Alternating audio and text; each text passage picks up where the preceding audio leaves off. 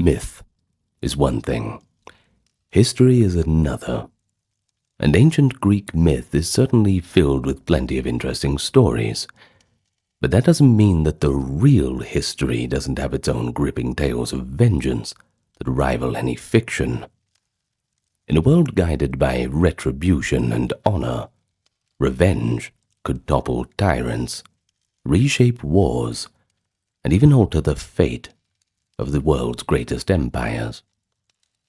And so imagine this. It's 514 BCE, at the Grand Athenian Festival.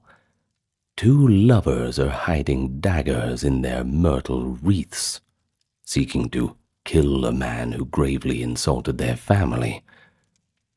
Or how about we go a little bit further afield? Think of the Persian king, Darius, so enraged by a past rebellion that he orders a servant to remind him every day to remember the Athenians, a daily spur to avenge his own honor. A little bit north, we find a Macedonian bodyguard seething quietly after a personal humiliation, plotting the perfect moment to strike down his own king in front of a shocked crowd.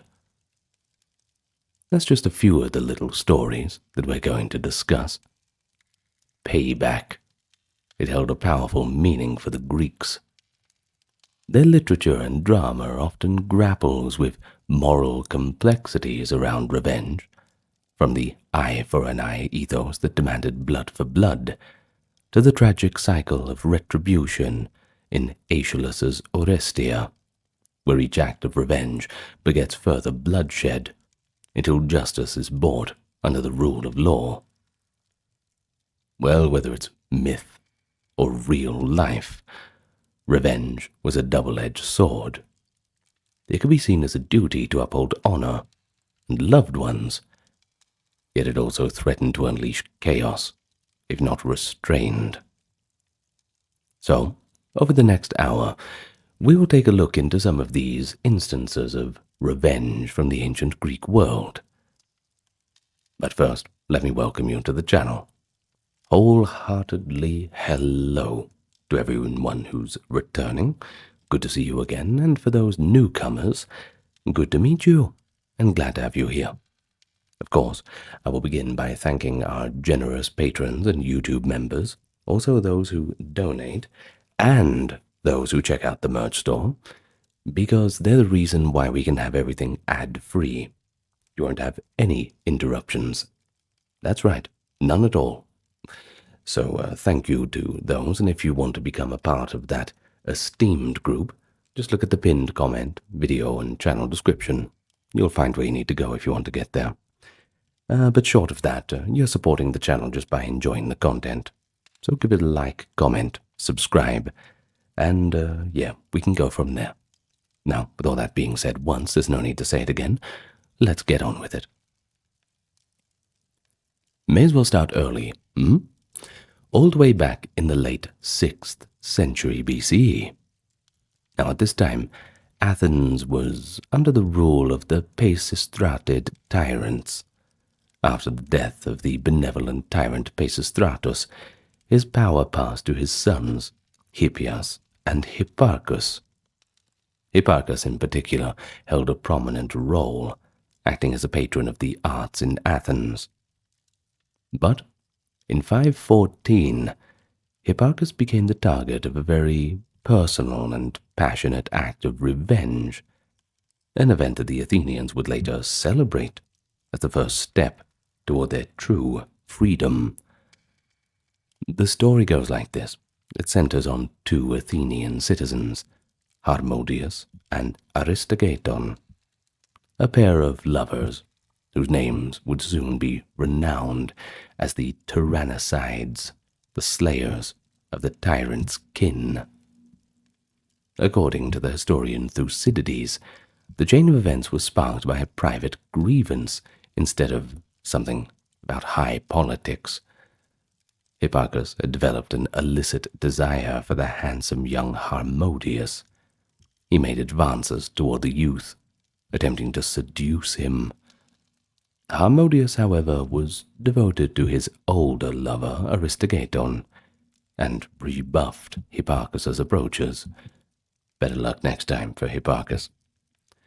Well, being spurned wounded the pride of the tyrant's brother, and Hipparchus sought to retaliate for this humiliation. Hipparchus devised an insult aimed at the Harmodius's family honor.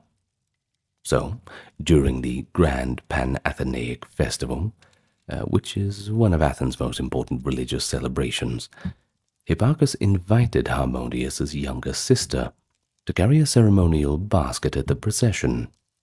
And this was pretty important too, because it was a role usually reserved for respectable young maidens. But when the girl arrived in all innocence to take her honored place, Hipparchus acted like it was a big mistake, and he publicly denounced her, claiming that she was not a virgin, and therefore unworthy of the role. Well, pretty shocking slander, especially in front of all of those fellow citizens, and as you can imagine, the family saw it as quite an affront. An old-fashioned stitch-up, that's for sure.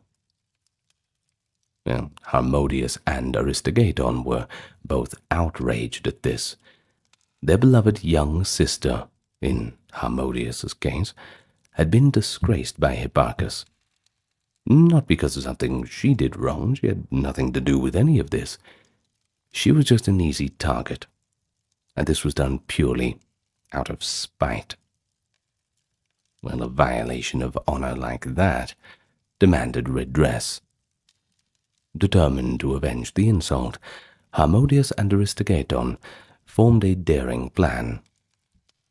They decided they would assassinate both Hipparchus and his ruling brother Hippias, ending this tyranny and avenging the insult in one strike. And so for months, they plotted in secret, bringing a few trusted friends into the conspiracy. They chose the next Pan-Athenaic festival in 514, exactly 1 year after the insult, the ideal moment to act. On that day, Athenian citizens in the procession were traditionally allowed to carry weapons. Now, this was, of course, not for violence, but more for the ritual marching, kind of a show of strength. And that would let the plotters move unarmed, well, rather armed, without arousing suspicion. Harmodius and Aristogaton concealed daggers in the sprays of myrtle, that is the plant sacred to Athena. You'll see this quite a lot on depictions in art of Athena. And they went about holding them as if they were simply carrying the festive garlands. Of course, no one would question it because, well, everybody was doing it. And so when the festival day came, Athens was filled with throngs of people celebrating and marching toward the Acropolis. The two lovers took their places, weapons hidden among the leaves. Initially, the plan was to strike when both Hippias and Hipparchus could be attacked together. However, as they waited, they suddenly saw one of their co-conspirators cheerfully talking with Hippias. They were quite panicked at seeing this, and understandably so. They feared that their plot had been betrayed. So Harmodius and Aristogaton decided to act before it was too late. They abandoned the original coordinated plan and lunged toward the nearest target, which was Hipparchus, who was overseeing the procession by the entrance of the Acropolis. In the midst of the crowd, the pair rushed at Hipparchus and stabbed him to death, fulfilling their vengeance. Hipparchus's guards reacted immediately. Harmodius was cut down on the spot by spearmen, dying at the scene. But Aristogaton managed to flee in the chaos, only to be caught shortly after. As the surviving assassin, Aristogaton reportedly was tortured by the enraged tyrant Hippias to exact the names of any accomplices. According to later accounts, Aristogaton endured the torture without betraying his friends, and he died defiant. There is one other anecdote, too. It even claims that he bit off his tongue under torture to avoid revealing secrets, though that's probably a later legend. Still, hard to prove it wrong.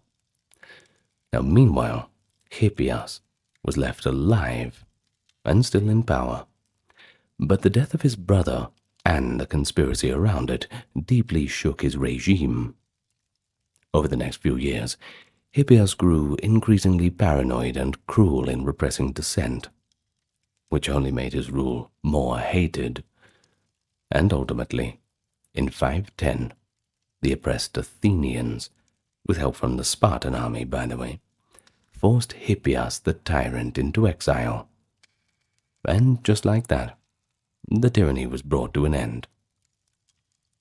What began as a personal act of revenge, a lover avenging his beloved's wounded honor, thus had political consequences far beyond what Harmodius and Aristogaton might have imagined. In Athenian cultural memory, these two became martyrs and heroes. Once democracy was established in Athens shortly after, the new republic glorified the tyrannicides as a symbol of liberty, a dirty job that someone had to do. Statues were erected in their honor in the agora, that is the public square, and these were among the first public statues of real people in Athens, not ones that had religious meaning or anything else, just real-world people who stood up and did something heroic. The story of their deed was taught and celebrated. Generations of Athenians sang a drinking song in praise of Harmodius and Aristogaton at symposia, the words vowing, "I will carry my sword hidden in a sprig of myrtle, like Harmodius and Aristogaton, who slew the tyrant and made Athens equal for all." Well, that is one vivid example of how anger and honor could drive the Greeks to drastic action. Those statues and the old songs ensured that Harmodius and Aristogaton's revenge would not be forgotten in Athens. They probably never thought that, over 2,000 years later, people all around the world would be hearing about it. That's quite a legacy, I think. Anyway, moving on to our next tale of revenge. Now, revenge was not only a private affair in antiquity. Entire wars could be framed as acts of vengeance, and nowhere is this clearer than in the conflict between the Persian Empire and the Greek city-states in the 5th century, the Greco-Persian Wars. From the Persian perspective, these wars began as a royal mission of revenge, an attempt to punish the Athenians and their allies for impudently interfering in the Persian affairs that were taking place in Greece, but, well, let's remain somewhere in the middle. Well, in turn, by the war's end, some Greeks would seek their own retribution against Persia. A cycle of revenge, played out on a grand scale. The seed of the Persian vengeance was planted in 499, when the Greek cities of Ionia revolted against the Persian king Darius I. The Athenians made a fateful decision to support their fellow Greeks in this Ionian revolt. They sent ships, troops, and supplies. In 498, the following year, Athenian forces even helped capture and burn Sardis, a major city of the Persian Empire. And although revolt was eventually crushed, news of Athenian involvement made Darius quite angry, we could say. Well, Herodotus, the great Greek historian, recounts of the learning of Athens' meddling and burning of Sardis, that Darius was furious and swore an oath of vengeance against the Athenians. According to one famous anecdote in Herodotus, Darius ordered a servant to repeat to him 3 times at every single dinner, Master, remember the Athenians. This daily reminder was meant to keep Darius's anger fresh until he could exact retribution for their audacity. And he lost no time in doing that. Certainly the reminders must have helped. He began preparing a massive punitive expedition to make Athens pay and bring all of Greece under his dominion. He was going to hit back, and he was going to hit back hard. And so, in 490, his army and fleet attacked, leading to the first great clash of East and West at the Battle of Marathon. Certainly you've heard of that. Well, here, though, things did not quite go to plan for the Persians. It was a stunning upset. A much smaller Athenian-led force defeated Darius's invading army, and the Persians were driven from Greek shores, humiliated. King Darius's revenge was thwarted, temporarily, but the defeat at Marathon likely only strengthened the Persian king's resolve to punish the Greeks. Plans for a renewed invasion were set in motion, but Darius himself would not live to see it. He died in 486. But the mantle of vengeance, along with the throne of the Persian Empire, passed to his son, Xerxes I. And Xerxes raised one of the largest armies the ancient world had ever seen to conquer Greece once and for all. While Persia's expansionist ambition was certainly a motive, the invasion was also cast as avenging his father and punishing the Greeks anew. You see, in the Persian mindset, Athens and its allies had committed unforgivable offenses. They aided rebels. They killed Persians at Marathon. And perhaps the most important of all, they dishonored the king's prestige. Now, they would face retribution. In 480, Xerxes led his colossal force across the Hellespont, building a bridge of boats across the strait, and he descended upon Greece from the north. The Greeks braced for a fight to preserve their freedom, but the Persians themselves saw this as payback time. Well, Xerxes' campaign wrought terrible devastation on mainland Greece. Everywhere they went, they burned and sacked. After overcoming the heroic but doomed Spartan stand at Thermopylae, the Persians marched into an evacuated Athens. Xerxes had the city burned in late 480. The temples on the Acropolis were torched and destroyed. This act was likely intended as revenge for the burning of Sardis and other Persian sanctuaries by the Greeks earlier. Bit of a tit for tat. Herodotus describes Xerxes sitting on a throne, watching his troops set fire to the halls of Athens. May be satisfying, at least in his eyes, this long-standing debt of blood. The Persian king even sent heralds to various Greek cities demanding they submit and give earth and water. This is the traditional tokens of subjugation from the Persians. Oh, it was an attempt to humble those who defied his father.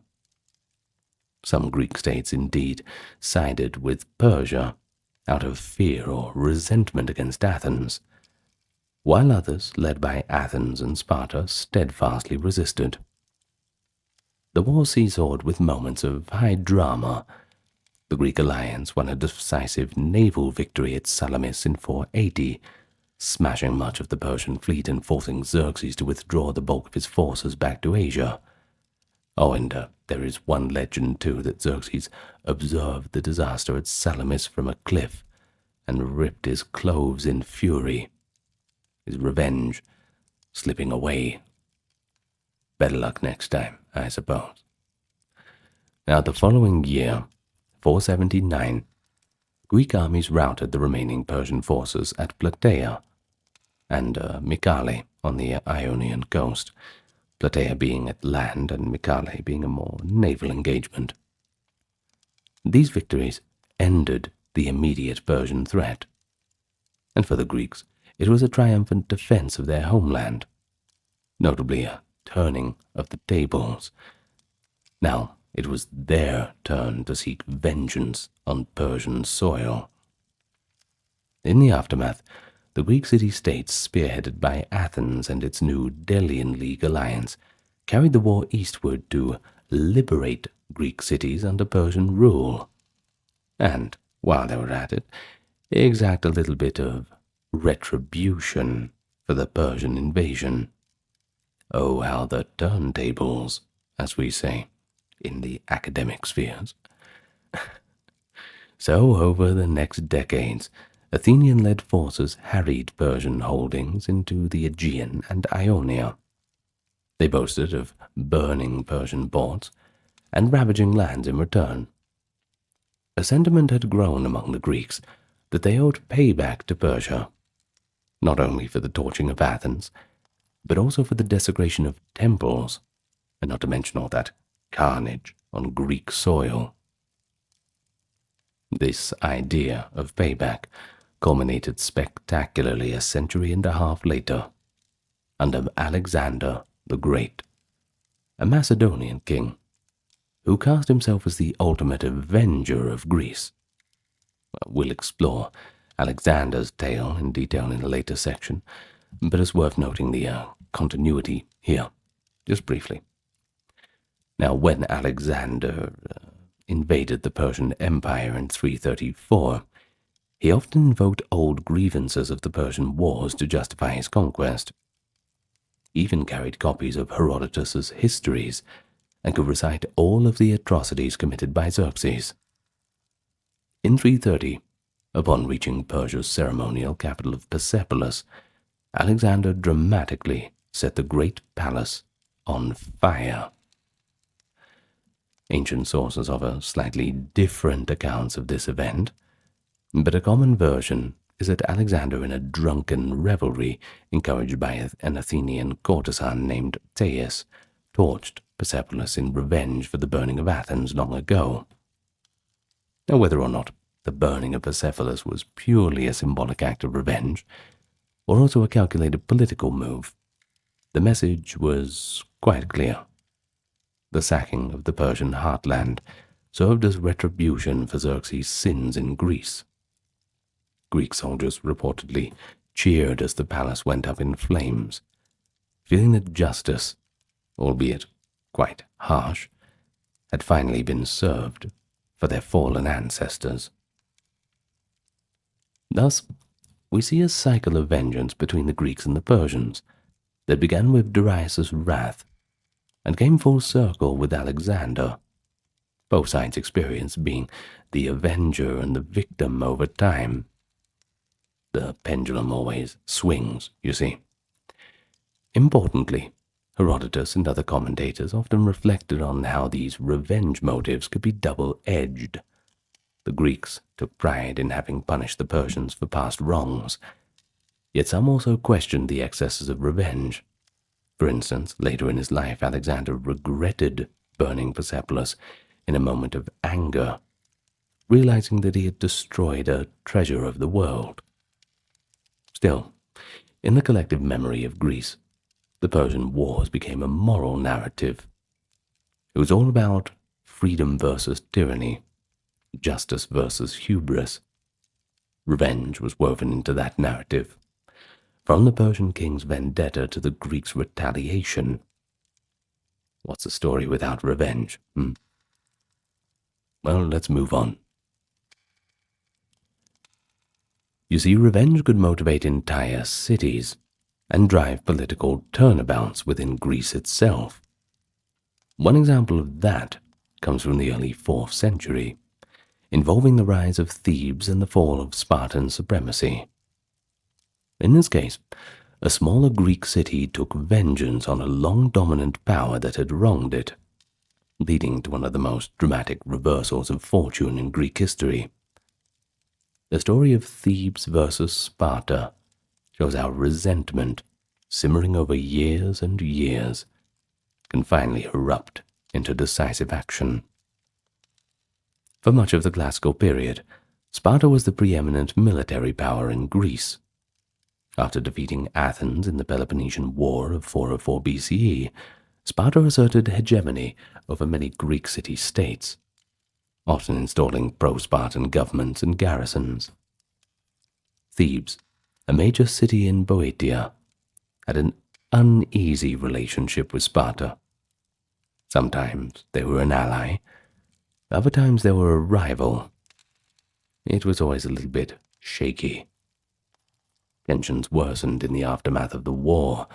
The proud Thebans chafed under Spartan interference and yearned for greater autonomy and influence. The event that ignited Thebes' thirst for vengeance occurred in 382. That year, the Spartan commander, named Phoebidas, committed an outrage. He seized the Cadmea, the citadel of Thebes, in a sudden coup during peacetime. Now this was a betrayal of trust, violating a general peace treaty, i.e. the King's Peace, that was, well, in theory supposed to guarantee autonomy to Greek cities. With the help of some Theban oligarchic collaborators, the Spartans took control of Thebes from within, without so much of a battle. They then installed a puppet government, full of pro-Spartan aristocrats, and stationed a Spartan garrison on the Cadmea. The democratic leaders of Thebes were either exiled or executed. One prominent patriot, Ismenias, was put to death as a Persian sympathizer. And they were pretty flimsy charges, too. I suppose anything from enjoying flatbread would label you as a Persian sympathizer. A devil behind every door in those very paranoid times. Well, Thebes' freedom had been snatched away in one bold stroke. So for the next few years, Thebes was forced to endure the galling Spartan occupation. Well, imagine the bitterness brewing among the Theban patriots, that their city, once proud, once the home of heroes like Oedipus and Hercules in myth, was now effectively being controlled by foreigners. Exiled Thebans took revenge in Athens, fuming and plotting their return. And among these exiles was a fervent young nobleman named Pelopidas, who had barely escaped with his life. Another influential Theban, Epaminondas, remained in the city but kept a low profile, just waiting for the right moment. For 3 years, resentment smoldered.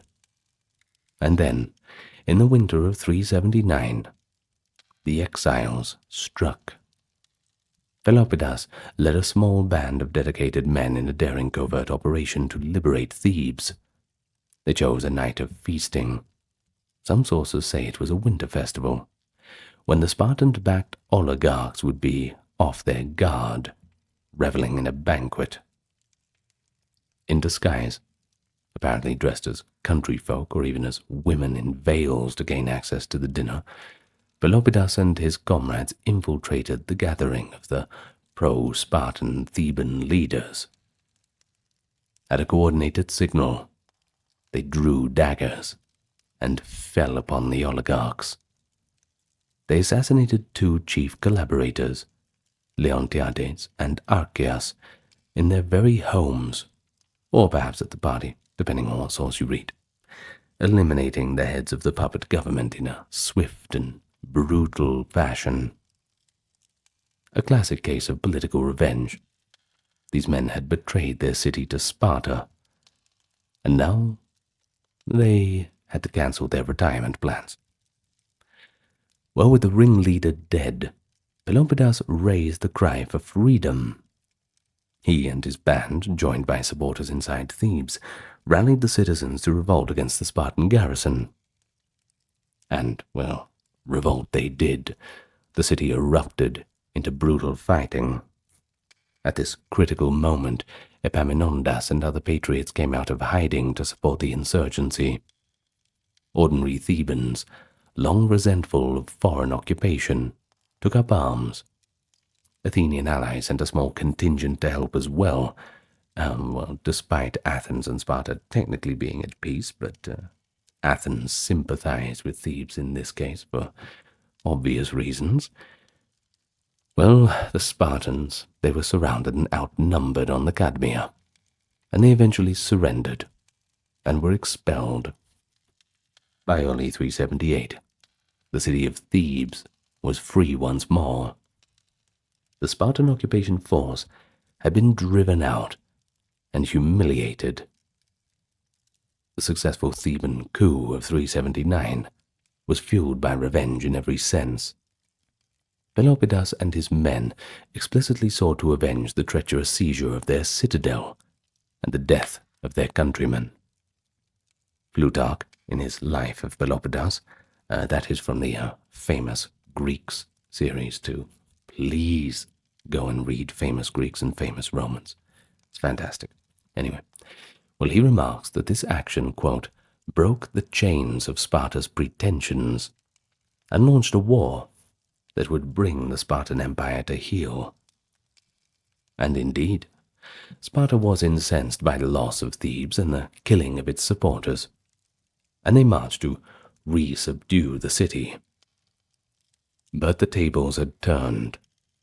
The Thebans, now fighting with passionate resolve to defend their liberty and repay the Spartans for past oppressions, well, they would not back down. Well, a larger confrontation was just around the corner. Over the next few years, Sparta and Thebes engaged in intermittent warfare. The Thebans built up their military strength, even forming the elite Sacred Band of Thebes, a crack unit of 300 hoplites, famously composed of paired lovers, whose esprit de corps made them ferocious fighters. Under leadership of Pelopidas and Epaminondas, his brilliant tactical mind helping things out, Thebes started to chip away at the Spartan myth of invincibility. In 375, at the Battle of Tegera, Pelopidas' small force unexpectedly defeated a larger Spartan detachment. A minor battle, but it was the first time a Spartan force had been beaten in a stand-up fight on land, and that boosted the Theban morale immensely. All these events built toward the climactic Battle of Leuctra in 371. This was the decisive showdown that we'd been waiting for. A Spartan army, led by one of their kings, Cleombrotus, invaded Boeotia, that is the region of Thebes, to crush the upstart Thebans once and for all. Thebes, now leading a coalition of Boeotian towns, and allied with Athens, albeit shakily so, faced the Spartans on the plain of Leuctra. Despite being outnumbered, perhaps 6,000 Boeotians to 10,000 Spartans and a few Peloponnesian allies, the Thebans had unshakable resolve, because they knew that if they lost, well, there was nowhere to run. The whole city's fate was on the line.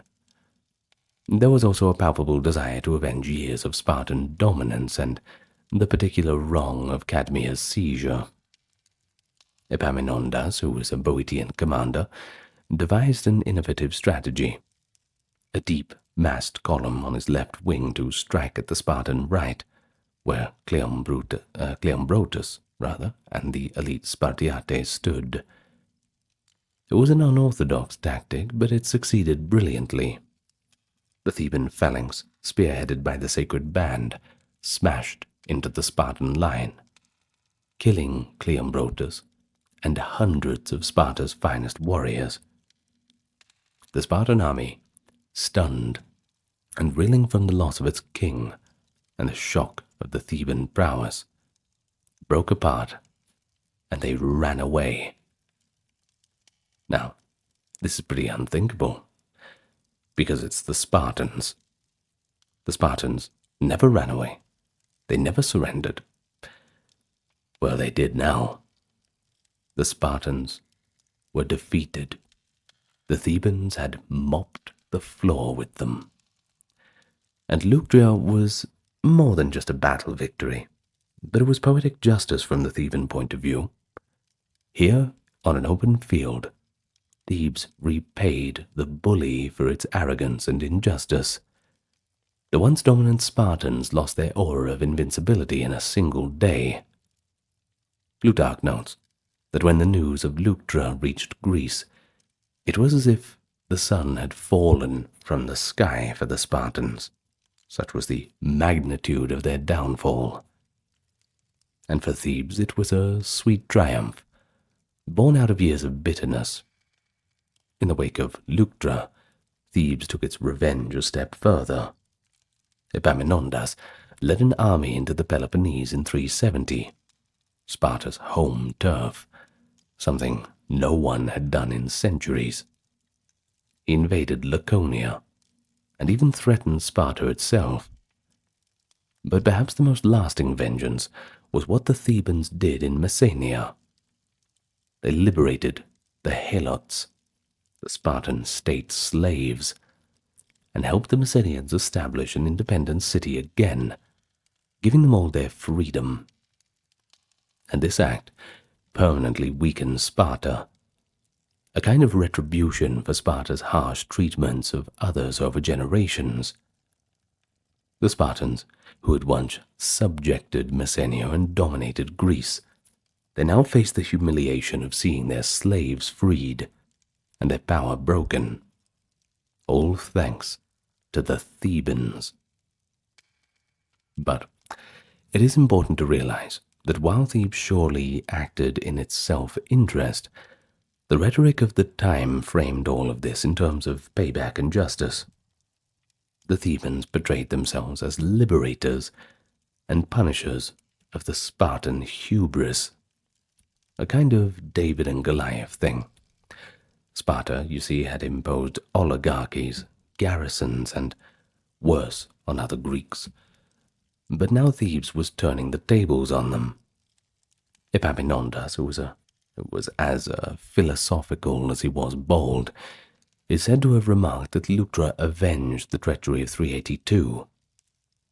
Even some other Greek states that disliked Sparta took a grim satisfaction in Sparta's comeuppance at Thebes' hands. Well, I think it all just shows how collective revenge could be just as potent as personal vendettas in Greek history. But it's also a moral tale that the Greeks knew well, that overwhelming arrogance, this hubris, will always be brought down. It invites its own nemesis. Sparta's overreach bred resentment that eventually found its avenger. And for a brief era, in the 4th century, Thebes stood up proudly as the leading power in Greece. Its rise built on the pillars of freedom and revenge. But moving on to our next tale, it's one that does not take place on the battlefield. You see, some acts of revenge occur in the shadows of a court, or at the very heart of a kingdom. And one of the most dramatic episodes of personal vengeance, with enormous political fallout, was the assassination of King Philip II of Macedon in 336. Philip II, the father of Alexander the Great, was a formidable ruler who had conquered and unified much of Greece under a Macedonian hegemony. Yet, at the pinnacle of all of this power, during a grand public celebration, he was killed by an assassin who acted from a deeply personal vendetta. The assassin was Pausanias of Orestis, a member of Philip's elite bodyguard. That a trusted bodyguard would murder his king shocked the ancient world. But to understand why Pausanias did this, we have to look into a sordid tale of abuse, jealousy, and the quest for redress that ultimately went unfulfilled. Multiple ancient sources, including Aristotle, who actually lived in Macedon as a tutor to Alexander, by the way. Bit of trivia for you there. And later historians like Diodorus Siculus and Plutarch recount the background with some variations, but the gist of it is as follows. Pausanias of Orestes was a young noble at Philip's court, and according to some account, had been one of Philip's lovers. Of course, such relationships were not uncommon in Macedonian and Greek aristocratic circles. It was just the style of the time. Philip eventually took another younger favorite, who was confusingly also named Pausanias, but he was from a different region. The first, Pausanias, our assassin, became the subject of ridicule as the king's affections shifted to this new, young Pausanias, his replacement, effectively. Well, seeing his position threatened, Pausanias of Orestes reportedly insulted or picked a fight with the new favorite, questioning his loyalty and apparently making a few rude comments about his manhood. Well, this led to an ugly chain of events. Attalus, a powerful Macedonian noble and general, and a relative of Philip's new wife, which I wonder what she thought about all this, was a friend or patron of the second Pausanias. To avenge the honor of his friend, who had been insulted, Attalus arranged for Pausanias of Orestes to be violated in a particularly brutal way. Sources suggest that Pausanias was gotten drunk and then handed over to Attalus's grooms or soldiers, who effectively had their way with him. Essentially, he was assaulted and humiliated, a heinous act meant to teach him a lesson for his insults. And in the warrior society of Macedon, such an incident was deeply shaming. Pausanias' life was effectively ruined. He had to suffer an intolerable affront to his dignity and status. And of course, people were always talking. So, Pausanias, of course, sought justice for this outrage. He appealed directly to King Philip to punish Attalus, who, as a high-ranking officer, held his considerable sway. But here's the problem. Attalus was not only influential at court, but he was also the uncle of Philip's newest wife, Cleopatra. And no, that's not to be confused with the Egyptian queen. This Cleopatra was a young Macedonian noblewoman that Philip married late in life. Attalus's favor was important to Philip, especially as Philip was planning a grand campaign against Persia, and had just entrusted Attalus to co-lead the vanguard of the army in Asia. So in essence, Attalus was simply too valuable and well-connected to simply disgrace or execute. Philip tried to mollify the aggrieved Pausanias rather than severely punishing Attalus. He might have offered Pausanias gifts or a promotion. One account says Philip made Pausanias one of the royal bodyguards to appease him, effectively saying that he still values him. But crucially, Philip did not punish Attalus for the crime. For Pausanias, this was an unforgivable betrayal by his king. Aristotle writes that, quote, Philip was slain by Pausanias for neglecting to avenge the insult he had suffered at Attalus's hands. Pausanias saw that Philip cared more about politics and alliances than about giving him justice. The wound to his honor festered into a lethal grudge. In Pausanias' eyes, Philip's failure made the king complicit in the dishonor. And so, he plotted his revenge, not against Attalus, who at the time was away commanding troops and hard to reach, but against Philip himself, whom he blamed for allowing this injustice. The opportunity came in 336 at Agae, the old capital of Macedon. Now, during a lavish festival, Philip was hosting a grand wedding celebration for his daughter Cleopatra from an earlier marriage, who was marrying the king of Epirus. Probably quite reluctantly, we don't know. The festival included feasts, games, and theatrical performances. It was meant to be a triumphant public event, showcasing Philip's glory and the unity of his realm, as well as a send-off for the coming Persian invasion campaign.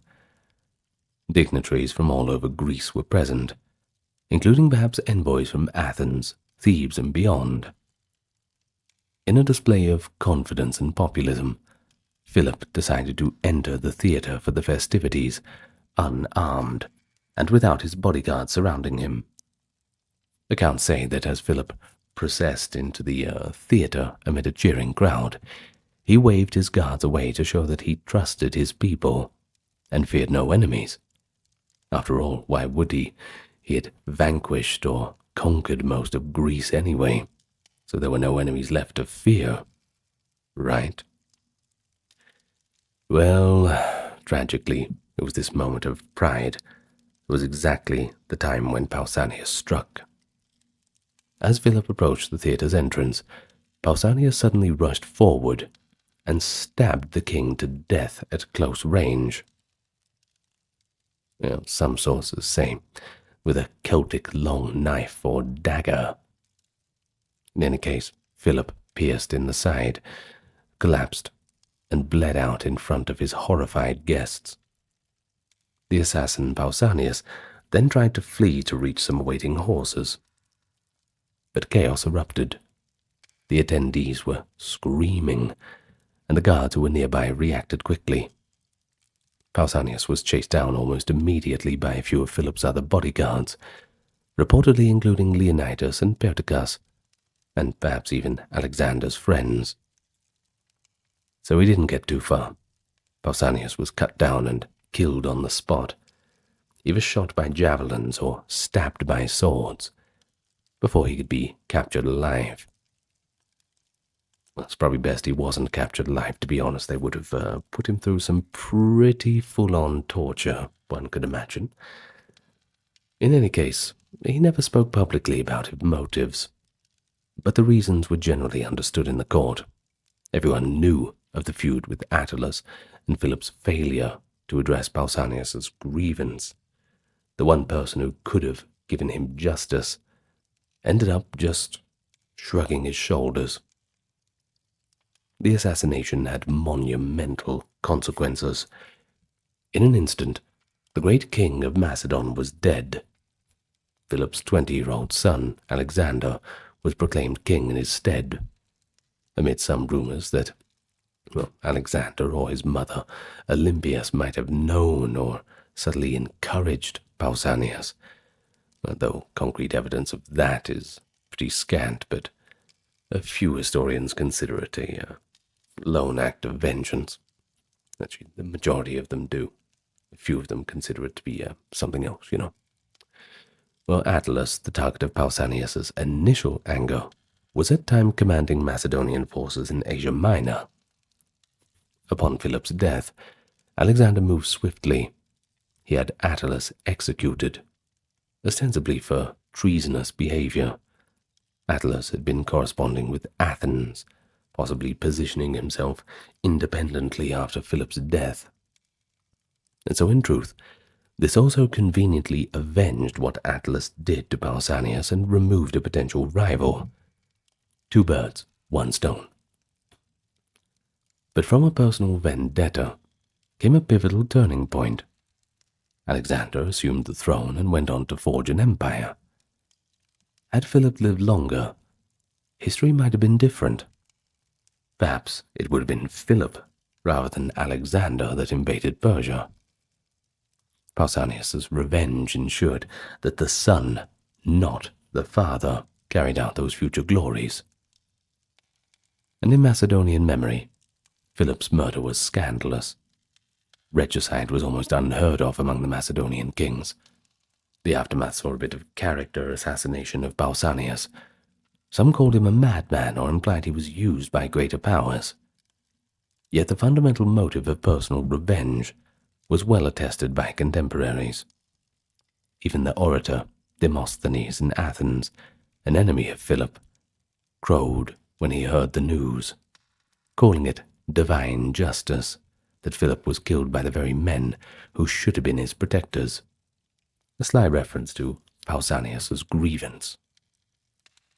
And so, in the long run, Alexander honored his father's memory by executing all conspirators, real or perceived, and by giving Philip a splendid funeral.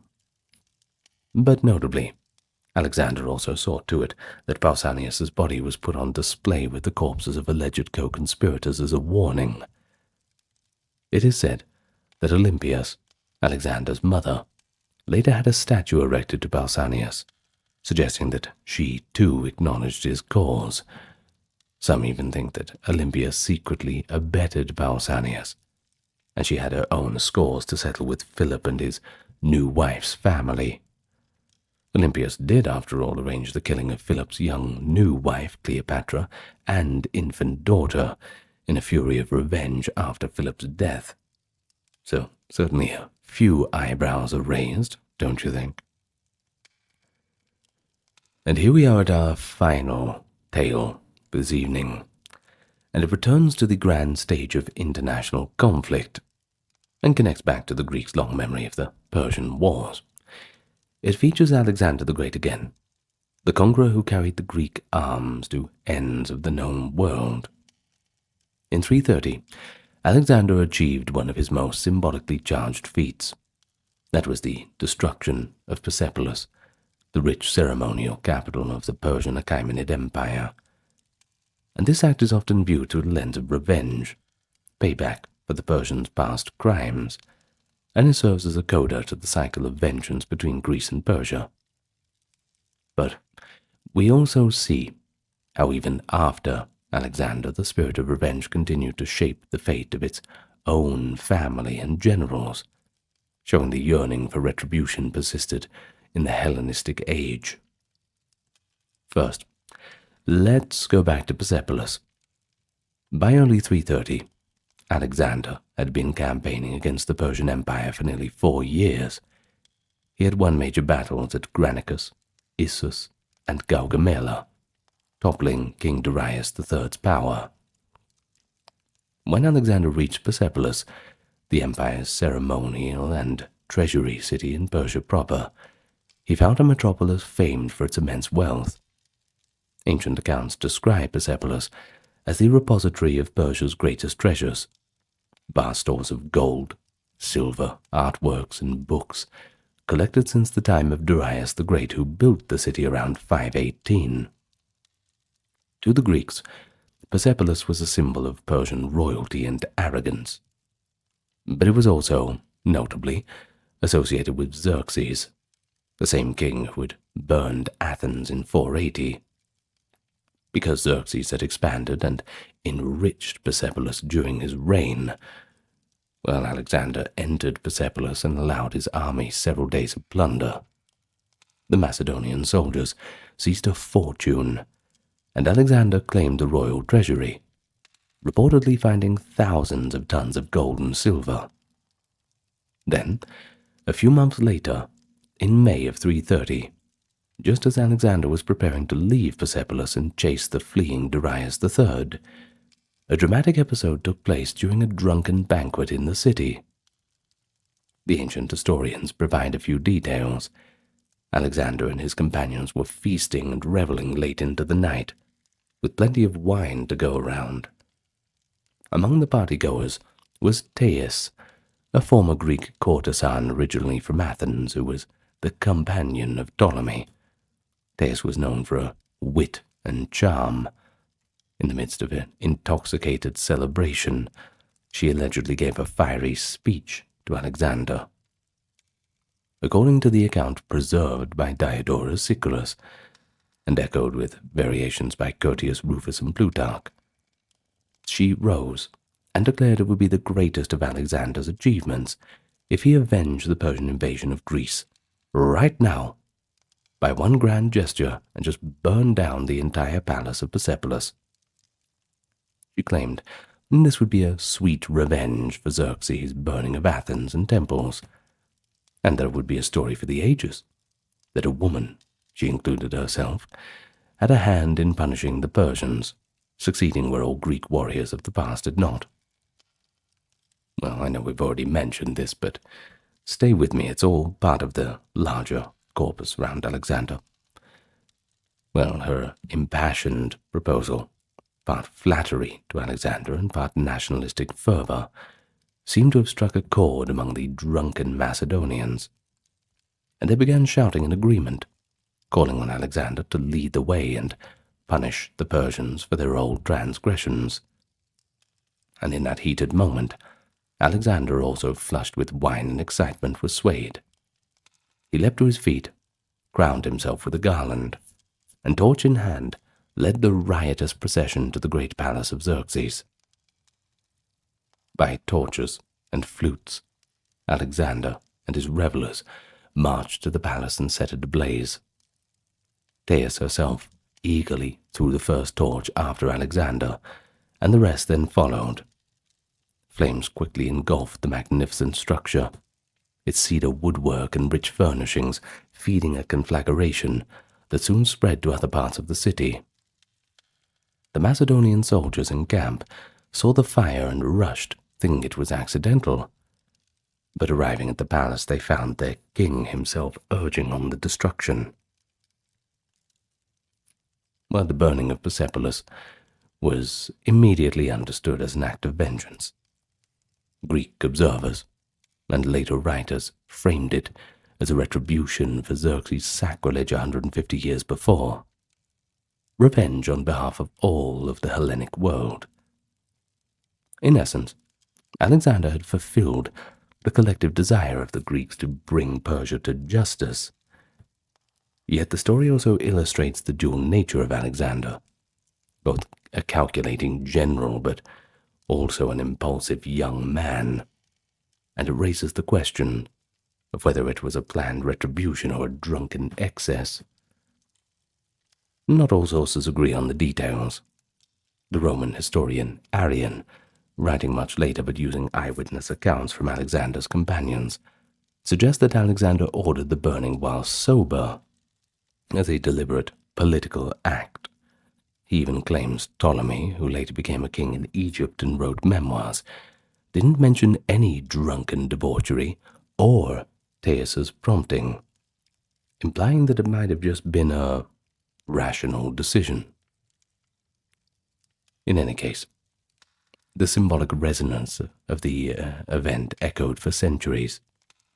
It marked the end of one empire, in a blaze of poetic justice. And it's a bit of an irony, too.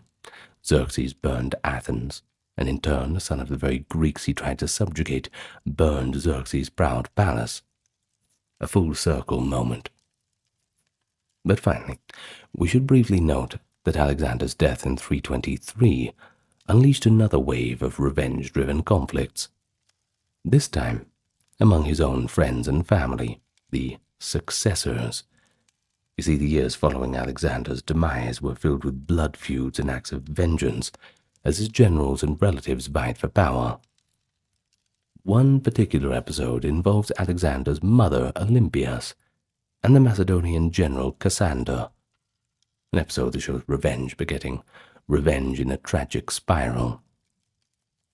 You see, Olympias was a strong-willed Epirite princess, and had been a wife of Philip II and mother to Alexander. She had long harbored resentments. She infamously hated Philip's other wife and possibly had a hand in that woman's death. But after Alexander died, Olympia strove to maintain her family's power, protecting the rights of her young grandson. In the internecine wars, she came into conflict with Cassander, the son of Antipater, a region of Macedon. In 317, Olympias took a gruesome revenge on the members of the Macedonian royal family, whom she saw as enemies. She had Philip II's mentally disabled son, Philip III Aridaeus, and his wife Eurydice executed. They were nominal figureheads opposing her grandson and had to be gotten rid of. She also targeted Cassandra's family. One of Cassandra's brothers, Nicanor, was killed, likely on her orders, and another brother, Aeolus, who had been Alexander's cup-bearer and was rumored by some to have poisoned Alexander, had already died, but Olympias cruelly desecrated his grave, apparently to avenge Alexander's death. Olympias herself proclaimed that these acts were retribution.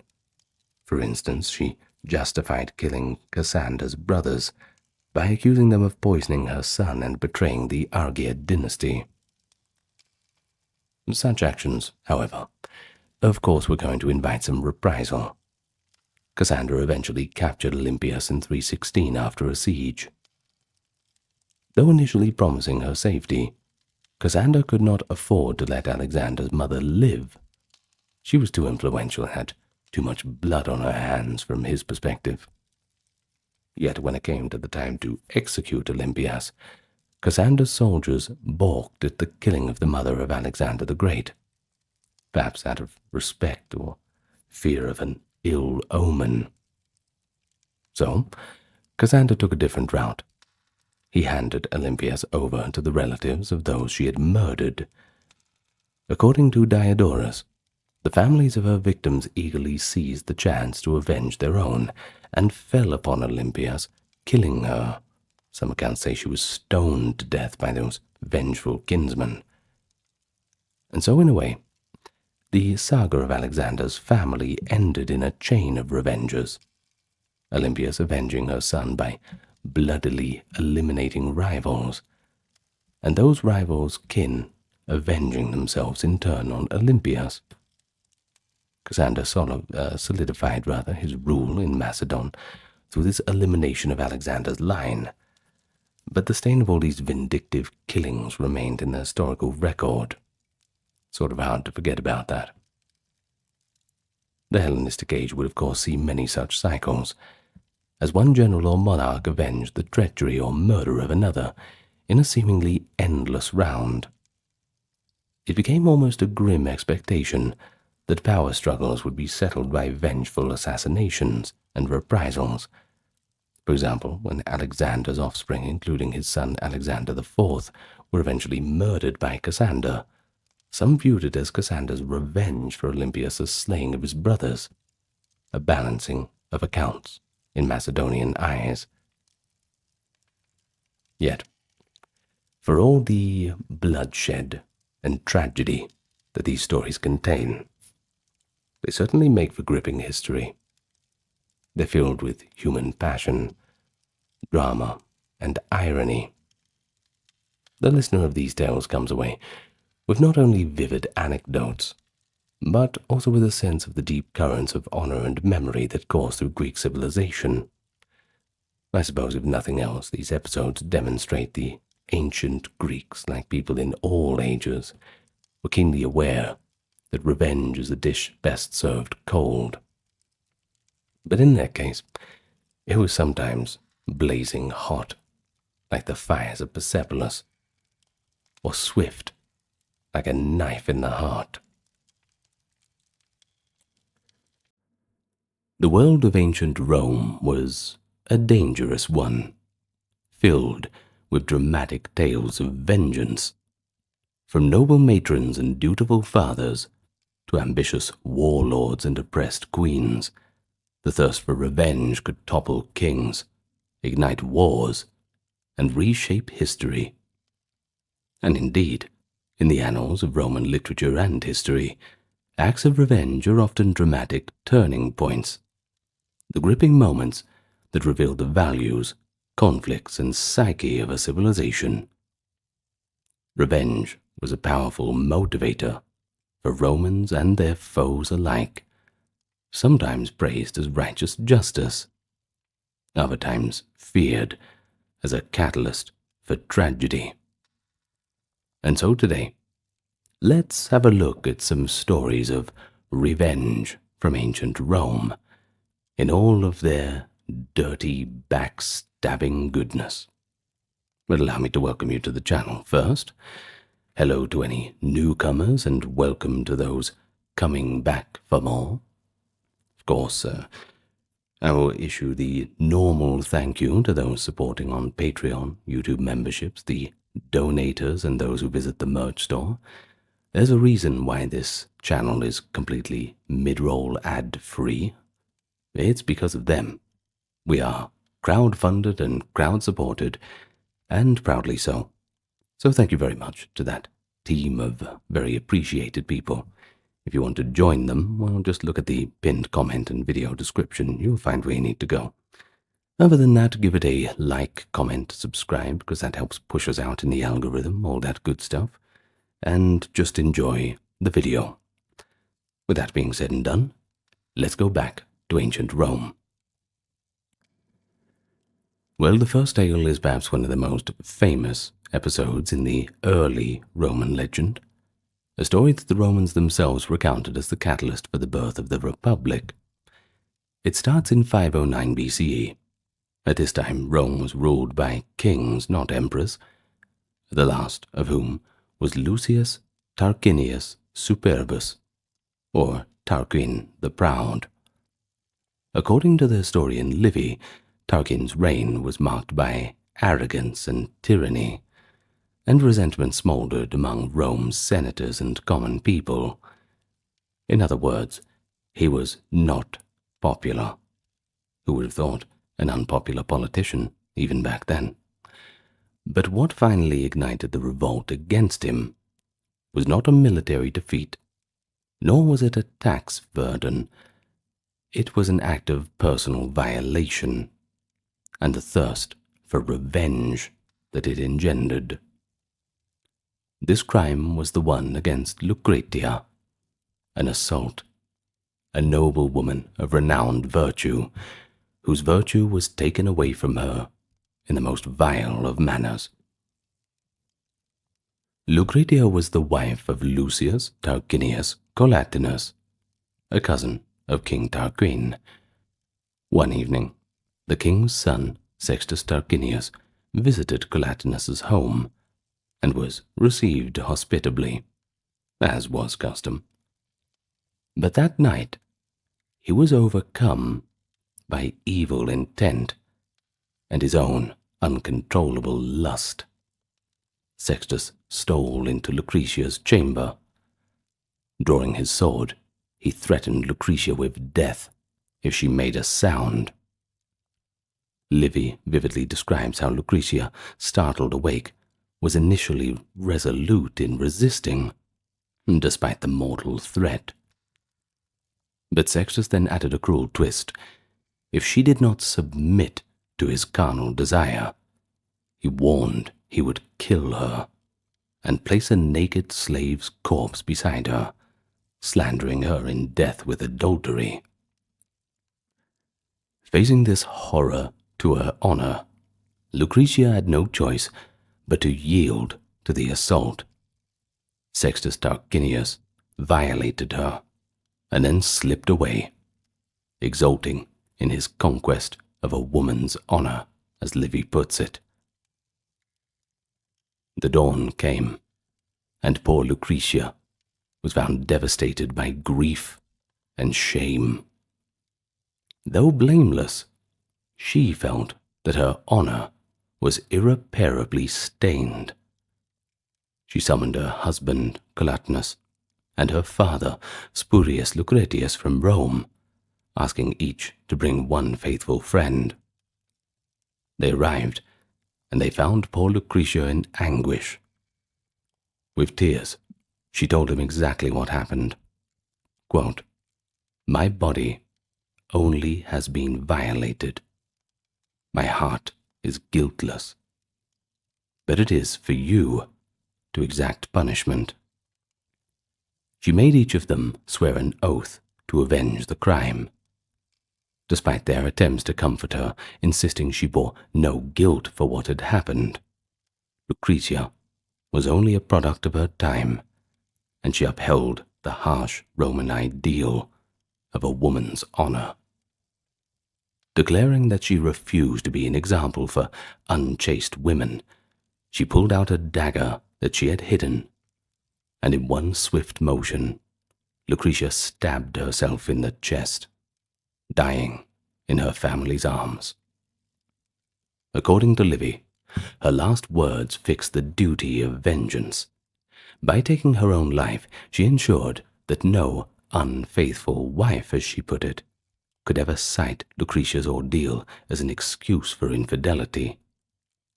In her mind, only her death could uphold her honor. Well, for a moment, those gathered were plunged in grief. But one man seized this tragic moment, and he transformed it into a political action. A kinsman of Lucretia, Lucius Junius Brutus. Now here's the thing about Brutus. He had long hated the Tarquins already. Tradition holds that he feigned stupidity to avoid the jealous king's ire. The name Brutus, by the way, means dullard. And now his indignation had exploded. Lifting Lucretia's bloodied knife, Brutus swore a solemn oath by her death. By this blood, most chaste, until a prince wronged it, I swear.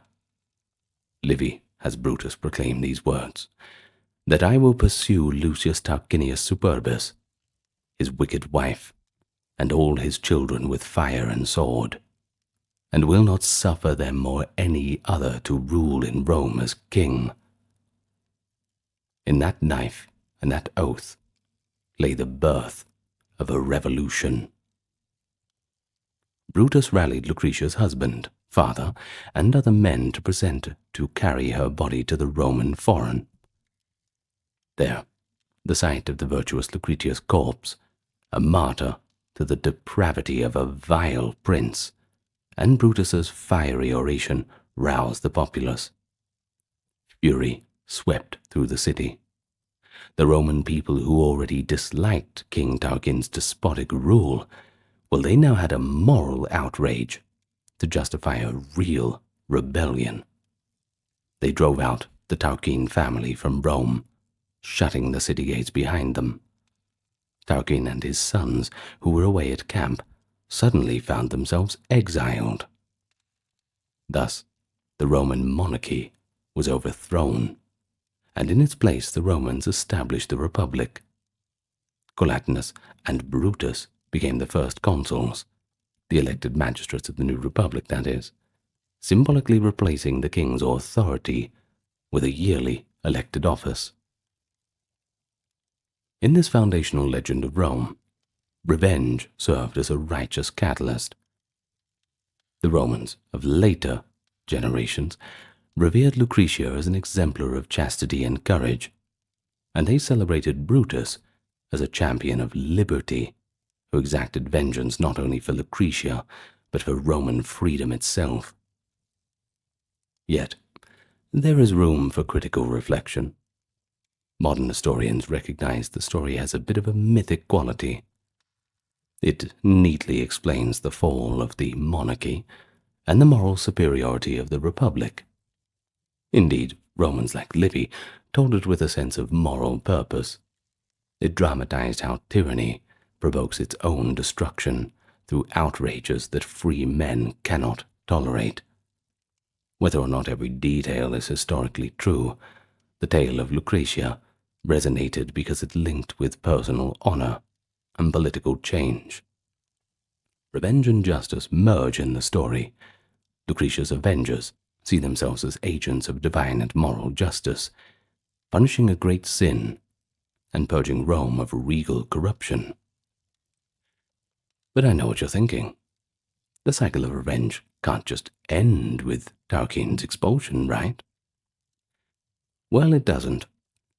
The deposed king sought to regain his throne by force, and Rome was soon at war with Tarquin's allies. In those clashes, Brutus, the very man who had sworn to avenge Lucretia, was killed in a battle against Tarquin's son. According to legend, Brutus and Aruns, Tarquin's son that is, actually slew each other in single combat.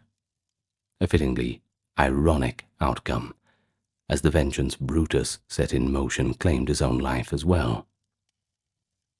Tarquin never gained power, and he died somewhere out there, in exile, in that dangerous world, probably picking little bits of grass out of the ground to try and scratch out a meager living. A king turned into what is essentially a wild animal. The Romans, for their part, vowed never again to have kings, a principle so ingrained that even many centuries later, the idea of a rex, a king, remained abhorrent in Rome. The story of Lucretia lived on as a cautionary tale that tyranny invites vengeance, and sometimes a single harrowing act can alter the course of history. Of course, revenge as a driver of political change appears again in our next story, and it's one that is set just a few decades after the founding of the Republic. This is the tale of Virginia, a young woman whose fate became entwined with this struggle between liberty and tyranny within the early Republic.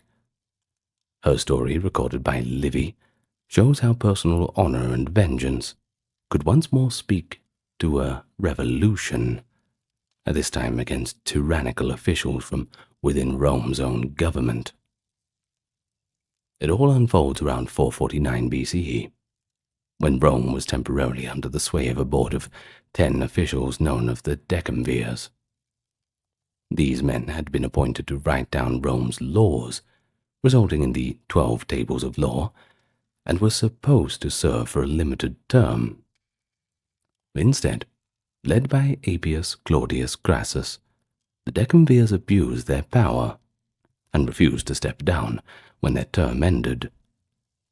They ruled oppressively, suspending normal rights like the appeal to people's assembly. Discontent simmered, but fear kept it in check, until, once again, lust provoked a crisis. Virginia was a beautiful and virtuous maiden, about 15 years old, the daughter of Lucius Verginius, a respected Roman centurion. She was also betrothed to one Lucius Icilius, a former tribune of the plebs, known for championing common citizens' rights. Appius Claudius, the most powerful of the decemvirs, became infatuated with Virginia when he saw her one day. Being a married nobleman and effectively a dictator, Appius could not court her in an honorable way, so he devised a sinister scheme to possess her. While Virginia's father was away on military duty, Appius enlisted one of his clients to claim that Virginia was actually a slave girl belonging to him. This man, Marcus Claudius, ambushed Virginia as she walked to the school in the Forum, and asserted that she was his property, born of one of his slaves, and had been legally passed off as free-born. He grabbed her in public as a runaway slave. Virginia's attendants and onlookers cried out in protest. Given Virginia's well-known parentage and her fiancé's standing, the crowd intervened and insisted that the matter be taken to court, rather than allow an outright abduction. But here lay the cruel irony. The case would be heard before Appius Claudius himself, since the decemvirs held judicial authority. Appius sat as the judge in the dispute that he had secretly manufactured. At the hearing, with Virginia's anguished fiancé Icilius and others arguing on her behalf, it seemed obvious that the claim was false. However, Appius feigned impartiality and declared that he needed Verginius, the girl's father, to present and settle the issue of her birth. Icilius and supporters managed to delay proceedings just enough for messengers to fetch him from his camp outside the city. Suspicious of Appius's intentions, they knew the father's presence was crucial to protect Virginia from legal kidnapping. Virginius raced back to Rome, arriving just in time for the final hearing. And on the day of judgment, Appius Claudius presided in the forum, surrounded by guards with axes, a show of force to intimidate the people. A large crowd gathered, murmuring uneasily. Virginius, in soldier's garb, brought his daughter before the court and implored Appius for justice. But Appius has already made up his mind. He pronounced Virginia to be the slave of Marcus Claudius, accepting the fraudulent claim. The courtroom erupted in outrage. Virginius, stunned and desperate, asked Appius to at least allow him to question Virginia privately about her true parentage, a ploy to get a moment alone with his daughter. Appius, perhaps assuming the father would simply submit, granted this request. Now what follows is something quite shocking. It's perhaps one of the most shocking things in Livy's history, and that's saying something. Virginius drew his daughter aside near the shrine of Venus Cloacina in the Forum, ostensibly to console her. But instead, he snatched a knife from a nearby butcher's stall, and with tears in his eyes, he spoke softly to Virginia, so only she could hear, that there was only one way to keep her free. In an instant, Virginius plunged the knife into his daughter's heart and killed her. By sacrificing Virginia, the logic was that he preserved her honor and freedom from the clutches of a tyrant who would have violated her dignity in body. Yes, this is horrific by modern standards, but in the Roman moral framework, it was almost seen as heroic. A father and a daughter making an agreement to choose death over dishonor.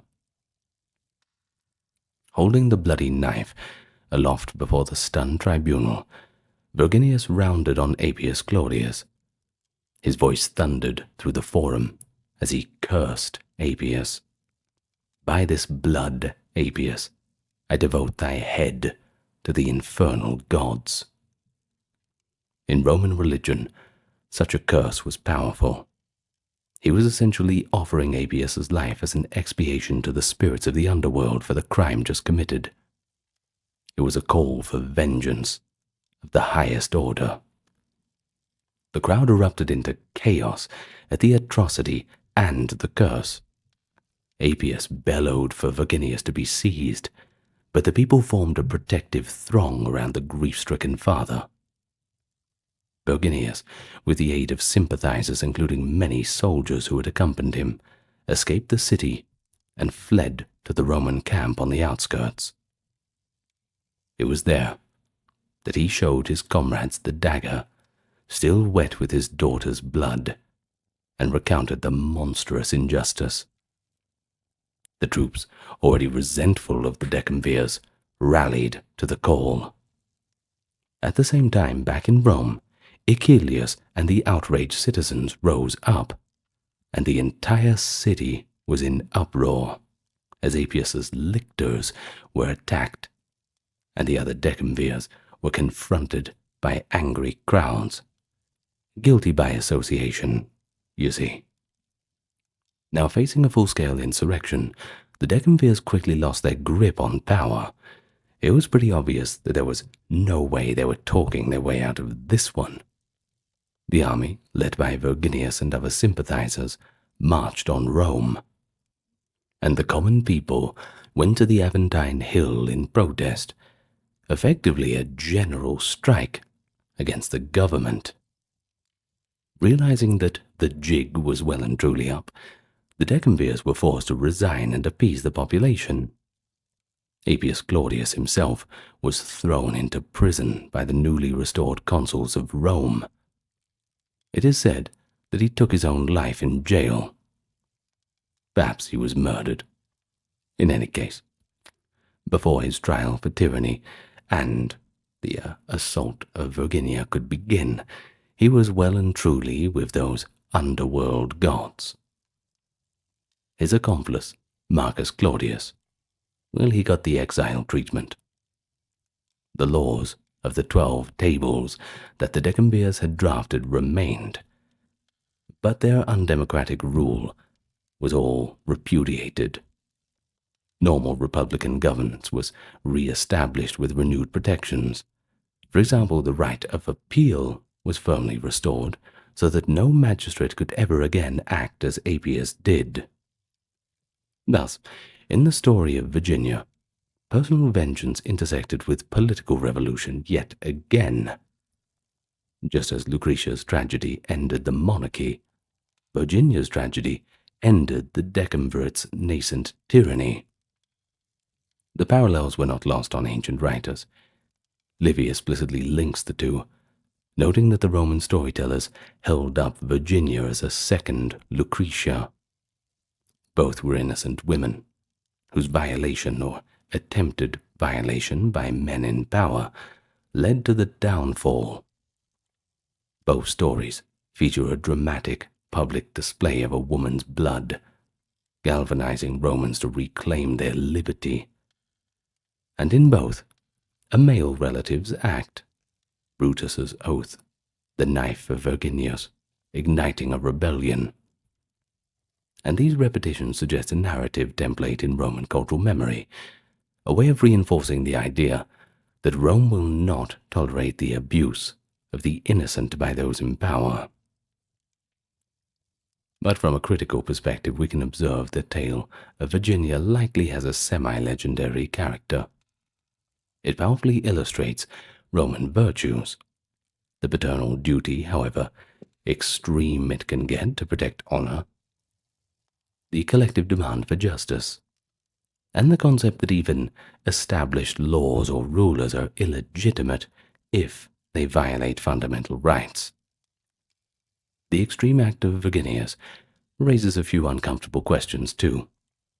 To the modern eyes, killing one's own child even to save her from a different fate is horrifying. We all know that. The Romans, however, portrayed it almost sympathetically. They viewed Virginius as having no other option in a lawless situation. Appius's tyranny forced a father to become an instrument of merciful deliverance. In an honor-shame society, death was seen as preferable to the lifelong shame of exploitation. And moreover, the story served as a caution. Any official who tried to grab absolute power or abuse the vulnerable could expect a violent reckoning. Ultimately, the revenge for Virginia was not just her father's act of killing her, an act of vengeance against Appius's intentions in a sense. The fuller revenge was the people of Rome's. They exacted political retribution on Appius Claudius and his colleagues and abolished their regime. The whole house of cards came tumbling down. The Republic's institutions, flawed as they sometimes were, had been vindicated by popular action. And for generations afterward, Romans recounted the tale of Virginia to demonstrate the sanctity of liberty and the idea that tyranny against one family could rally an entire society to seek justice.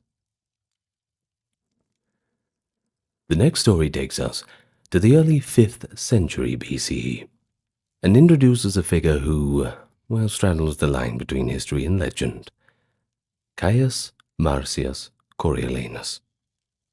His tale is one of personal revenge against his own country, a dramatic reversal of the usual Roman heroism.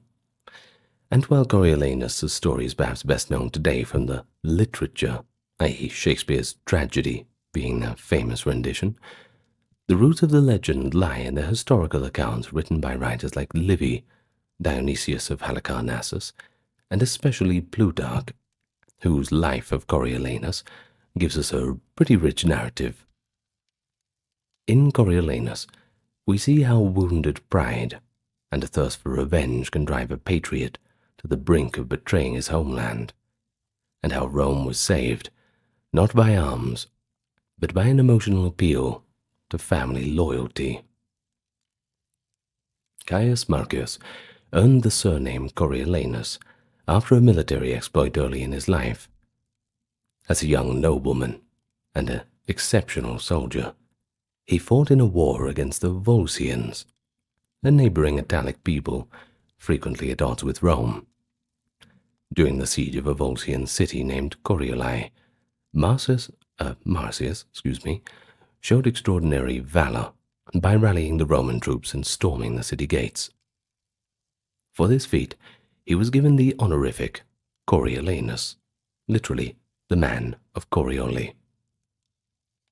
He became a celebrated war hero, and according to Plutarch, his true pride was not the accolades themselves, but the joy his achievements brought to his family, particularly his mother, Veturia, called Volumnia in some sources, depending on translation, but we'll use Veturia, just as Plutarch does. Raised by his widowed mother, Coriolanus was said to be a devoted son who placed his mother's esteem above all else. And this makes the climax of his story all the more poignant. In peacetime, Coriolanus's temperament proved far less congenial. He was a staunch patrician aristocrat, proud and severe. Around 491, a few years after his victory at Corioli, Rome was suffering a grain shortage, and tensions between the plebeians and the patricians were high, that is, the commoners and the nobles. Now the common people, through their tribunes, pushed for subsidized grain or debt relief to ease their suffering. Coriolanus, however, took a hard line. He argued in the Senate that no aid should be given to the plebeians unless they repelled the recent political gains they had made. Specifically, he wanted to abolish the office of the tribune of the plebs, which represented the interests of the commoners. In essence, he sought to punish the people and strengthen the aristocracy. This position was, as you can imagine, deeply unpopular with the masses, seen as cruel and high-handed. The tribunes accused Coriolanus of trying to become a tyrant and undermining the Republic's compromises. Matters escalated. Coriolanus was put on trial by the people for his inflammatory stance, and possibly accusations of misappropriating war spoils, depending on the source. Feeling that he could not get a fair hearing, and refusing to humble himself, Coriolanus reacted with characteristic pride. When he saw the verdict turning against him, he flew into a rage. He insulted the assembly, and he just stormed out. Consequently, he was convicted in absentia and banished from Rome, a humiliating outcome for a war hero and proud patrician. Coriolanus left the city in exile, but that doesn't mean he went quietly into obscurity.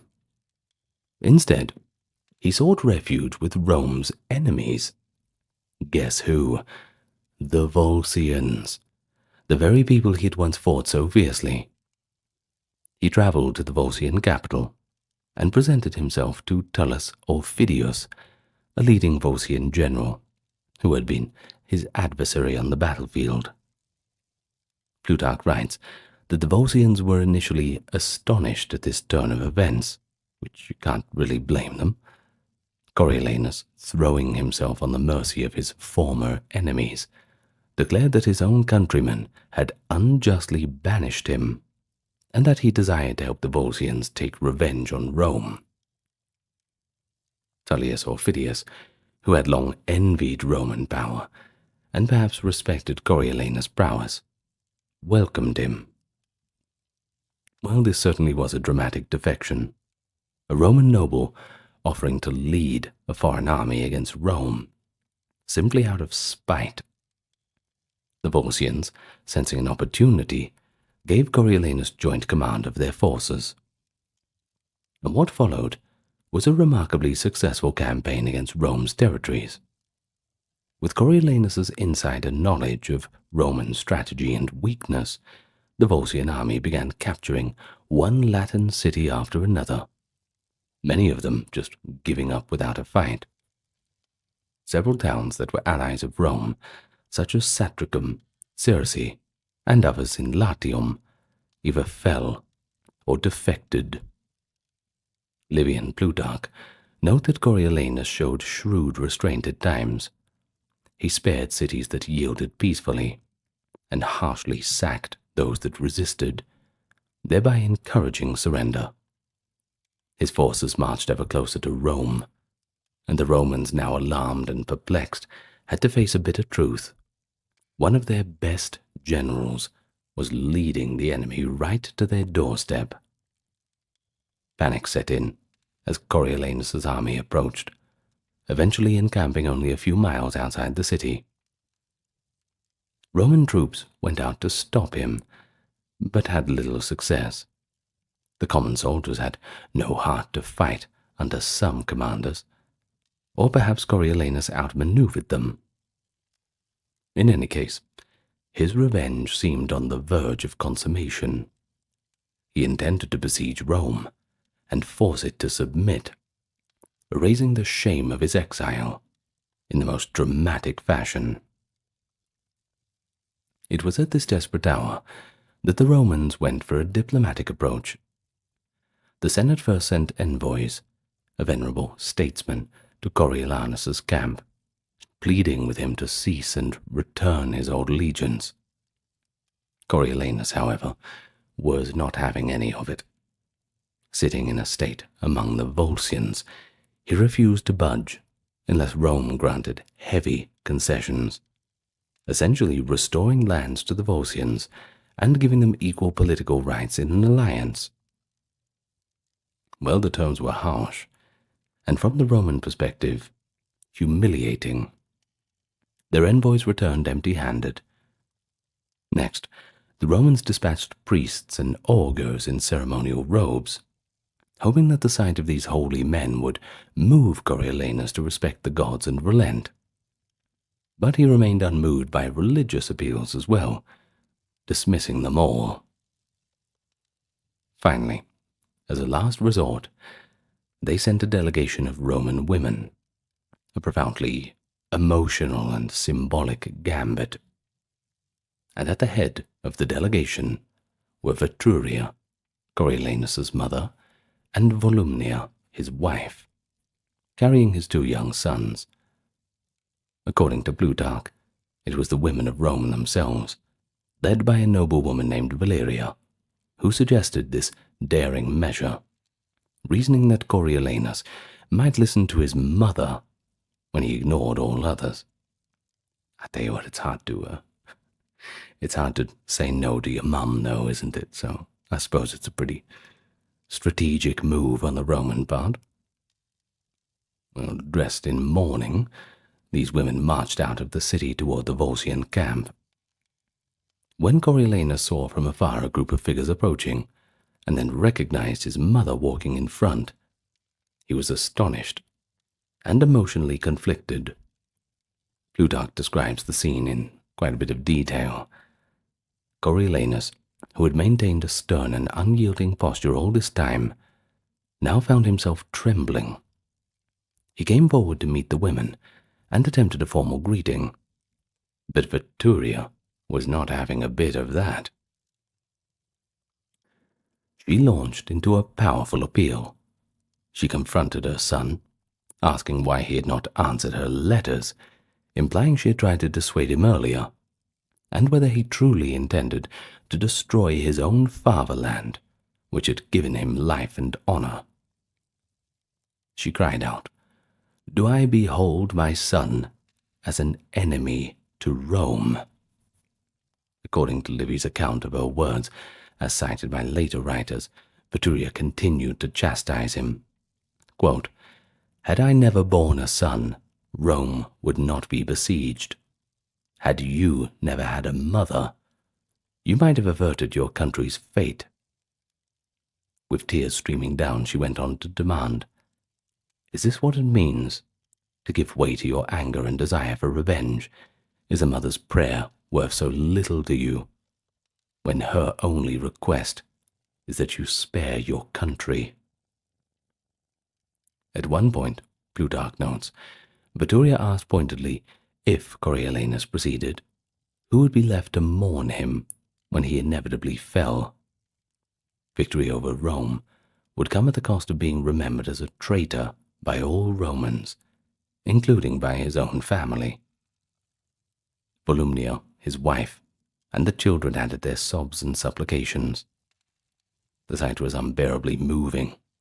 These women knelt at his feet in the enemy camp and implored him to show mercy. Well, it seemed like it worked because Coriolanus was overcome by emotion. Plutarch writes that he attempted to speak up, but he could hardly find his voice. Finally, his resolve shattered. He lifted his mother up, crying out, "Oh, mother, what have you done to me?" Embracing her, he lamented that she had won a victory beneficial to Rome, but ruinous to her son. He knew that yielding would spell personal disaster. The Volscians would see it as treachery, yet he could not resist his mother's plea. For the first time, Coriolanus turned his army away from Rome. He withdrew the Volscian forces and ended the siege. Rome was saved from destruction, not by legions, but by a mother's intervention. In the aftermath, the fate of Coriolanus took a darker turn, as you might expect in a revenge saga. The Volscians, especially his co-commander, Tullus or Phidias, were understandably furious at being denied their expected victory. Back in the Volscian territory, conspirators accused Coriolanus of betrayal, and not long after, they murdered him. Plutarch says he was assassinated in a burst of jealous rage by the Volscians, who felt he had arrogantly taken power and then sold out their cause. Other accounts suggest that he lived in exile among the Volscians to old age, but the version where he is killed fits the tragic arc more neatly. In Plutarch's telling, the Volscians later regretted their deed. They gave Coriolanus an honorable burial, realizing that despite being their enemy once, he had been a great man. The Romans, for their part, were said to have honored Vittoria and Volumnia for their patriotism, erecting a temple to Fortuna, that is, the good fortune of women, commemorating how the courage and piety of women ultimately saved the entire city. Now, the story invites several layers of interpretation. On the surface, it's a cautionary tale about pride and revenge. Coriolanus's anger at his political defeat drives him to the extreme of attacking his own homeland, a quintessential example of how unchecked vengeance can become self-destructive. The Romans had ambivalent feelings about Coriolanus. On one hand, he was a traitor who nearly killed them all. But on the other hand, he was a noble-born Roman, acting out of a tragedy of his own making. The resolution, a mother's plea, reinforces the Roman value that dutiful respect towards one's family and country must override a personal vendetta. In essence, Coriolanus had to rediscover his identity as a Roman and a son, not merely an avenger. This emotional climax shows that for all his hardness, Coriolanus was still a human, and, well, just like all good boys, loves his mum. If you're listening, Mum, I love you. Well, historically, scholars debate how much of this tale is factual. It likely contains kernels of truth about early Republican conflicts with the Volscians and internal class strife, dramatized and embellished over time.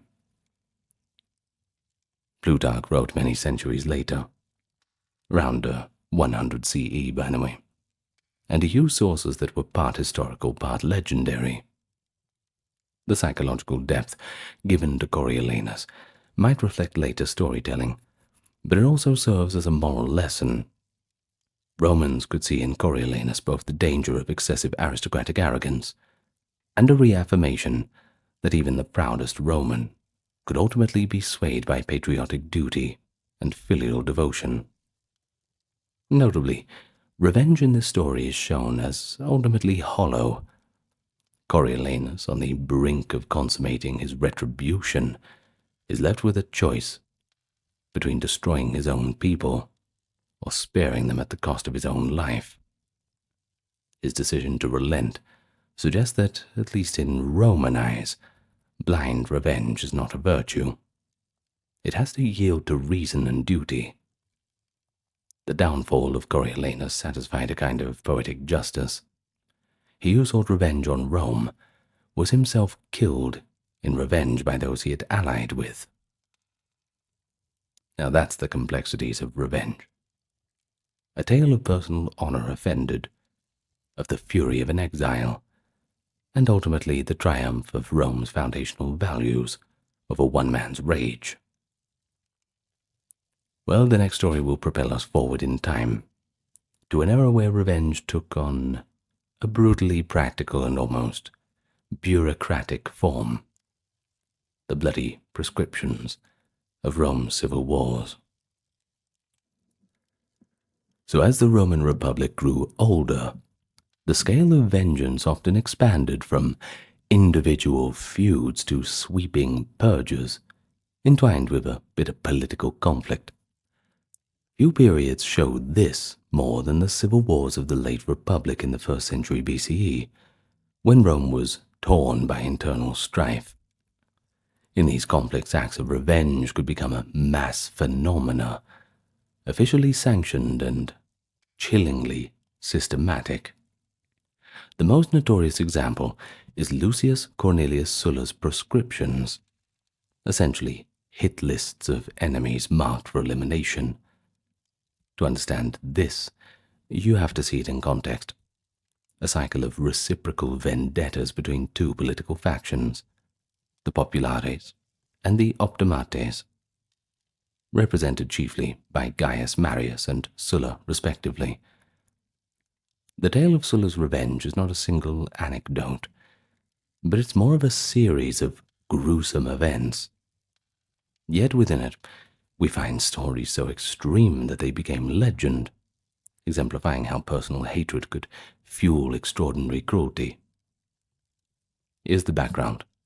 In 88 BCE, Sulla, a brilliant general from the ranks of the aristocracy, and Marius, an older general championing the commoners, fell into conflict over who should command a war against Mithridates, a foreign king. This dispute triggered the First Roman Civil War. Sulla marched his legions on Rome, an unprecedented act, and defeated the faction of Marius. Marius survived, but he fled into exile. Sulla then departed to fight Mithridates in the east. In his absence, Marius, now quite elderly but as unyielding and stubborn as ever, returned with followers and seized Rome in 87, taking bloody revenge on Sulla's allies. Marius and his ally Lucius Cornelius Cinna executed numerous senators and equestrians who supported Sulla.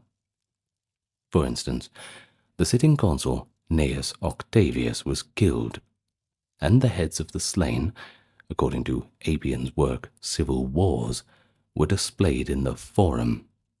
Not the usual decoration, but the style of the time. It was a reign of terror, effectively.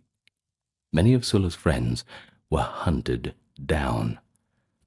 Marius, however, died soon after, in early 86, and Cinna ruled in Rome for a time. By 83, Sulla returned to Italy, hardened by war, and determined to reclaim Rome. He landed with his legions and ignited a new round of civil war. Sulla's campaign was ferocious and ultimately successful. In 82, he defeated the last Marian forces led by Marius's young son and others at the Battle of the Colline Gate, just outside of Rome. After this victory, Sulla stood basically as the master of Rome. And that was where he began his infamous proscriptions, essentially an organized vengeance on all who had wronged him or supported his enemies. Basically the Roman version of Death Note.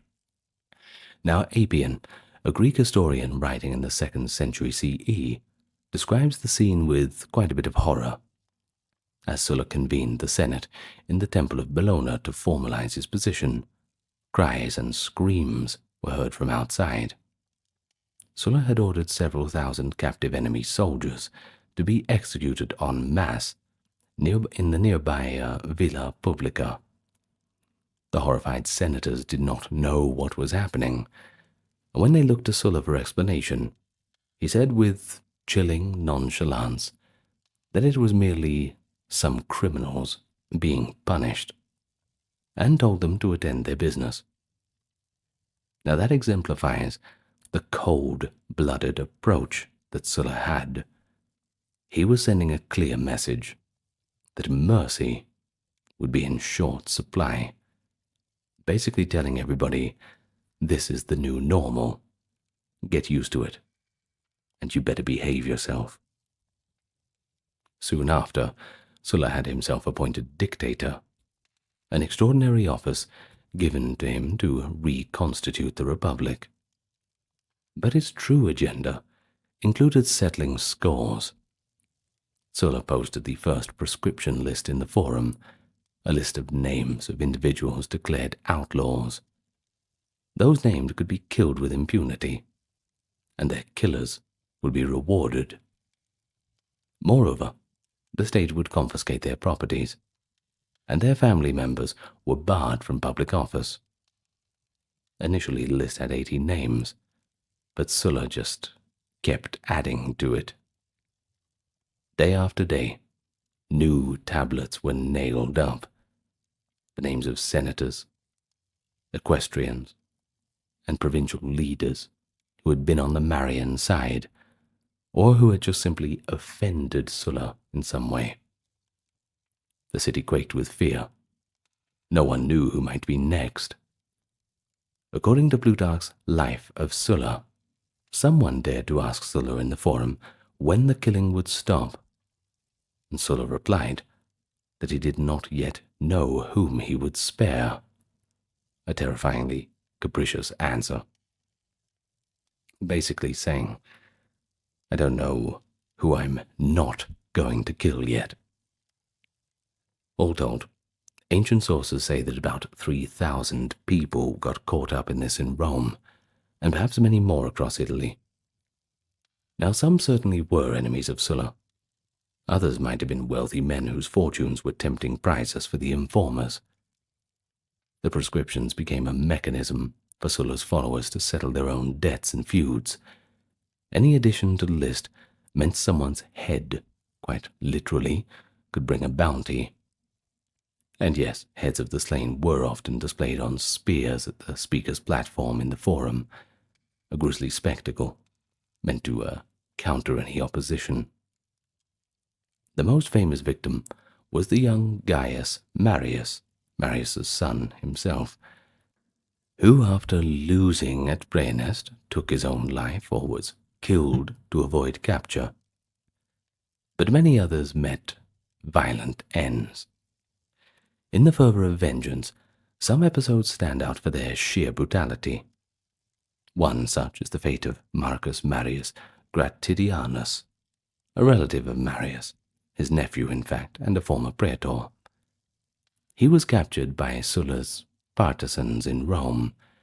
Ancient writers, including Cicero in a later speech, and Sallust in fragments of his histories, indicate that Gratidianus was executed in an exceptionally cruel manner. It was said that Lucius Sergius Catilina, the same Catiline who years later would lead the famous conspiracy, took a leading role in this revenge killing. And the reason was personal. You see, years earlier, Gratidianus had been involved in the political prosecution that led to the death of Quintus Lutatius Catulus, a revered statesman and ally of Sulla. Catulus's family and friends wanted vengeance.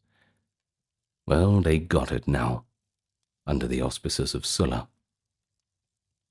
Accounts differ in details, but later Roman writers describe how Gratidianus was tortured as a kind of human sacrifice at the tomb of Catulus. Seneca, in his work On Anger, and other sources paint an incredibly gory picture. Gratidianus's limbs were one by one broken. His eyes were gouged out. His tongue was cut off, and other body parts were severed while he was still alive.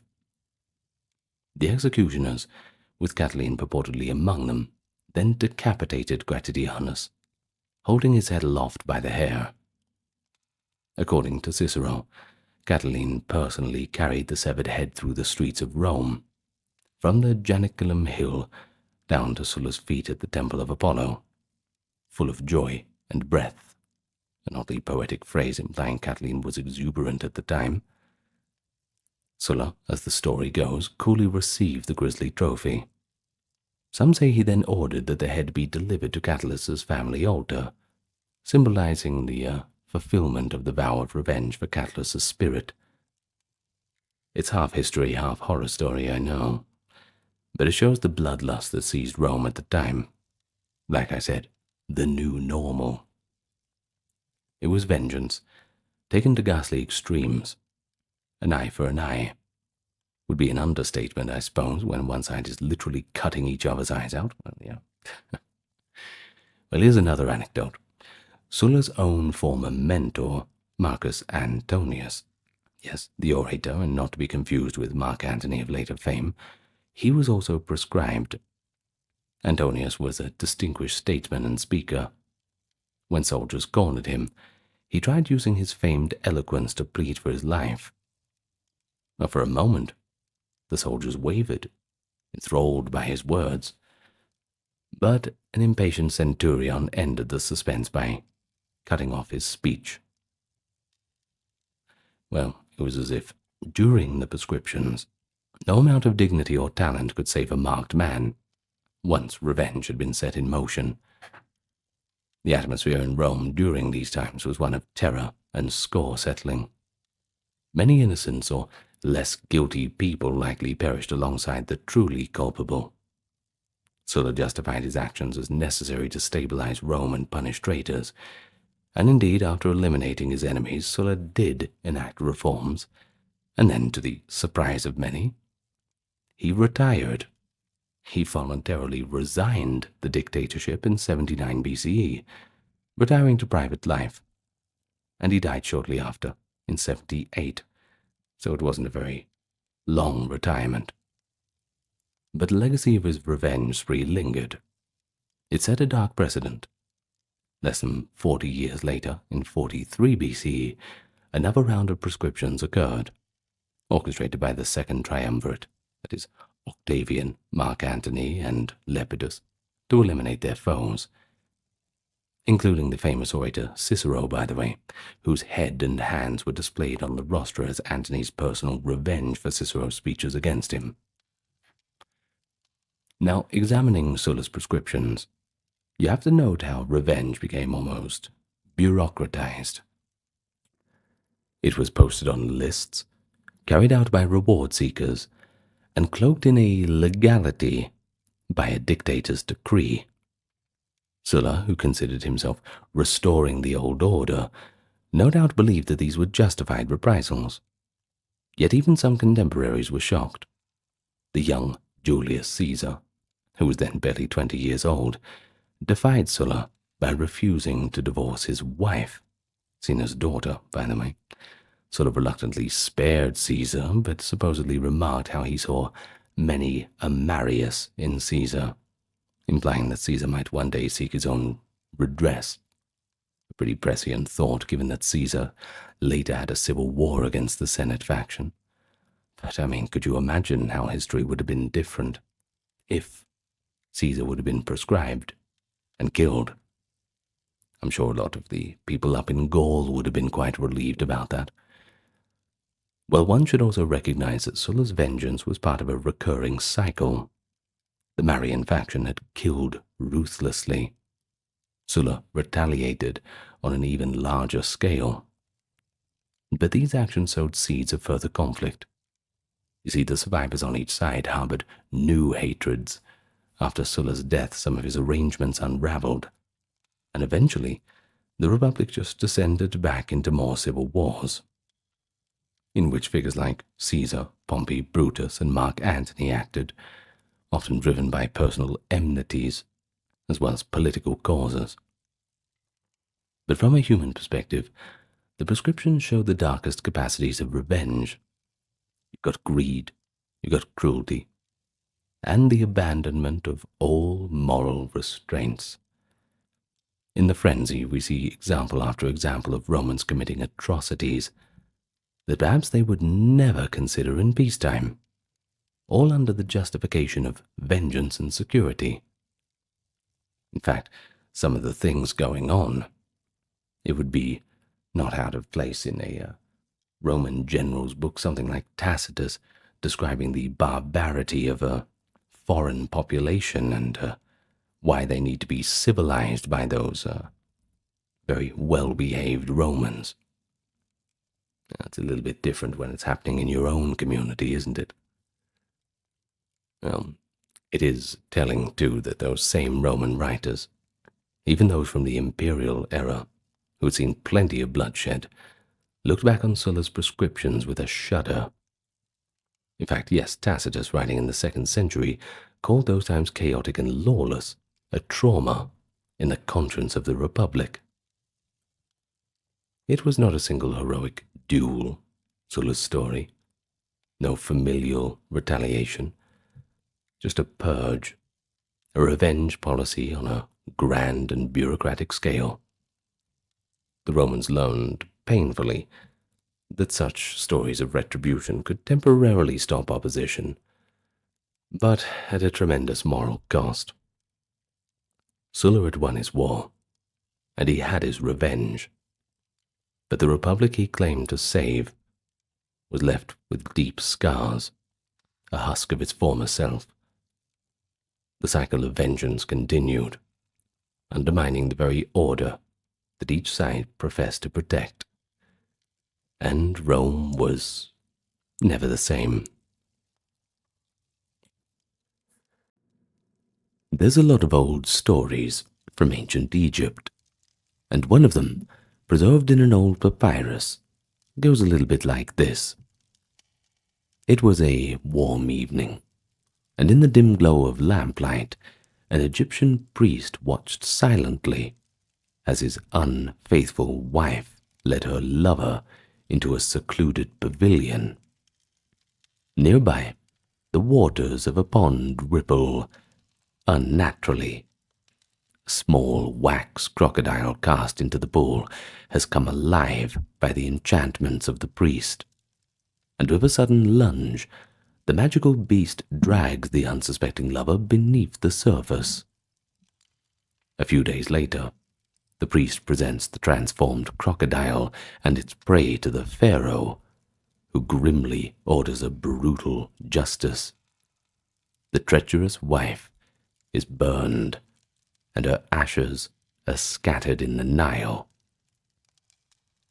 Perhaps it's not a true story, but it is one that was preserved in ancient papyrus, and it shows how revenge could be imagined and exacted in the world of pharaohs. Indeed, ancient Egypt, renowned for its monumental pyramids and concept of cosmic order, was a land of passionate retribution. From family betrayals to conquered enemies, acts of revenge echo through Egyptian history and legend. And so today, we're going to talk about a few tales of revenge from ancient Egypt.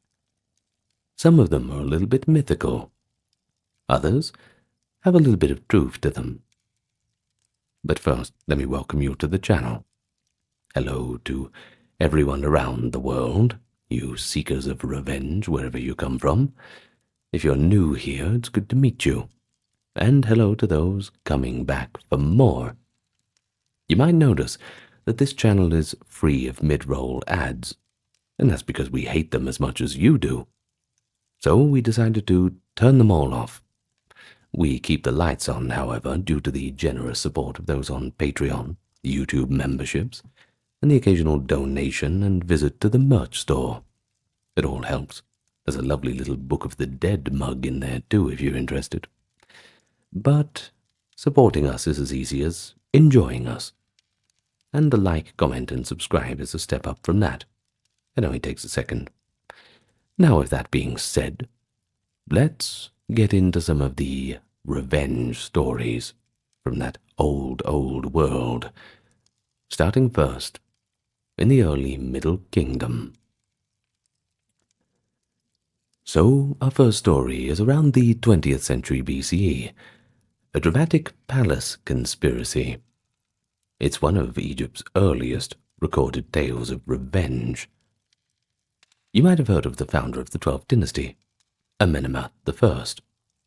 Well, if you haven't, he was a powerful king who had risen from non-royal origins to reunify Egypt. According to ancient texts, his reign did not end very peacefully. One evening, as Amenemhat relaxed after nightfall in his private chambers, the traitors struck. The king's own bodyguards, men sworn to protect him, fell upon their master with swords. Caught unaware, and without his son by his side, poor Amenemhat was brutally murdered in his own bed. The Instructions of Amenemhat, a literary text written as if the deceased king himself was speaking to his heir, describes the treachery in vivid terms. Amenemhat's ghost warns how, quote, "It was after supper, when the night had fallen, that the attack occurred. No guard was on duty." He depicts his assassins as cowards who mixed with the courtiers and fell upon him in the dark. That's a pretty rare first-person account. Of course, it's composed shortly after the murder, and not by Amenemhat, but it conveys the shock and bitterness of a betrayed ruler. You see, at the time of the assassination, Crown Prince Senusret I was away on campaign. He was leading Egypt's army against the Libyan tribes in the western desert. Eventually, word got back to him that his father had been slain in a coup, and Senusret raced back to the capital without even alerting his troops to the crisis. Ancient chronicles and the famous story of Sinuhe relate how Senusret returned in secret under the cover of night to seize control of the palace before the conspirators could usurp the throne. What he found was likely a scene of panic and confusion, the royal residence hushed and in mourning for the fallen king, while conspirators within the court scrambled to capitalize on the new power vacuum. It is said that some members of the royal household, perhaps even Senusret's own half-brothers, were implicated in the plot. How do you know who to trust, In any case, the young king had to act pretty quickly to secure his crown, and then avenge his father's death. His retaliation was swift and severe, although the full details were not recorded by the Egyptians, who preferred to gloss over internal strife in official records. Later historians infer that Senusret identified and eliminated the conspirators shortly after taking power. There's one account that suggests that the ringleader, possibly a disgruntled palace official or a member of the harem, was swiftly executed. Others who had knowledge or involvement in the regicide were likely purged. The royal annals do not explicitly describe the punishments, a typical silence, given the Egyptians often hid the royal scandals, but there are a few clues that survive. A reference in a Middle Kingdom papyrus speaks of a great trial, in which traitors faced their judgment.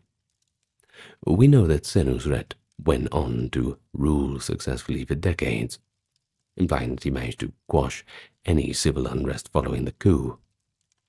In fact, archaeological evidence shows that a brief civil war may have erupted, presumably as Senusret suppressed factions loyal to conspirators.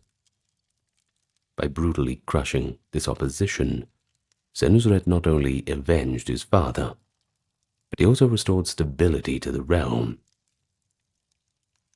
And there is a moral, too, drawn by the ancient Egyptian writers, and it's of a cautionary note. In the instruction text, Amenemhat's spirit advises his son to never trust too much in those around him. Quote, "Trust no brother, know no friend, make no intimates." The dead king says it quite bitterly, having learned too late that betrayal can come from within one's closest circle. The somber lesson was likely intended as political propaganda to justify Senusret's crackdown on possible rivals, even if they were family. Indeed, Senusret established a precedent of co-rule with his own heir late in life, perhaps to ensure a smoother succession and prevent similar conspiracies. The tale of Amenemhat's assassination and Senusret's vengeance thus served as both a gripping story and a piece of royal advice to future generations. It reveals that even in a culture that idealized order, the Egyptian court could be a snake pit of intrigue, and that justice, when delivered by a pharaoh, could be ruthlessly effective. And so in avenging his father, Senusret reinforced the principle that regicide would not go ignored. Pharaohs were considered divinely appointed. Striking one down was the ultimate crime. You may as well slap God in the face. And that merits the ultimate retribution. Well, the next tale of revenge actually unfolds in the Second Intermediate Period, round about the 16th century BCE. Not the best time for Egypt. Whenever you see something like an intermediate period, you can tell that. Egypt was actually divided at this time, and a foreign dynasty, the Hyksos, ruled the northern delta. In the southern city of Thebes, a native Egyptian line of kings resisted these occupiers.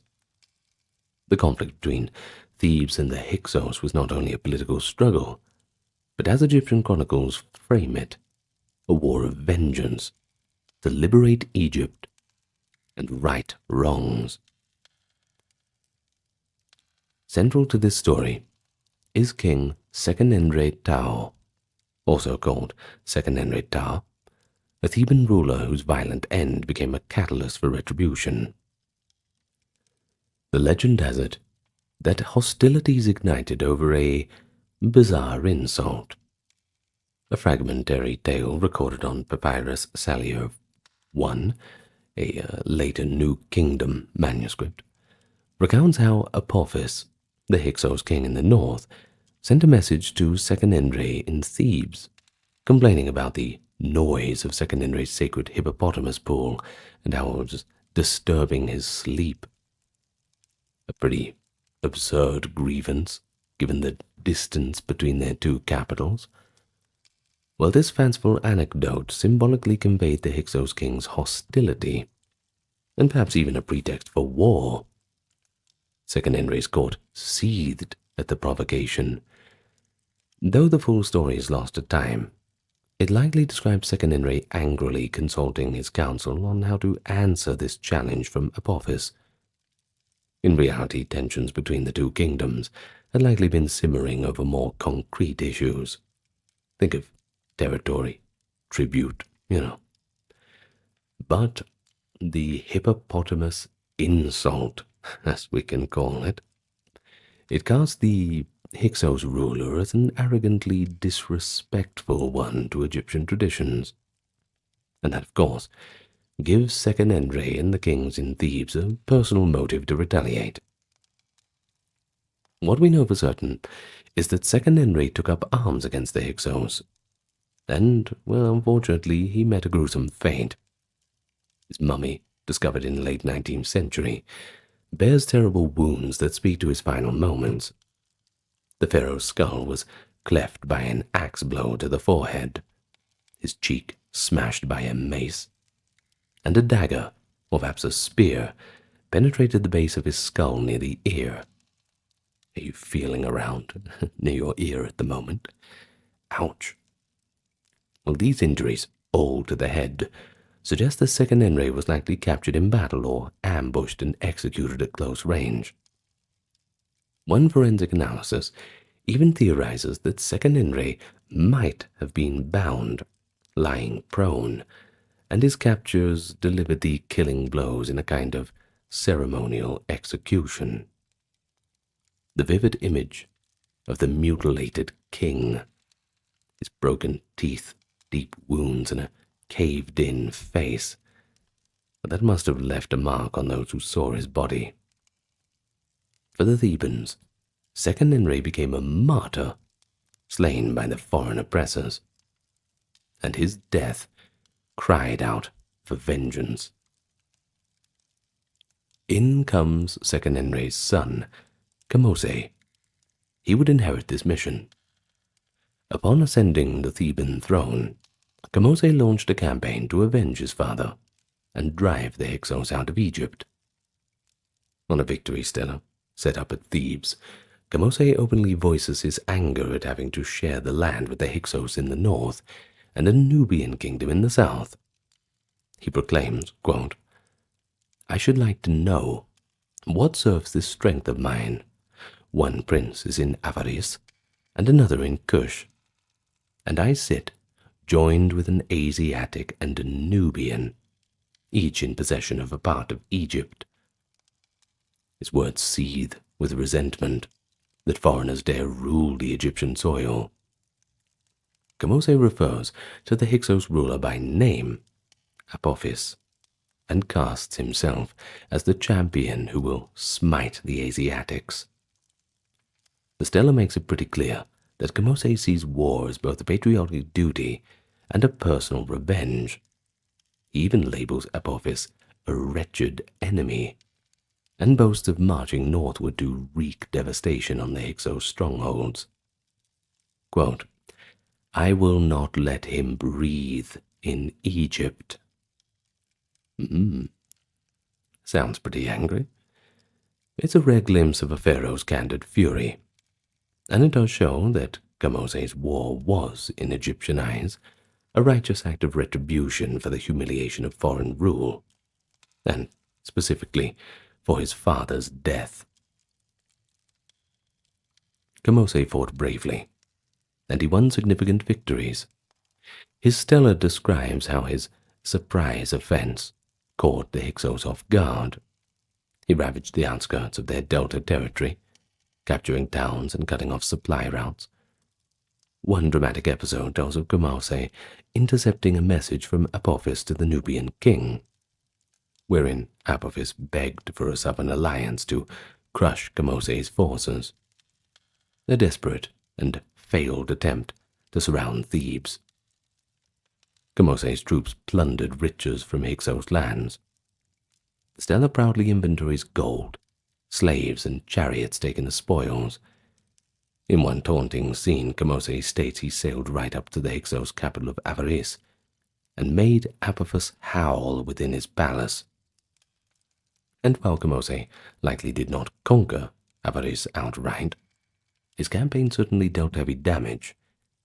He essentially encircled the Hyksos and cut off their communication with allies. Notably, Kamose dedicates his victory to Amon-Re, framing the war as a holy crusade. Yet for all his success, his revenge was incomplete. he died, perhaps in battle or shortly after, before delivering the final blow to the Hyksos regime. The task of complete vengeance fell to Kmose's younger brother, Ahmose I, who became the first pharaoh of the new kingdom. Ahmose was a mere teenager when he took command of the Theban forces, but he proved equal to the challenge, that's for sure. Over a series of campaigns, he relentlessly pressed the attack that Kmose had begun. The story of these battles survives in the autobiographical inscriptions of an Egyptian soldier, Ahmose, son of Ibana, who fought under the king. He recounts how Avaris was besieged and eventually despoiled, its walls breached and the city sacked. The Hyksos, after decades of dominating the north, were utterly defeated. According to Ahmose, son of Ibana, the victorious Egyptians plundered Avaris, and he personally carried off enemy prisoners whom the king gifted to him as slaves, a reward for a good soldier. Following the fall of Avaris, Ahmose pursued the fleeing Hyksos to their fortress at Sharuhen in southern Canaan. After a protracted siege lasting 3 years, it too fell to the Egyptians. The final conquest erased the last refuge of the Hyksos and decisively avenged the long years of their occupation. Ahmose's triumph was celebrated as the restoration of Maat, the return of order and native rule over the two lands. But it was also remembered in a pointedly personal way, a son avenging his father and finishing his brother's fight. Later Egyptian writings glorified Ahmose as the deliverer who ended the Hyksos tyranny, often glossing over the brutal means by which he did so. Archaeology does indicate that the victory was bloody. Mass graves at Avaris and destruction layers attest to the ferocity of the Egyptian revenge. Ahmose, the son of Ibana, records that, quote, His Majesty slaughtered the Asiatics, and that no mercy was given to the defeated.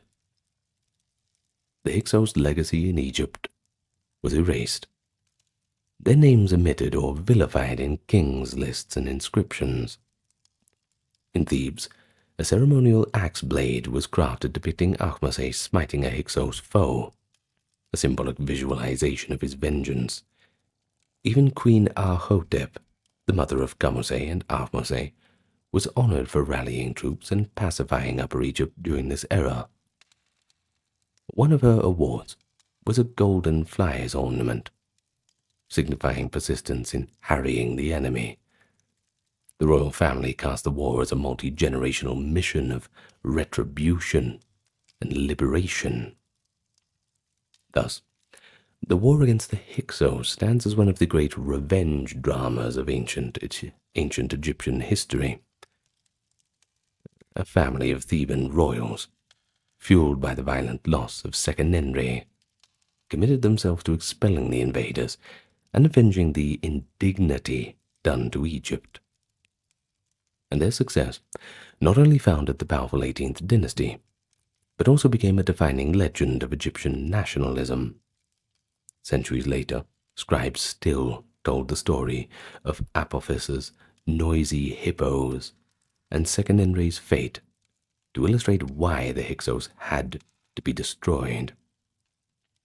In their collective memory, the liberation of Egypt was inseparable from the concept of a just vengeance, and it teaches us that those who disturb the peace of Egypt, whether through literal noisy hippos or more concretely through conquest and murder, will all eventually face retribution. And indeed, the Hyksos did. Now you see, the desire for revenge can simmer for years, even decades before it's unleashed. And such was the case in the 18th dynasty with the famous pharaoh Hatshepsut and her stepson and successor Thutmose III.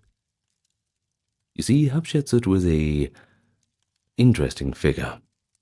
a queen who declared herself king and ruled Egypt prosperously for about 22 years between 1473 and 1458, while the young Thutmose III, the son of her late husband by a lesser wife, technically grew up as a co-regent.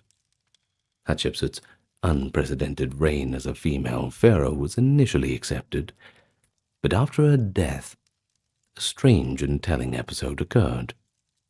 Her memory and monuments were attacked and systematically erased. Traditionally, historians have interpreted this as Thutmose III's long-delayed revenge for being sidelined in his youth.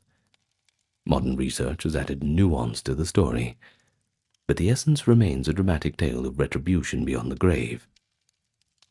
During Hatshepsut's lifetime, there was no evidence of open conflict between her and Thutmose. In fact, when the king was kept in the background, given military training and minor duties, while Hatshepsut effectively ruled as senior monarch, Thutmose eventually became a great warrior king, sometimes dubbed the Napoleon of Egypt for his many campaigns. And by all accounts, he waited patiently until Hatshepsut died of natural causes. Only after he had been sole ruler for many years did signs of an orchestrated campaign against Hatshepsut's legacy emerge. Around 20 years after her death, workers began to chisel out her cartouches and images on temple walls. Statues of Hatshepsut were taken down, smashed, and in many cases buried in pits. In the grand temple she built at Deir el-Bahri, her countless statues as a male-bodied king were found later by archaeologists in fragmentary states, some deliberately broken at the neck and waist. Hatshepsut's name was omitted from the official kings lists compiled in later reigns. For example, at Abydos her name is conspicuously missing between her predecessor and Thutmose III. It was as if the ancient record had been edited to pretend that she never existed at all. But why would Thutmose or his regime do this? Earlier generations of Egyptologists confidently asserted a motive of personal vengeance. Thutmose must have resented his stepmother/aunt deeply for having usurped the throne when he was a child, and once he was secure in power, he sought to posthumously punish her, and ensure that no woman could claim kinship again. This view painted Thutmose as a vindictive stepson determined to obliterate her memory out of spite and wounded pride. And honestly, there might be some truth to it. It's not hard to imagine the now powerful warrior king bristling at the prominence of his stepmother's monuments, which might undermine his own legacy or his son's succession. You see, by erasing her name, Thutmose could assert that the royal line ran directly from his father, Thutmose II, to himself, reinforcing the norm and his legitimacy. However, recent scholarship suggests that erasure was not purely an act of vengeful hatred. Many of Hatshepsut's images were indeed defaced, but often in a rather selective way. Her statues were broken at vulnerable points like the neck, which might relate to a ritual of deactivating the power of a royal image, rather than an angry rampage. In fact, evidence shows that the erasure was systematic and likely state-sanctioned, occurring late in the reign of Thutmose III and continuing into his son Amenhotep II's time. Hatshepsut's names and likeness on public monuments were targeted, especially those where she depicted herself as a full pharaoh. But inscriptions of her as a queen, or references to her within the daughter's tomb, seem to have been left alone. Now this suggests an ideological motive, to redefine the line of succession and eliminate the anomaly of a female pharaoh from memory. It may have been important for Thutmose and Amenhotep to present a continuous, unchallenged male rulership for the sake of the stability of the dynasty. But still, it's hard to believe that there was no personal element involved. Thutmose waited many years, perhaps until influential officials who had served Hatshepsut had died off before striking her name. When he did, the breadth of the purge, affecting monuments from the Nile Delta all the way to Nubia, indicates an imperial directive, one the king would have to endorse wholeheartedly. From an emotional standpoint, you can imagine Thutmose walking through Karnak Temple, seeing inscriptions glorifying Hatshepsut as king of Upper and Lower Egypt and feeling a surge of irritation, perhaps. Maybe courtiers murmured about the woman who was king, which could undermine the authority of Thutmose's line. So by physically removing her images, Thutmose symbolically removed her from the royal story, claiming all credit for achievements of that period. And indeed, some of Hatshepsut's accomplishments, like the grand obelisks at Karnak and the successful trading expedition to Punt, were later reassigned to Thutmose in the official records. It was retribution, in a bureaucratic calculated form, less visceral than swinging a sword, but potentially more enduring. The goal was just to ensure that Hatshepsut would not receive cult offerings or remembrance as a king. In Egyptian belief, you see, to be forgotten, to have one's name erased, that was a second death. Thus, the erasure campaign was essentially damnatio memoriae, a posthumous punishment meted out by those in power. So, for many centuries, this revenge was quite successful. Later Egyptologists forgot Hatshepsut. The deliberate omission worked so well that her very existence as a pharaoh was lost to history, until modern Egyptology rediscovered her story in the 19th century. When scholars finally pieced together the shattered reliefs and reread faint traces on her titles on stone, the truth emerged that a woman had once ruled as a king indeed. And one can view this as a fatal irony. Thutmose's revenge, however thorough, ultimately failed to erase Hatshepsut from history. Modern science and archaeologists come along to resurrect the memory. In fact, today Hatshepsut is lauded as one of the most successful female rulers ever, not just in Egypt either, while Thutmose's attempt to erase her is often cited as evidence of his poor character, whether it's seen as petty revenge or pragmatic statecraft. But it is worth noting that otherwise Thutmose had quite a sterling reputation, both as a warrior and an administrator. Some have argued that his treatment of Hatshepsut's legacy may not have been driven by deep personal animus, but rather by advisors or a religious campaign to restore Maat. After all, Hatshepsut's unprecedented rule may have been perceived as a disruption in the divine order. By excising her, Thutmose and his son could be setting things right. Well, this perspective frames the erasure as less of a blood feud and more of correcting a historical record to align with traditions. But still, even if that's true, it doesn't negate the element of retribution. The physical destruction of her statues, hundreds of them, by the way, it's hard not to view it as an act of wrath. Workers smashed the statue's noses and Uraeus serpents, hacked away the carved eyes, effectively killing the image's ability to breathe and see. This was a fate usually reserved for disgraced enemies.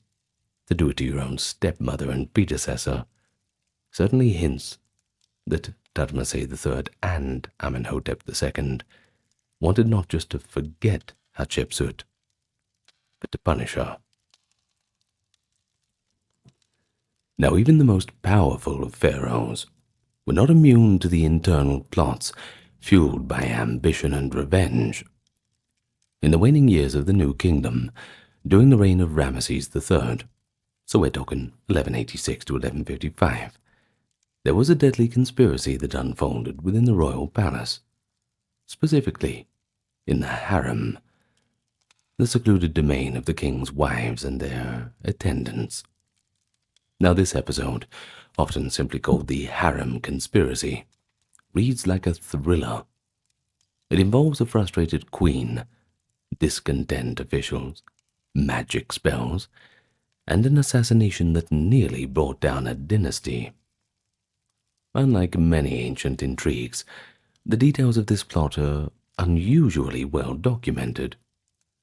The papyrus documents reveal how personal vengeance and dynastic politics converged in a scheme to murder the king.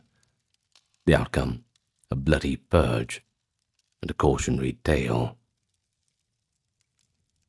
Ramesses III was a formidable ruler, often considered the last great pharaoh of the New Kingdom. But the problem was, by his year 30 of rule, age and perhaps a bit of complacency had set in. He had designated one of his sons to be Ramesses IV, born of his chief queen, as heir to the throne. This decision was not popular with a lesser wife in the harem, Queen Tai, who believed that her own son, Prince Pentawere, deserved to succeed. Tai's maternal ambition soon turned to anger. She felt her branch of the family was being denied its rightful claim. We can imagine Tai in the harem's confines, fuming at the prospect of her son living in the shadow of his half-brother. Over time, this anger turned into a resolve. It was time to take action. If the pharaoh would not choose Pentawere, then perhaps Pentawere could take the throne by force. Tai orchestrated a wide-ranging conspiracy, recruiting a network of allies both inside and outside the harem.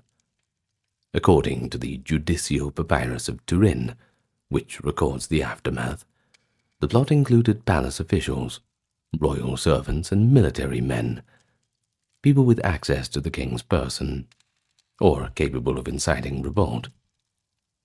The key figure was actually a butler named Peke Carmen, who acted as a liaison, carrying messages between Tai and co-conspirators in the bureaucracy and army. They used coded communications, even magical rituals to prepare for the assassination.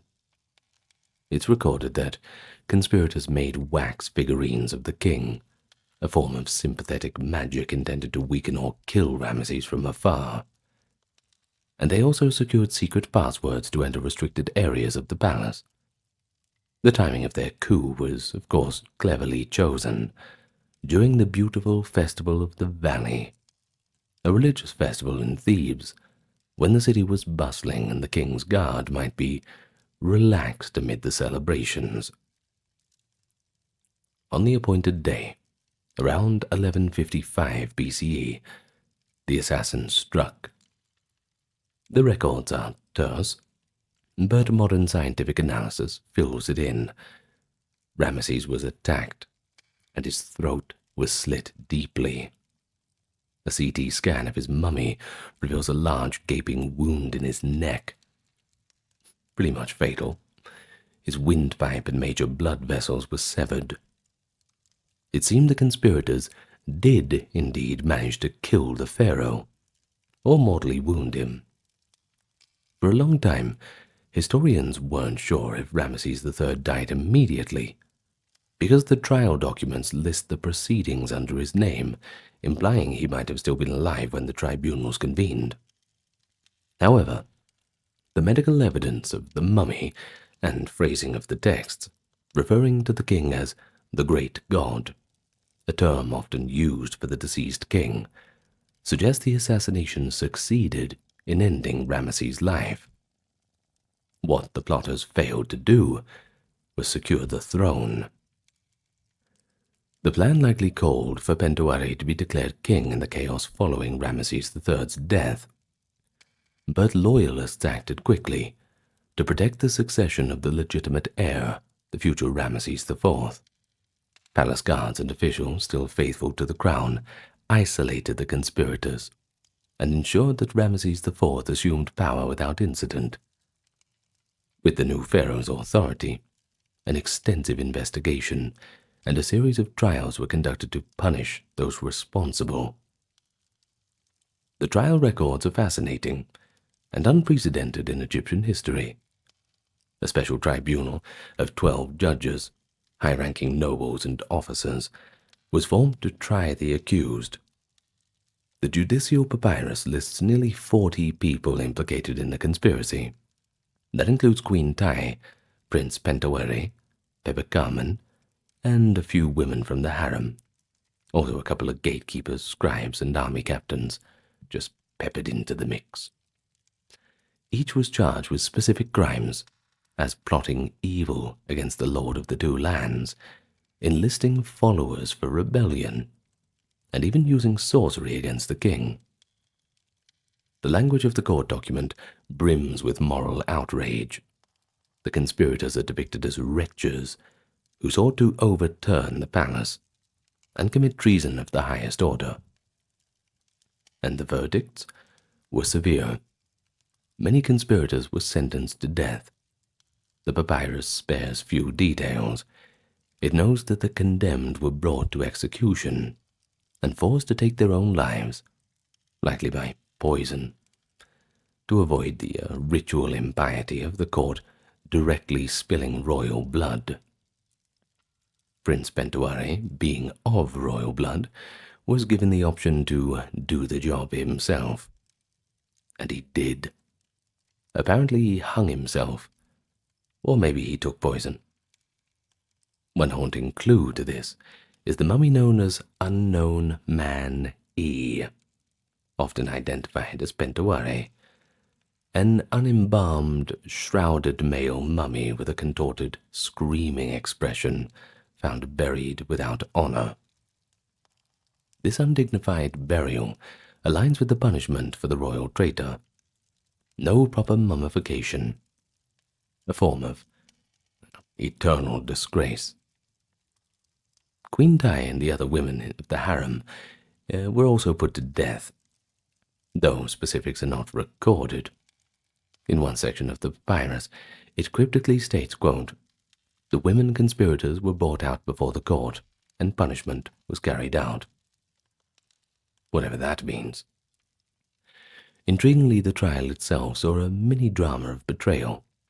Several judges were caught fraternizing with the female prisoners during a recess. Apparently the old harem habits die hard. They were apparently drinking and eating with them, and even other business. These judges may have been seduced or bribed by the accused women.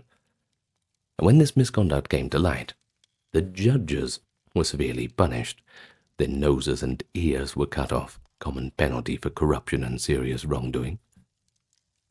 The entire affair shows how deep the conspiracy's influence ran, and how tumultuous the aftermath was. It was as if layers upon layers of treachery were peeled back in the courtroom, revealing an ugly web of revenge-fueled alliances.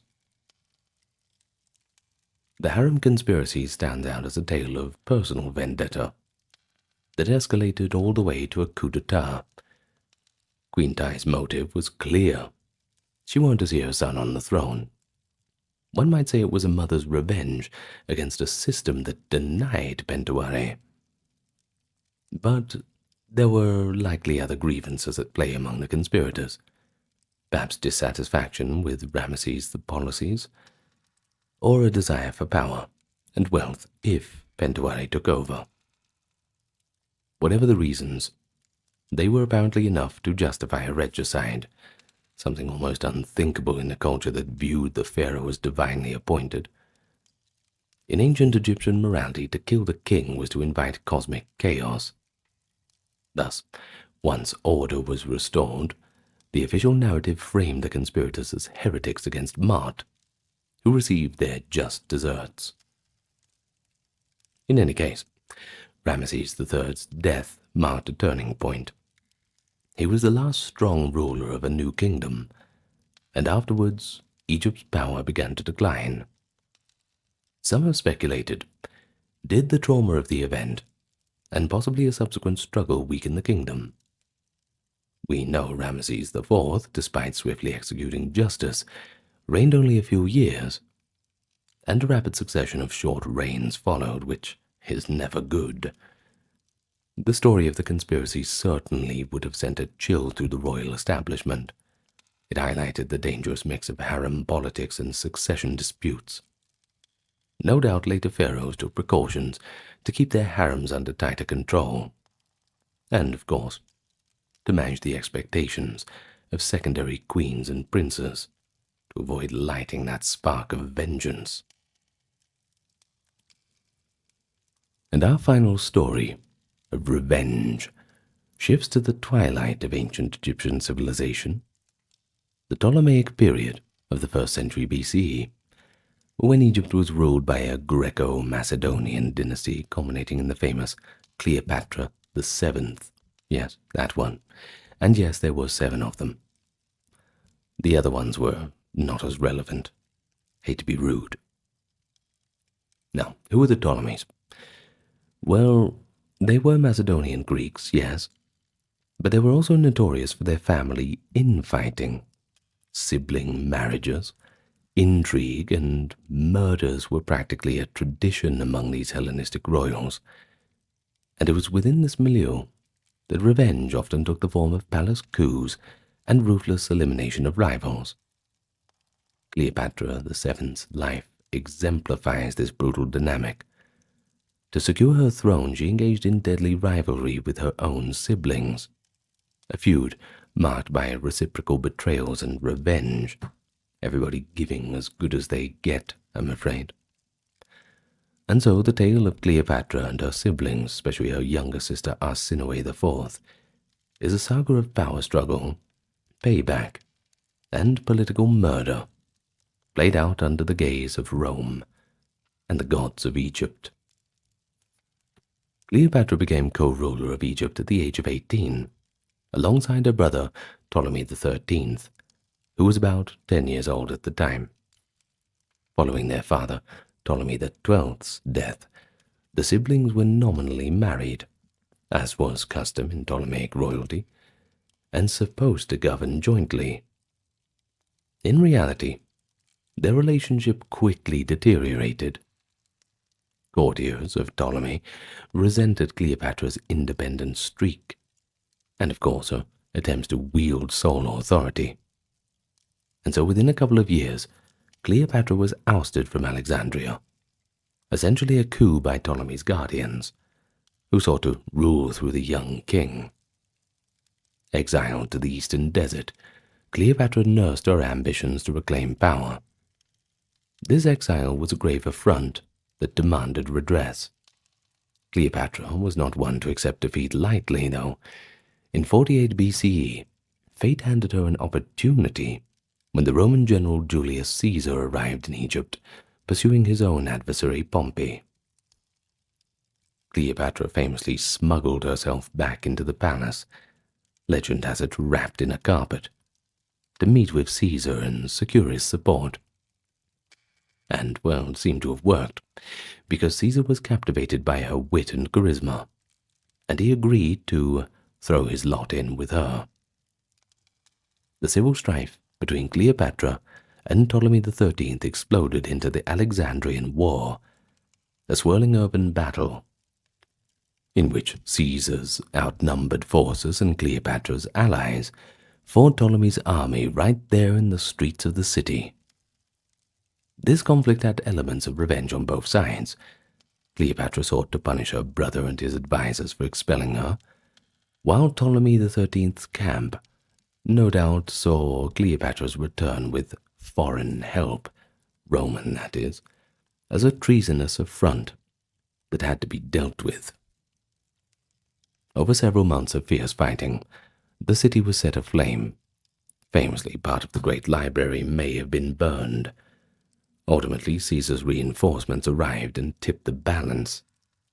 Ptolemy XIII's forces were defeated. the teenage king himself attempting to flee, drowned in the Nile when his boat overturned. A pretty ignoble end that Cleopatra likely did not take much time to mourn. One could say that Cleopatra had her revenge on the brother who betrayed her, though it was Roman swords and Ptolemy's own rash decisions that sealed his fate. In the aftermath, Cleopatra regained the throne. She now co-ruled with a yet even younger brother, Ptolemy XIV, whom she kept around as a figurehead.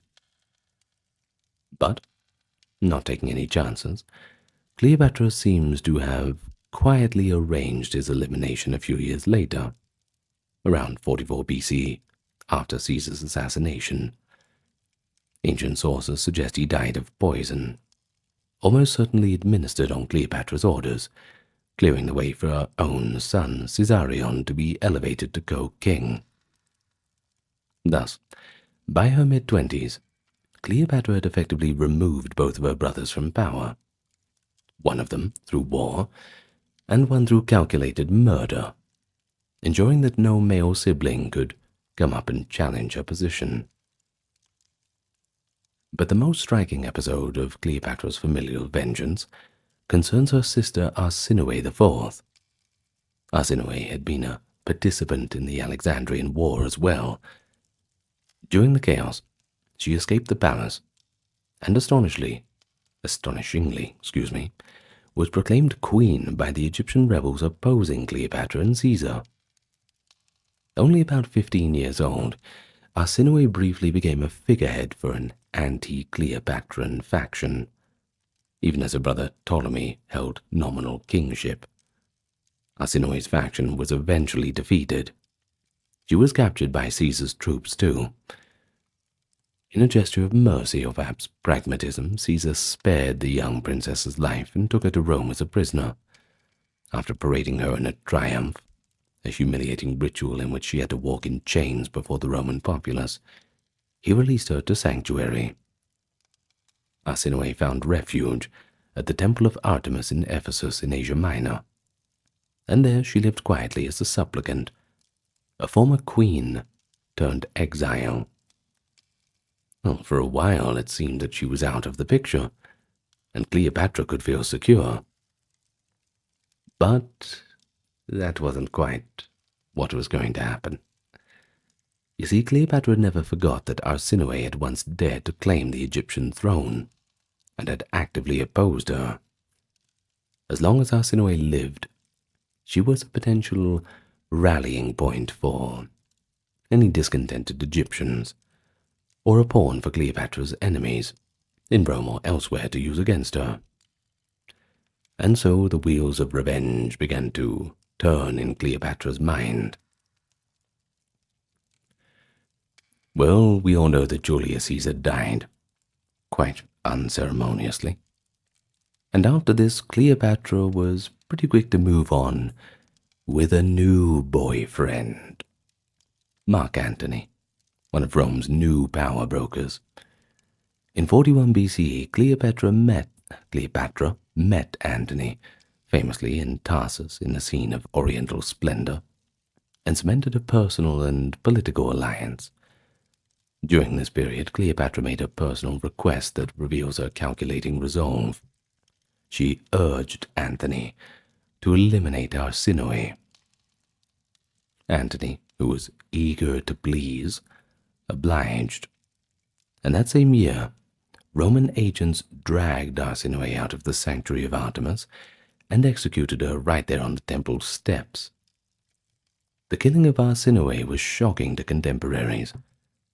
Not only was it a violation of the sacred asylum that temples traditionally provided, but it was also an unusually cold-blooded act, even for Ptolemaic standards.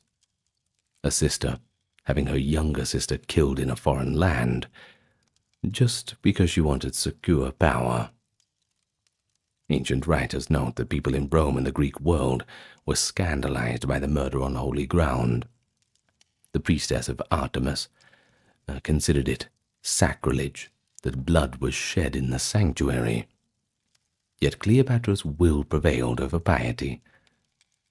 One can imagine Arsinoe's terror in her final moments too, the poor thing, being dragged kicking and screaming from the altar, and Cleopatra's grim satisfaction upon receiving word that the last rival from her own family was gone.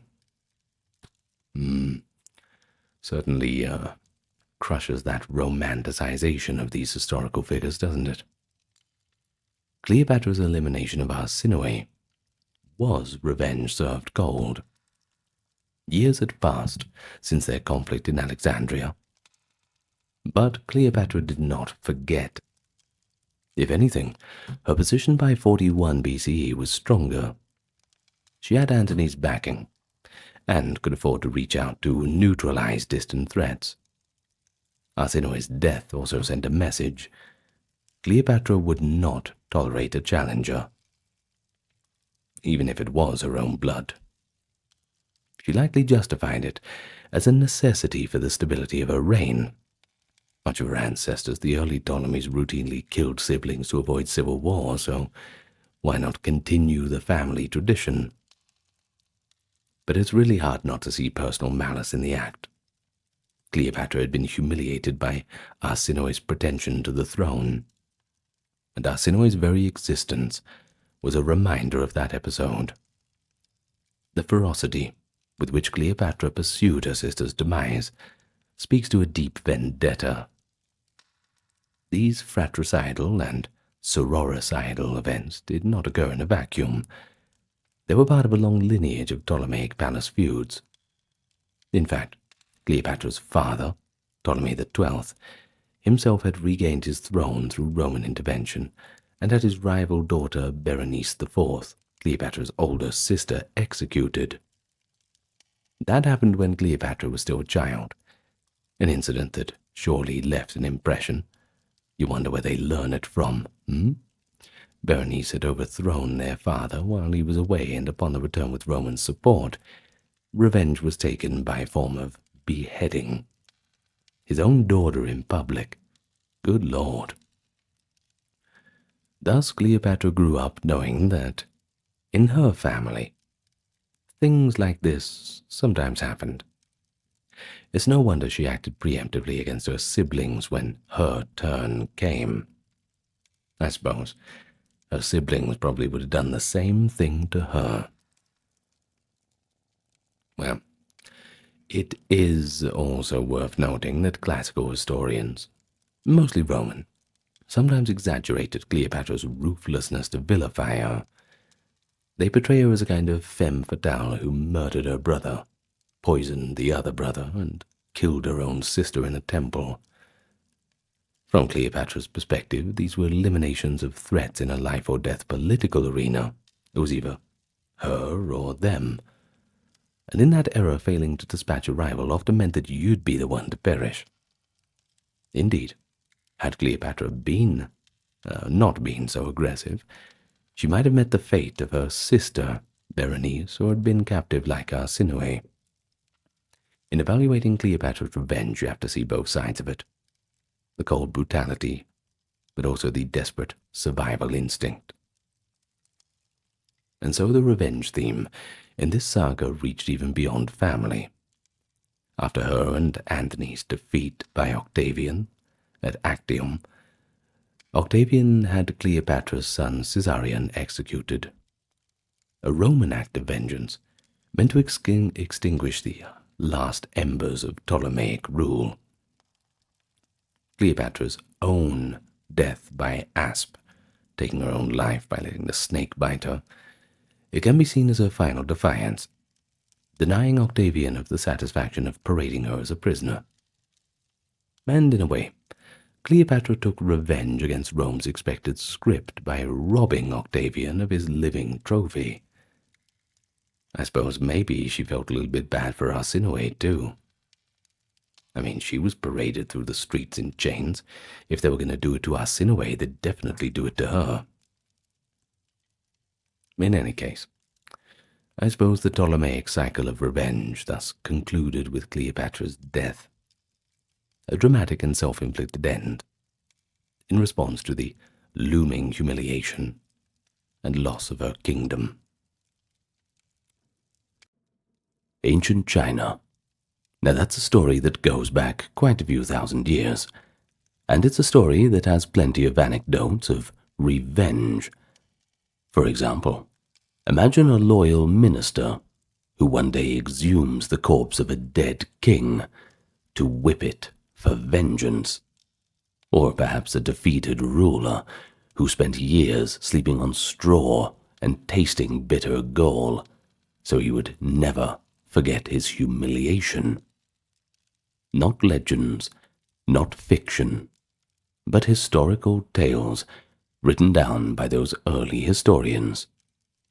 Of course, just like anywhere else, revenge in ancient China was a powerful motive that intertwined with the ideals of loyalty, honor, and justice. But it's not quite like modern times, where personal revenge is often seen in a negative way.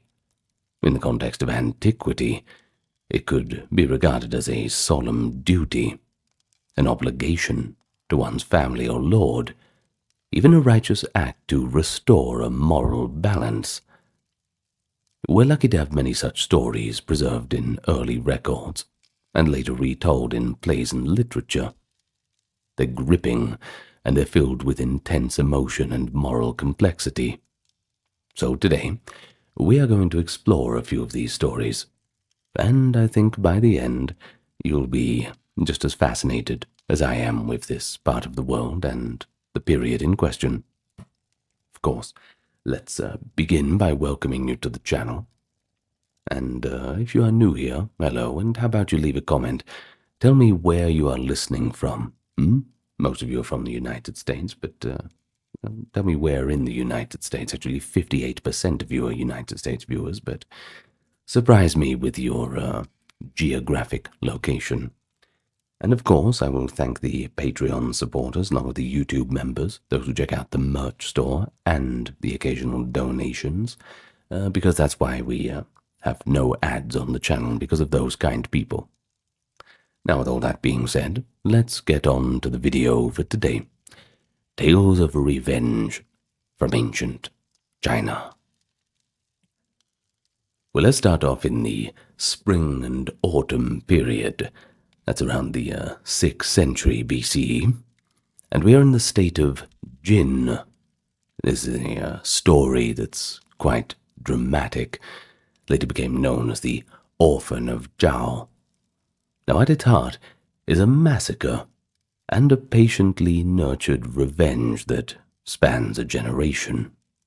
According to the historical records, Duke Ling of Jin, who reigned from 620 to 607 BCE, had two powerful ministers at his court. One was Zhao Dun, the upright chancellor from the venerable house of Zhao, and Tu Anguo, a general simmering with jealousy and hatred. Tu Anguo saw the Zhao family as a threat to his influence. Taking advantage of court intrigues, he framed Zhao Dun for treason and convinced the duke to order a purge of the entire Zhao clan. Well, in all of the violence, over 300 members of the Zhao family were killed. Zhao Dun himself narrowly escaped assassination. Some accounts say he was already deceased, leaving his family even more vulnerable, but it seems that his lineage was pretty much on the brink of extinction in one day of bloody treachery. Amid all the chaos, there was a tiny ember of the Zhao line that remained, Zhao Dun's infant grandson. The baby's father, General Zhao Shuo, had been spared initially. You see, he was the duke's son-in-law, but upon receiving a forged decree that accused him of complicity, Zhao Shuo ended up taking his own life in despair. His widowed wife, who was herself a Jin princess, by the way, gave birth to their son shortly after the massacre. This newborn was now the sole heir of the Zhao name, and Tuan Go was determined to kill him, as well as to eradicate the clan root and branch. Really sounds like a plot for a film, doesn't it? I think it should be a film. If it's not already one, it should be. I'll have a look later. Well, what followed was a pretty remarkable sequence of self-sacrifice and subterfuge. A loyal retainer, the physician Chen Ying, and early minister Gongsun Chujiao conspired to save the child. Realizing that Tuan Gu's men were hunting for any infant of the right age, Chen Ying and Gongsun hatched a grim stratagem. They decided to hide the true orphan of Zhao, and Chen Ying sacrificed his own newborn son to mislead the killers. Gongsun Chujiao then falsely claimed that Chen Ying's child was the Zhao orphan. When Tuan Gu's soldiers arrived, Gongsun handed over the child, who was really Cheng's child, and even allowed himself to be arrested as the, quote, traitor sheltering the Zhao heir. Well, I can assure you the outcome was quite harrowing. Tuan executed Gongsun and the child. They believed that the Zhao line was finally ended, all while the real orphan was safely smuggled out in Chen Ying's medicine chest. But there was still the problem. They had to protect the child's identity. Chen Ying had to go further. He raised the orphan in Tuan Gu's own household. In a rather ironic twist, too, Tuan Gu unknowingly took in the boy and treated him as a servant, or possibly like an adopted son. He never suspected his true heritage. So Chen Ying lived in secrecy for years, enduring proximity to the hated man who destroyed his lord's family, all for the sake of one day unveiling the truth. And that day would come, about 20 years later. The orphan grew into a young man, now named Zhao Wu, intelligent, virtuous, strong. When Zhao Wu reached adulthood, Chen Ying finally revealed to him his true identity and the horror of his family's fate. So imagine the turmoil of that, the turmoil in the heart of Zhao Wu upon learning that his entire lineage had perished in a bloody coup, and that he had been raised by the very architect of that tragedy. According to later retellings, Zhao Wu was understandably hit by this news, and he swore to avenge his parents and ancestors. Now just quickly, ancestors, especially in ancient Chinese traditions, they're extremely important. You can't just ignore the spirits of the ancestors. They're always around. They're always watching proper ancestor worship stuff. So this is why we have revenge framed in this light of something that's quite a noble thing. It's righting a cosmic wrong, getting that balance back into order. In any case, the moment of reckoning is described with almost operatic-like justice. With the help of another sympathetic official, Zhao Wu set a trap for Tuan Gu. He accused the old general of treason at court, and produced evidence of Tuan Gu's past crimes.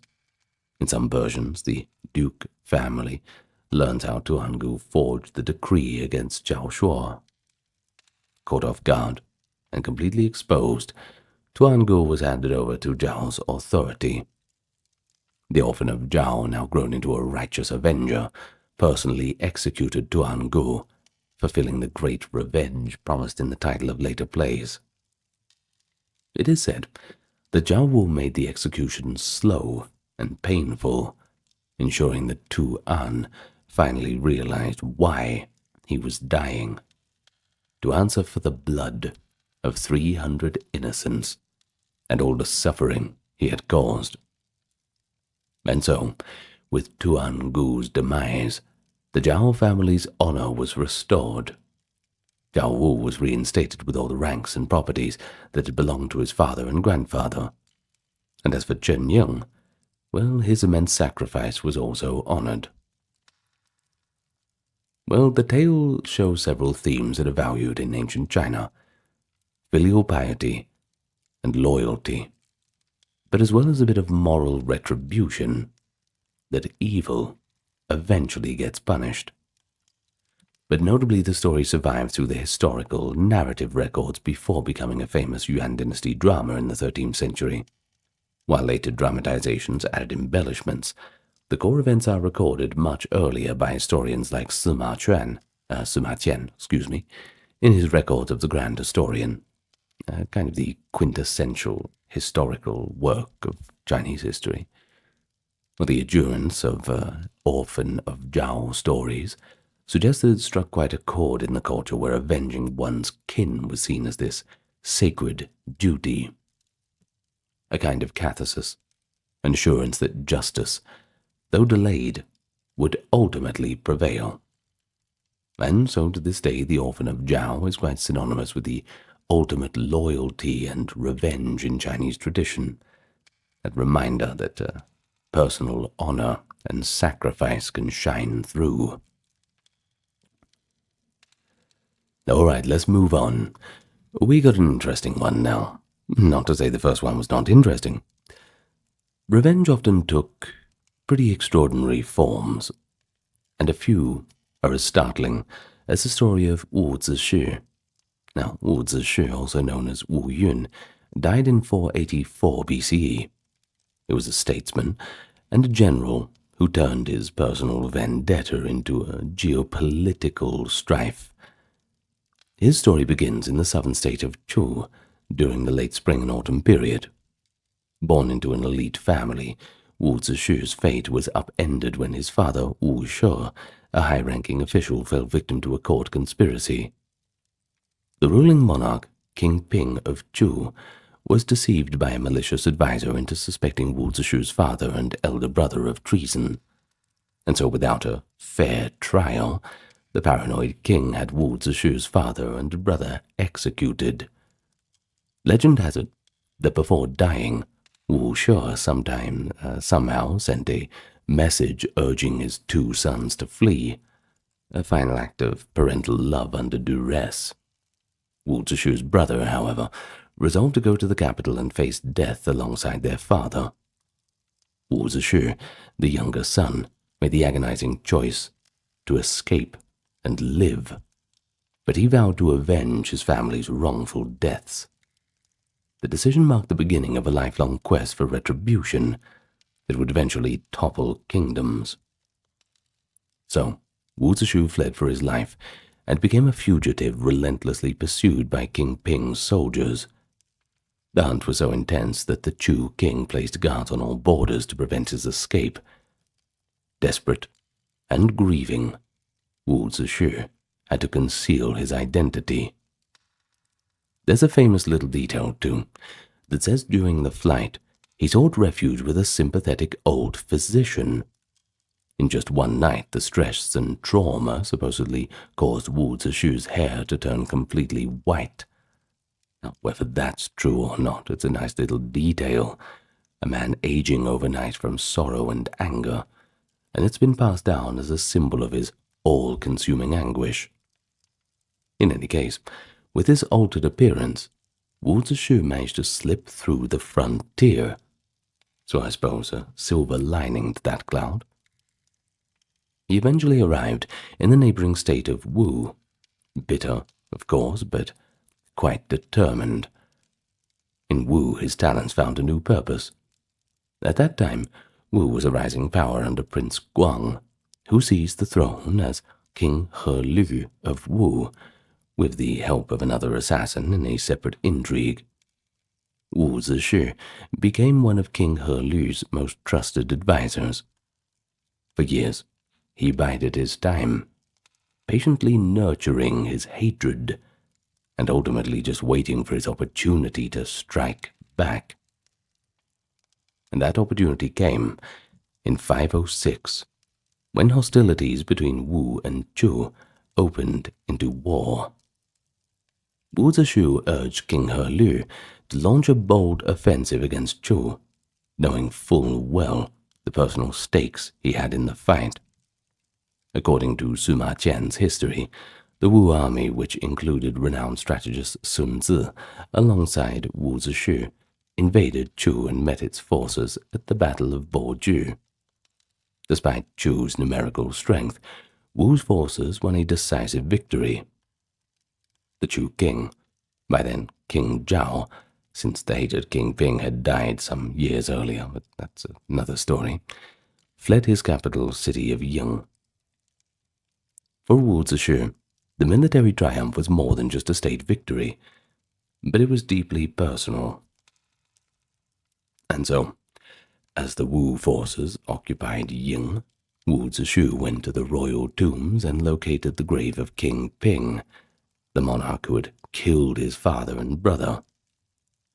And here is that macabre scene, with no parallel. Wu Zishu ordered King Ping's corpse to be exhumed. When the coffin was opened and the king's remains exposed, Wu Zishu took a whip and lashed the corpse 300 times. Each lash, I'm sure you can imagine, was delivered with quite a few years of pent-up rage and sorrow. So by flogging the dead king, Wu Zishu believed he was finally exacting the vengeance that he swore, giving the king the punishment that he escaped in life. But it was a pretty shocking act. It's not very normal. Not every day you see this sort of thing. Essentially a symbolic execution of a corpse. And it certainly left a mark on the Chinese memory. It was revenge, but revenge beyond the grave. So, the aftermath of Wu Zishu's revenge was a little bit bittersweet. He'd achieved his goal. His family's honor was vindicated. Chu was humbled. And Wu Zishu's stature in Wu grew. He was enfeoffed as a noble, the Duke of Shen, for his service. However, the story does not end with that triumph alone. In a twist of fate, some years later, King He Lu died, and his son, King Fu Chai, ascended the throne of Wu. Fu Chai was an ambitious king, but one who did not fully trust Wu Zishu. The veteran minister warned Fu Chai about a new danger on the horizon, the neighboring state of Yue, whose king, Go Jian, as we soon shall see, was plotting a revenge of his own. Tragically, Fu Chai was swayed by his sycophants, including a treacherous minister named Bo Pi, whom, ironically, Wu Zishu himself had once recommended. Bad choice there. Oh well. And of course by the charms of the beautiful women sent as a distraction by Yue. Well, Fu Chai grew suspicious that Wu Zishu's constant admonitions were a sign of disloyalty. And in a cruel echo of Wu Zishu's past, the king turned against his once loyal advisor. He sent Wu Zishu a sword with an imperial order to use it on himself, effectively a death sentence. An unjust end. But Wu Zishu remained defiant. Before he took his own life, he famously begged that his eyes be gouged out after death and hung on the city gate so he could watch the Yue army conquer Wu as he had foreseen. And indeed, guess what? About a decade later, King Fu Chai's neglect of Wu Zishu's warning led to the downfall of Wu at the hands of Yue. When Wu fell, Fu Chai lamented that he had not listened to Wu Zishu. He covered his face in shame, and then he took his own life, supposedly unable to face Wu Zishu, even in the afterlife. Complex tale, don't you think? Vengeance can bring both glory and tragedy. But Wu Zishu is celebrated in Chinese history as a model of loyalty and filial piety. A man who would avenge his father at all costs, and even became deified as a river god in some regions, by the way. There's even a phrase, Wu Zishu's white hair, that's still evoked as a sign of grief-fueled transformation. Yet, his end also serves as a cautionary note on the fickleness of rulers and the peril that even a great hero can face when caught up in court politics. In any case, for our purposes, he stands out as an exemplar of relentless revenge. He literally carried a personal vendetta into the sphere of international war. And his story asks us to consider, is vengeance ever sated? You see, King Ping was long dead when Wu Zishu whipped the corpse. That still wasn't good enough for him. And still, Wu Zishu's life ended under a shadow. Of course, think about it through the eyes of the ancients. What mattered most to them is that he had not let his father's murder go unpunished. And in that, I certainly think he's achieved a form of immortal honor. But perhaps no story of revenge from ancient China is as famous as that of King Goujian of Yue. I told you we'd get to him.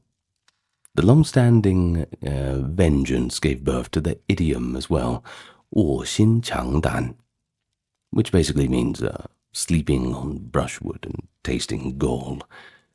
Yeah, we'll explain it a bit later. Anyway, Goujian's saga, set in the late 6th to 5th century BCE, has got a little bit of everything. Humiliation, endurance, and the ultimate payback between two rival kingdoms, Yue and Wu. It's almost like an epic with dramatic reversals of fortune, and it pretty much goes like this. You see, Goujian became the king of the state of Yue around 496, and almost immediately he stepped into a state of war. The powerful state of Wu, who we just talked about under King Fuzhai, sought to dominate its southern neighbors. In one conflict, Goujian's forces actually managed to injure Wu's previous king, Fuzhai's father, who died of his wounds. This planted the seed of a blood feud. On his deathbed, the old Wu king told Fuzhai to avenge him against Yue. Fuzhai, now ruling Wu, was determined to crush Yue in retaliation. But Goujian, for his part, knew that Wu might also feel pressure to strike first if possible. So, in 494 BCE, the two kingdoms clashed at the Battle of Fujiao. The army of Wu decisively defeated Yue. King Goujian's army was routed, and the Yue survivors, including Goujian himself, retreated to a fortress on Mount Kuaiji. Surrounded and hopeless, Goujian opted for submission to save his people. He sent an emissary with rich gifts to beg Fuzhai for mercy. To sway Wu's decision, Goujian's minister Fan Li even bribed Wu's top minister to speak favorably of Yue. That was the same Bo Pi who later harmed Wu Zishu, by the way. So many characters. I know it's complicated, but yeah, we'll do our best to remember them all. So in any case, Fuzhai, ambitious but also eyeing campaigns in the north, accepted the surrender of Yue instead of annihilating them outright. Well, what happens next is the most humbling chapter of Goujian's life. As part of the peace terms, King Goujian of Yue effectively became the servant of Fuzhai. The defeated Goujian, along with his wife and loyal minister Fan Li, went to live in Wu's capital as vassals.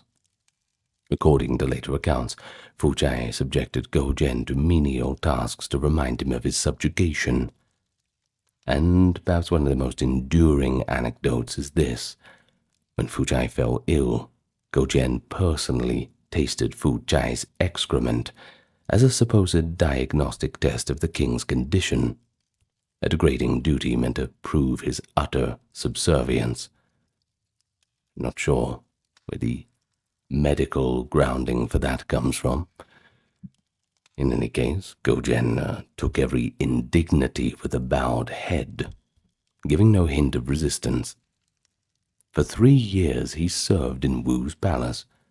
Many in Wu assumed that the Yue king was completely broken.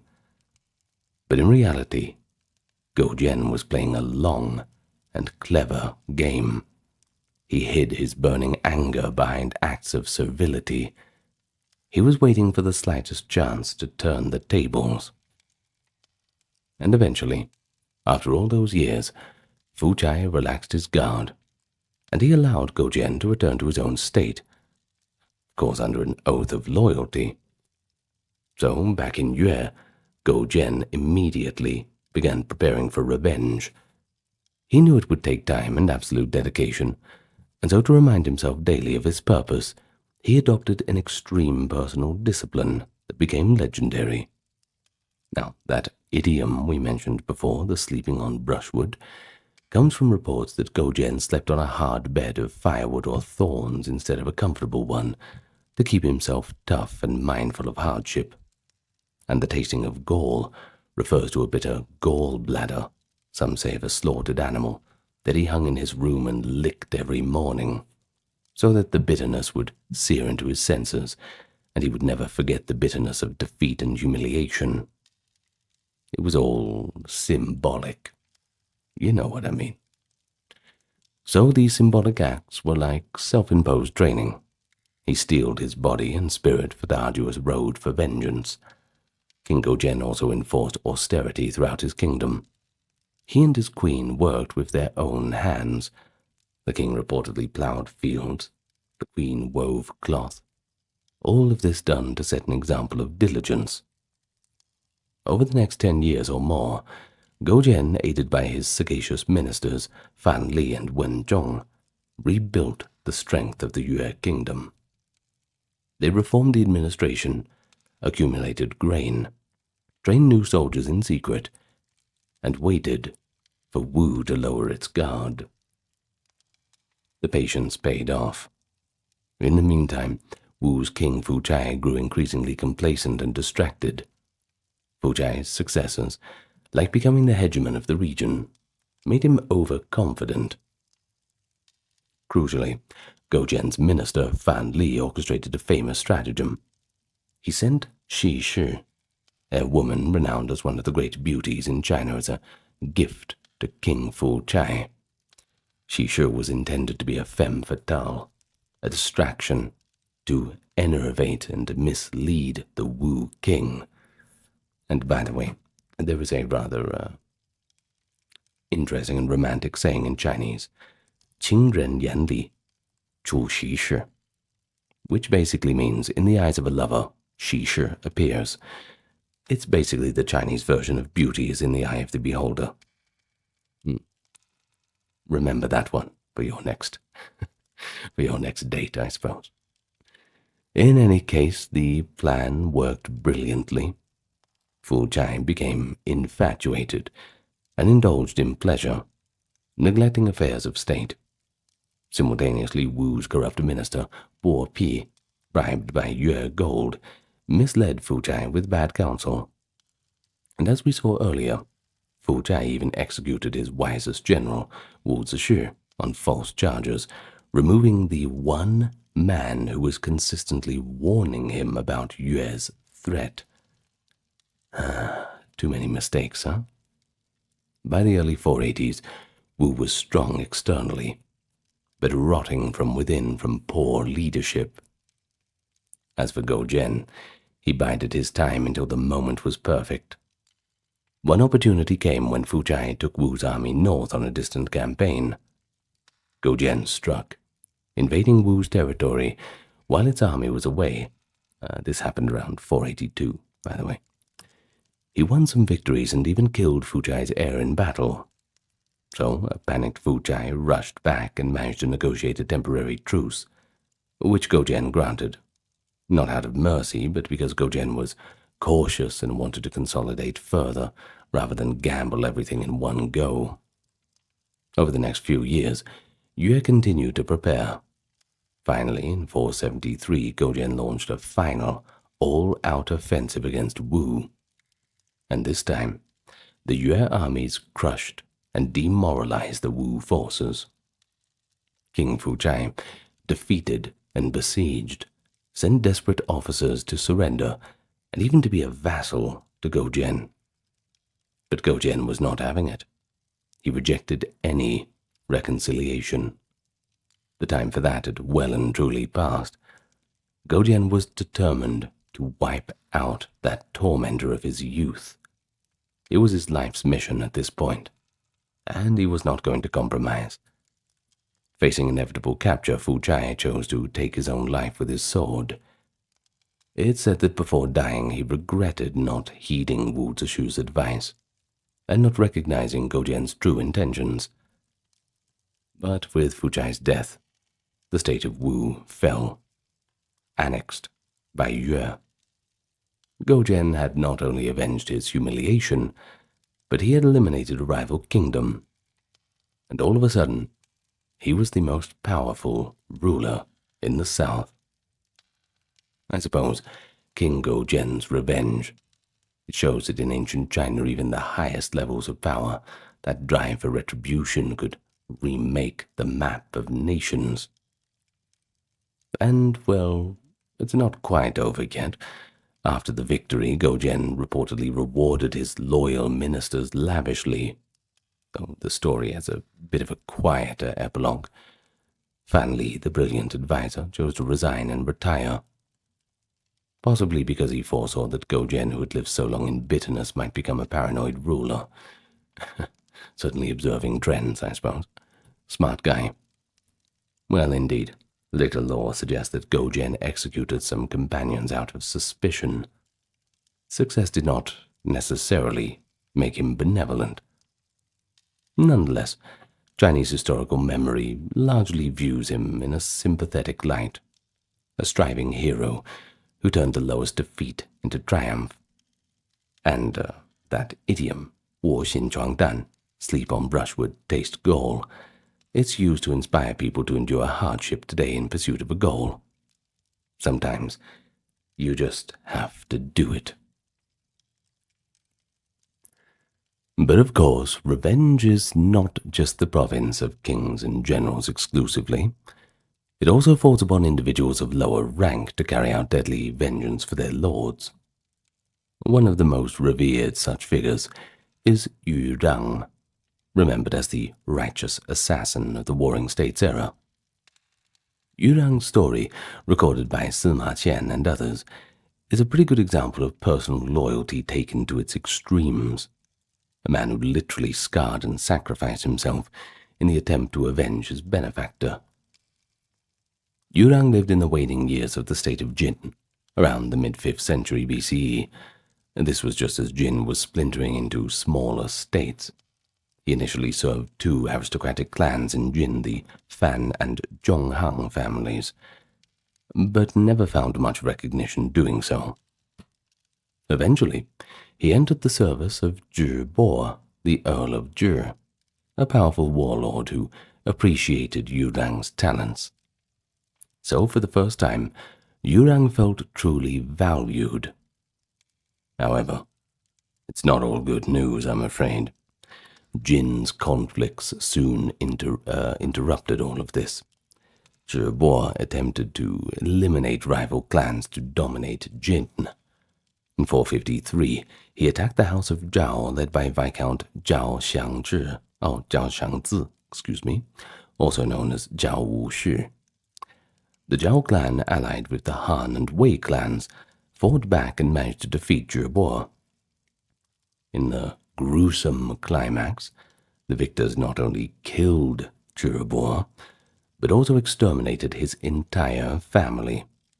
Flaunting the depth of vengeance, Zhao Xiangzi had Zhi Bo's skull coated in lacquer to make a drinking cup, which is not very good manners. Can't get one of them at IKEA, can't you? Well, this detail, as shocking as it is, shows how tit-for-tat vengeance could go to horrific lengths in that era. Zhao Xiangzi clearly hated Zhi Bo, and he reveled in the triumph. But when Yu Rang learned that his lord Zhi Bo had been killed and dishonored in this manner, he was consumed by grief and outrage. Now in Chinese, there's also a saying that he reportedly invoked at the time. In English, it basically goes, "Gentlemen die for those who understand them." Zhi Bo had been the one lord who treated Yu Rang as one of his finest men, and Yu Rang felt duty-bound to repay that understanding with his own life, if necessary, by avenging Zhibo. Well, the target of his wrath was pretty obvious. Viscount Shang of Zhao, that is, Zhao Shangzi, the man chiefly responsible for Zhibo's downfall. But Zhao was now one of the most powerful lords in the land, heavily guarded and ruling his domain.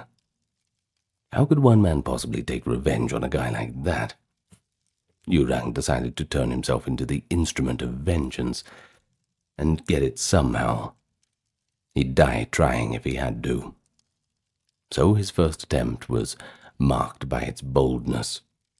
Yurang went into hiding. He changed his identity and managed to infiltrate Zhao Xiangzi's household by posing as a lowly servant. Some sources say a hired handyman assigned to work in the palace latrines. He even got close to Zhao Xiangzi's private quarters with a dagger concealed on his person. One day, as Zhao entered the lavatory, Yurang prepared to strike. But at the critical moment, something tipped off Zhao Xiangzi. Perhaps a noise, or maybe just a gut feeling of danger. The weary lord called out guards, and they seized the suspicious latrine worker before he could draw his weapon.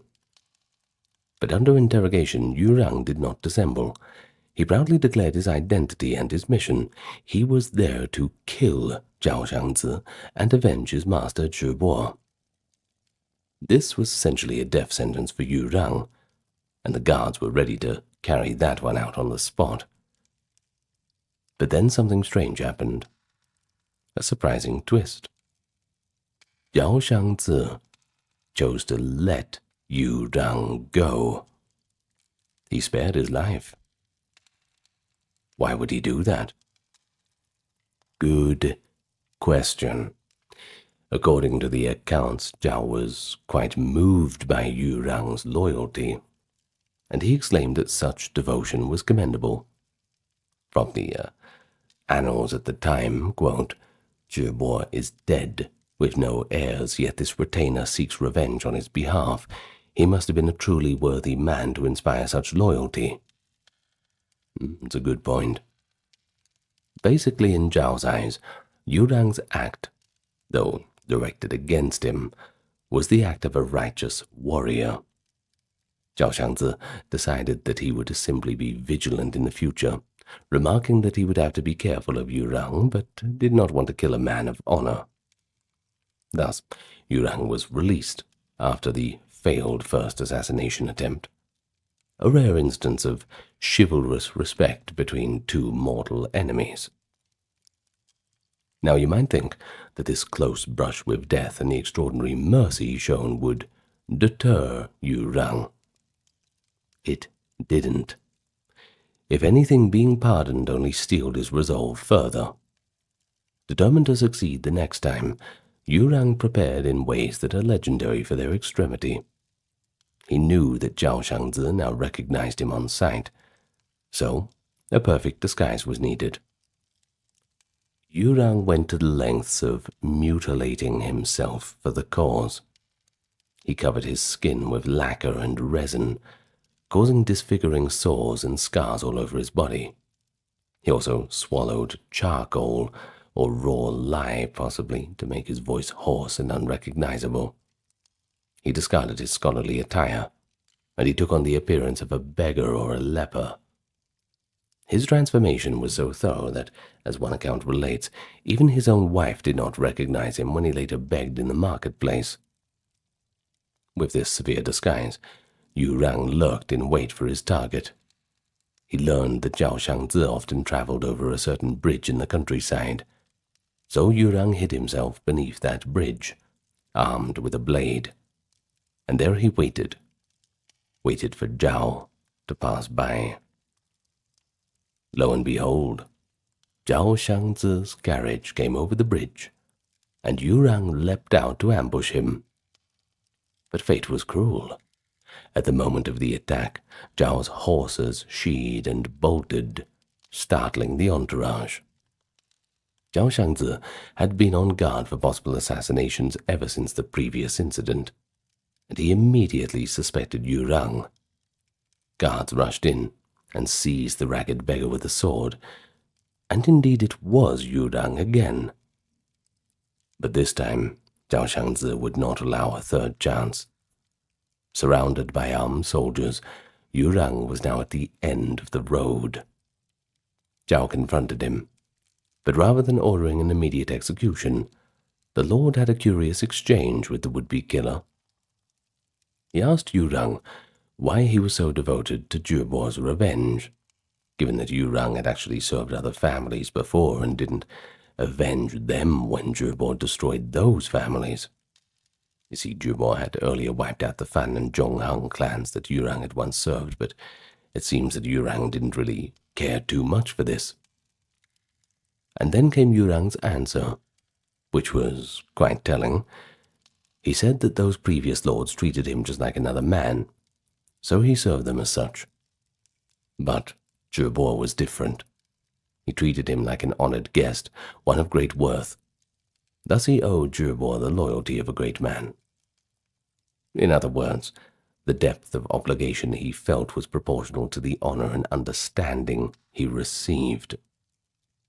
Now, just quickly, this little conversation, which is in the works of Sima Qian, it, how can I say it, as an idea of a Confucian ideal called zhi, which basically is the understanding between a lord and his retainer. It's a kind of moral bond between them, and it's more important than just duty itself. It's a lot deeper than that.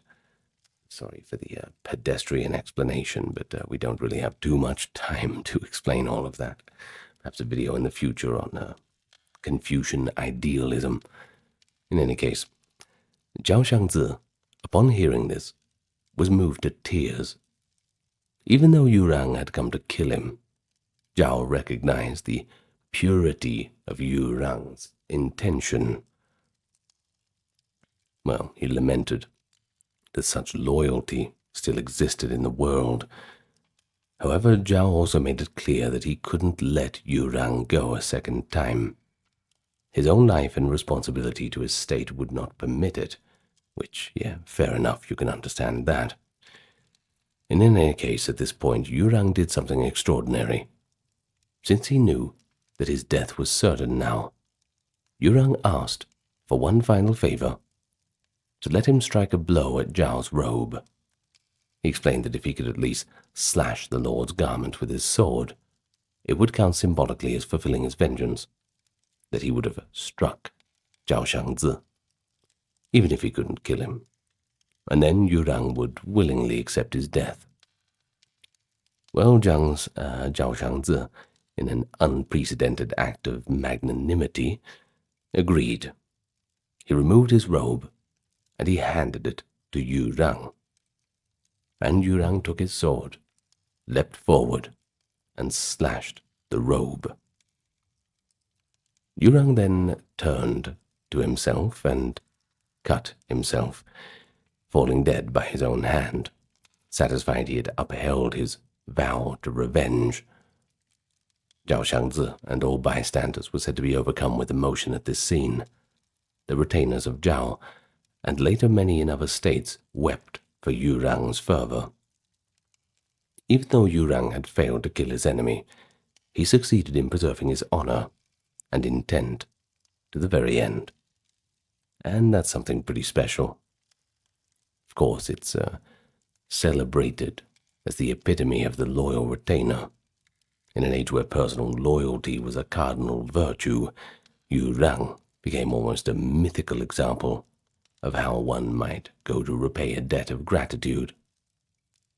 Sima Qian placed Yurang's biography among the assassins, indicating that he saw him as a heroic figure despite the criminal nature of his acts. Importantly, people of later dynasties viewed Yurang not as a villain, but as a righteous paragon. He is often called Loyal Yurang. His famous line about gentlemen die for those who appreciate them survived as a proverb, encouraging reciprocal loyalty. Yet, from a critical perspective, one could also see tragedy in Yurang's fate. All of his efforts, changed nothing.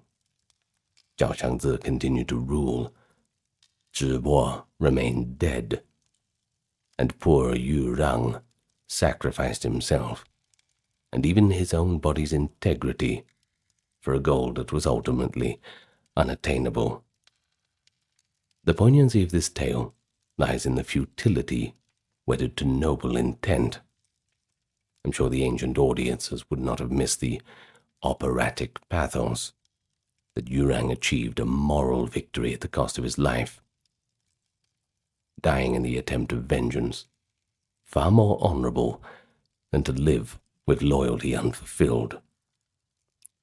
I hope we can all have a friend like Yu Rang, Now I know what you're thinking, dear viewer. When is he going to talk about Jing Ke? Well, I got news for you. We're talking about it right now.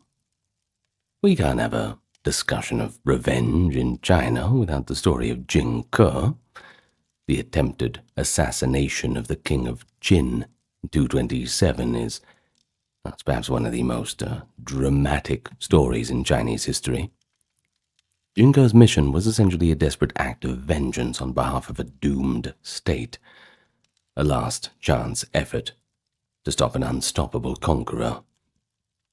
While it ultimately failed, the sheer audacity of it and the near success turned Jing Ke into a legendary figure, a symbol of valor against tyranny. Think of him kind of like a Guy Fawkes or Robert Catesby sort of figure. Didn't quite get the job done, but it's the thought that counts. So, by the late 3rd century BCE, the Warring States period was drawing to a close. And thank God, too, because it was a pretty hard time. Now, the state of Qin, under the young king Ying Zheng, the future Qin Shi Huang, by the way, the first emperor, was on a ruthless campaign to conquer all the other states. One by one, the powerful kingdoms fell to Qin's armies. The state of Yan, a smaller kingdom in the northeast, watched these developments with understandable concern. Prince Dan of Yan, the crown prince, had a personal motive as well. He had spent time as a hostage in Qin when younger and had been treated quite poorly, so he harbored a bitter grudge against King Zheng. By 228, Qin had destroyed the state of Zhao and was amassing forces near Yan's border. Faced with likely invasion and subjugation, Prince Dan conceived a bold plan. He was going to kill the king of Qin. Can't get much more bolder than that. The hope was that with the king dead, Qin's momentum might collapse, or at least slow in the worst-case scenario, giving the remaining states a chance to unite and fight them off. An act born out of desperation and, yes, revenge, both national and personal. For this task, Prince Dan needed a man of exceptional nerve, someone willing to undertake a mission for the greater good, and he found such a man in Jing Ke. The historical Jing Ke was a scholar or swordsman from the minor state of Wei, now living as a guest in Yan. He was known to be unassuming, by some accounts a bit of a drifter, who enjoyed a glass of wine a little bit too much. But he was also educated and skilled with a sword, and that's what really mattered. Prince Dan and his associates identified Jing Ke as the top man for the job. After some persuasion, and invoking the dire need of the hour, Jing Ke accepted the mission, fully aware that it was likely going to be a one-way trip. To support him, another warrior named Jin Wu Yang, who had reputedly killed someone at the age of 13, by the way, one way to kick off your adolescence, was also assigned as his assistants. Well, the plan that Prince Dan and Jing Ke devised was quite cunning. Simply traveling to Qin's capital and asking for an audience was too simple. It was never going to work. An assassin needed a good pretext to get close to the king. So they decided to present King Jung of Qin with two extraordinary gifts that would delight him and allay suspicion. One of them was the head of a turncoat general from Qin, and the other was a map of fertile territory. Now the turncoat in question was Fan Yuqi, a Qin general who had defected to Yan and whom King Jung hated bitterly. Fan Yuqi agreed to sacrifice himself for the cause, a remarkable act of self-abnegation, so that his severed head could be presented as Prince Dan were offering it to Qin to curry favor. The second gift, the map of the Dukang region, a valuable chunk of Yan's land, would be rolled up in a scroll. Inside this scroll, Jingke planned to hide a poisoned dagger. The idea was that Jingke and Qin Wuyang would pose as envoys bearing tribute. Once in the king's presence, at the opportune moment, they would unfurl the map, grab the exposed dagger, and just stab King Jung to death. Pretty risky, but it showed both psychological insight, appealing to the king's ego and greed, and meticulous preparation. And of course, at this point, anything was worth a try. So, why not? Now the departure of Jingke for Qin was itself a legendary scene. On the eve of the mission in 227, Prince Dan hosted a farewell banquet by the Yi River. It was a somber affair. Everyone knew that they'd probably never see Jingke again. As the story goes, Jingke, dressed in white, the color of sacrifice, sang a haunting song before he boarded the river boat. And we actually have the lyrics that have been passed down. The wind blows, the Yi River is cold. When a hero leaves, he is gone forever. Yeah, that is pretty haunting, isn't it? His dear friend, a musician named Gao Jian Li, played the lute in sorrow. This moment, with Jingke singing about never returning, has been pretty popular in poems and art. The heroic fatalism of the enterprise captured quite nicely.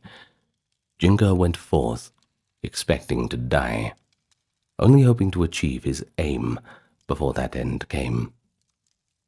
And so, Jingke and Qin Wuyang traveled to Qin with Fan Yuqi's head in a box and the dagger hidden in the scroll. On arrival, the Qin court, intrigued by what Yan's envoys had brought, granted them an audience. King Jung, ambitious and proud, could not resist personally accepting such significant tribute, the head of his traitor, and the yield of territory. The meeting in Shenyang, Qin's capital, has been described in detail by Sima Qian. At the royal hall, Jingke and Qin Wuyang approached the throne. Qin Wuyang, the younger man, was to carry the box with the head, while Jingke carried the scroll with the map. However, at the threshold, the plan nearly faltered. Qin Wuyang lost his nerve, and he began trembling visibly. After all, facing the king of Qin, the most feared ruler of the time, in his own palace, well, that would certainly take inhuman composure to act like it's no big deal. King Jung grew suspicious when he saw the nervous youth, and ordered him to stay back. But Jingke smoothly covered for his partner, saying with a polite smile that Qin Wuyang was a rustic lad, unfamiliar with royal grandeur. So King Jung allowed Jingke alone to come closer with the gifts. Jingke presented Fan Yuqi's head first, removing the lid of the box, revealing the severed head. King Jung was pleased at this gruesome gift, and he let his guard down slightly. And then Jingke offered the scroll with the map of Dukang. The king took the scroll and began to unroll it. This was the critical moment. As the map unfurled, it revealed a hidden dagger. Jingke seized the dagger, and in one swift motion, grabbed King Jung by his sleeve, attempting to stab him. But in that split second, so much hung in the balance The fate of Qin, Yang, the course of history. It's up there with the murder of Julius Caesar on the Ides of March, just in Chinese terms. But fortune favored the king. The king yanked back violently, tearing off his own sleeve and freeing himself from the grip of Jin Ke. King Jung fled down the hall, trying to draw his longsword. Here another snag hit for Jin Ke. Qin's ceremonial swords were famously long to signify status, and the king struggled to draw it quickly while running. He simply couldn't get it out of the scabbard in time. Jin Ke chased him around a pillar, dagger in hand, so close to changing destiny. Chaos erupted. A few officials were present and were unharmed, but royal protocol forbade weapons near the king except his own, and the guards stationed outside couldn't immediately intervene. At this life-and-death instant, one of the king's physicians, Xia Wuju, showed remarkable presence of mind. He snatched up a medicine bag, the only weapon at the time, and hurled it at Jin Ke. The bag struck Jin Ke and momentarily stunned or slowed him, giving King Jung just enough time to finally pull out his sword. Now armed, the king spun around and slashed at the oncoming Jin Ke, wounding him. Jin Ke, realizing that the prime chance was slipping away, still hurled his dagger in desperation at the king. But it missed. He had one chance, and he blew it. Within moments, the king closed in, and he struck Jin Ke repeatedly, inflicting mortal wounds. Reinforcements burst into the hall, and Qin Wu Yang, who had been too frightened to move, was also cut down.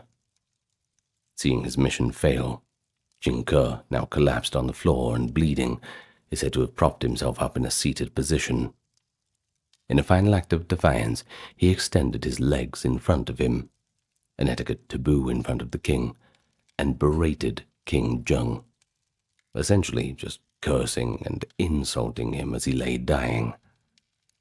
Enraged and shaken, King Jung stabbed him again.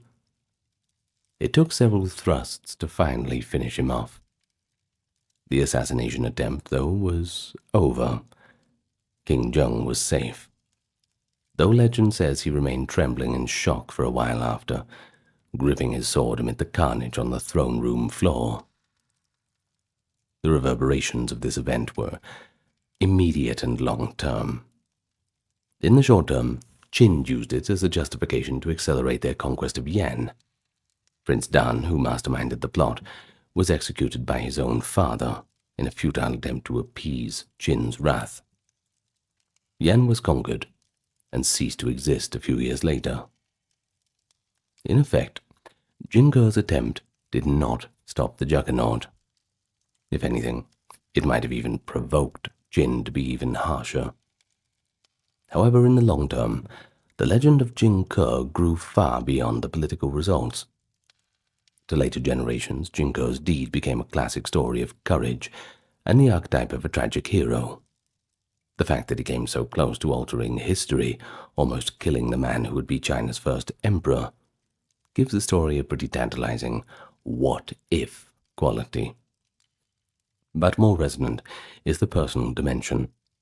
Jin Ke knowingly went to his death for a cause, sang a final song that echoed through history, and faced the most powerful man alive, with a pretty good resolve.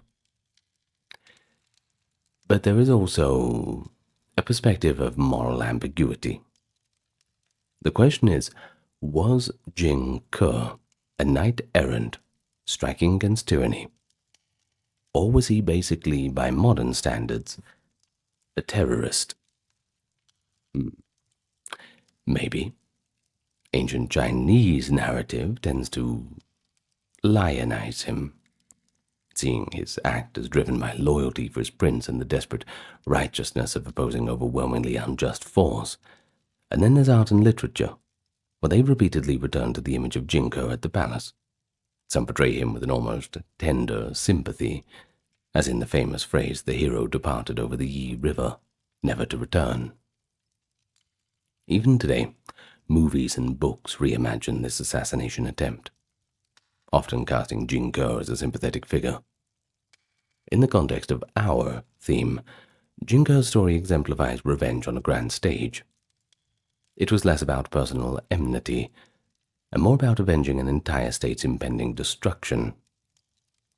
This patriotic fervor, combined with a personal vendetta for Prince Dan, and although it failed materially, it succeeded in becoming immortal in memory. Jing Ke's name is virtually synonymous with determined assassination in Chinese culture. His tale closes our video today as a capstone that revenge in ancient China could move individuals to attempt the impossible, to gamble their lives on a single stroke of a blade. I think you should reflect on the fine line between heroism and futility. That's a line that ancient storytellers often left to the reader's heart to decide. Is it bravery, or is it hubris? That's really up to you.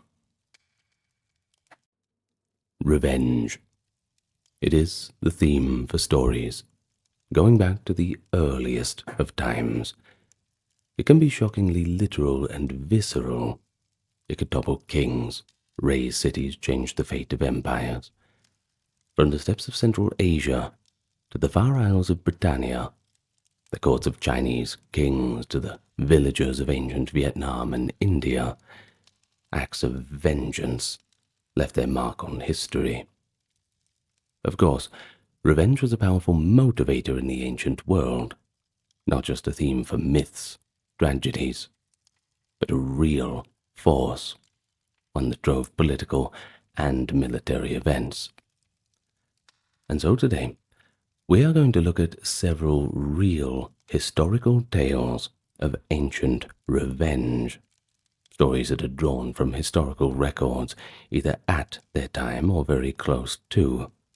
And we'll see how these personal vendettas and quests for justice shape the course of nations. Now, these accounts preserved by ancient historians and chroniclers are both educational and engaging. We're not going to be taking too much dramatic license, but we will be telling them as much in an entertaining way as we can.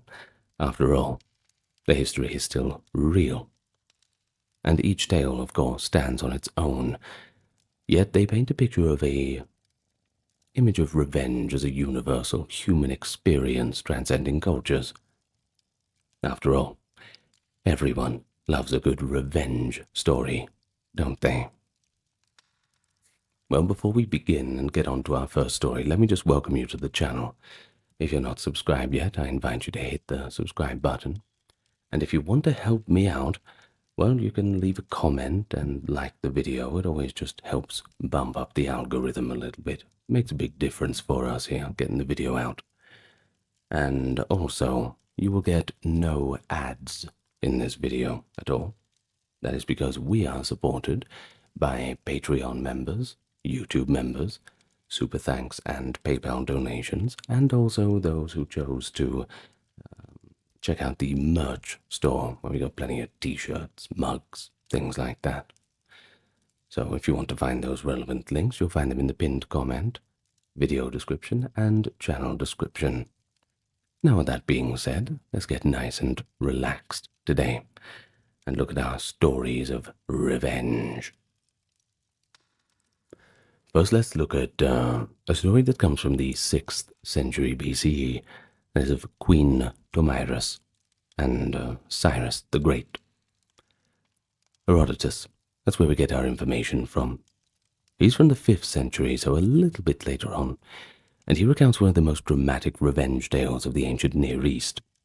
It is the confrontation between Queen Tomyris of Masakate and Cyrus the Great of Persia. Cyrus was the founding emperor of the Achaemenid Persian Empire, a brilliant conqueror by anyone's measure, who had already subdued kingdoms like Media, Lydia, and, I'm sure you've heard of this one, Babylon. And it was a big deal to subdue Babylon. In fact, a lot of the kings of ancient Persia and Mesopotamia, all the rest, regardless of where they were born at, regardless of where they ruled from, they all coveted that title, King of Babylon. Very much a big deal. Anyway, so in the 530s BC, he set up his sights on Masagate, that is a nomadic confederation in Central Asia near the Caspian Sea. Of course, this was ruled over by Queen Tomyris. Initially, Cyrus attempted guile. According to Herodotus, he proposed marriage to Tomyris, perhaps thinking to acquire her land without a fight. Tomyris, a proud ruler, saw through the ploy and rejected the offer, and she warned Cyrus not to advance any further into her territory. She even sent a message urging him to be satisfied with his empire and not meddle with the Masagate, foretelling that persistence would end in his ruin. But Cyrus was on a bit of a roll, you see. Like I said, he'd already conquered Babylon and all these other little kingdoms, and he was confident in Persia's military might. So, of course, the old hubris, he ignored the warning. What followed was a war sparked as much by Cyrus's imperial ambition as by Tomyris's determination to avenge an unforgivable personal loss. You see, in the initial clash, Cyrus used a stratagem. He left behind a banquet of wine and delicacies at an abandoned camp. The Masagate forces, who were unaccustomed to strong wine, indulged, and they became easy prey. Among the captives taken by Cyrus's army was Spargapises, Tomyris's own son, and a commander of the troops nonetheless. When Spargapises awoke from his drunken stupor and realized that he was a prisoner, he was so distraught and ashamed of himself that he took his own life. As for Queen Tomyris, she heard of this and her grief was profound. Think about it. She'd lost her only son. And not in a good way either. Nothing honorable to look at, no honorable death in battle. No, he was just captured under deceptive circumstances and driven to take his own life. Grief turned to fury, and Tomyris swore the fiercest vengeance. Her message to Cyrus, as Herodotus records it, was quite chilling on its own.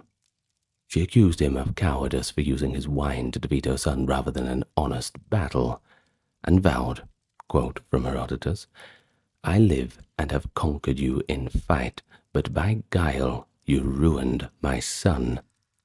Hear this oath, as you thirsted for blood, so I will give you your fill of blood." Such words, attributed to the barbarian queen, certainly show how personal this conflict had become. So, Tomyris marshaled her forces for a decisive battle. The enraged queen and her Masagate warriors met Cyrus's Persian army in a fearsome engagement that, according to Herodotus, was one of the bloodiest battles of that age. Despite Cyrus's experience and the Persian reputation for discipline, the Masagate, fighting on their home terrain, galvanized by their queen's thirst for vengeance, managed to overwhelm the superior Persian force. Cyrus the Great, the till now undefeated conqueror, was himself killed in the confrontation. The Persian army suffered a crushing and embarrassing defeat. But that wasn't all. What Tomyris did next cemented her place in history. Determined to literally fulfill her oath, she searched the battlefield for Cyrus's corpse. When it was found, she beheaded Cyrus's body. Tomyris then took a wine skin, or a large bowl in some versions, filled it with blood, possibly the blood of Persian soldiers, and plunged Cyrus's severed head into it. She then proclaimed, according to the ancient accounts, "I warned you I would quench your thirst for blood, and so I have done it." Well, A ghastly and symbolic act of revenge, of course. The man who had caused her son's death, accused of being bloodthirsty, was posthumously sated with blood. Ancient chroniclers like Herodotus clearly relished the story. The image of a barbarian queen humbling a great king of the age is quite striking.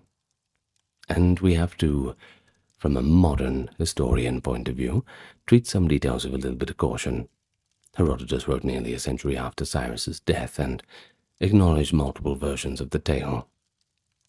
And there are Persian sources that either don't mention Damaris or give different accounts of Cyrus's demise. Some later writers suggest Cyrus died in another battle, or even peacefully. Yet, we still have that version from Herodotus, and I think it's worth telling.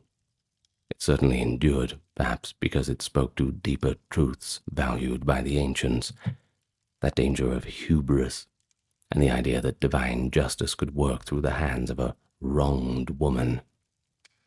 Damaris, in Herodotus's narrative, embodies righteous vengeance. She refused to be intimidated by a superpower and used Cyrus's own overconfidence against him.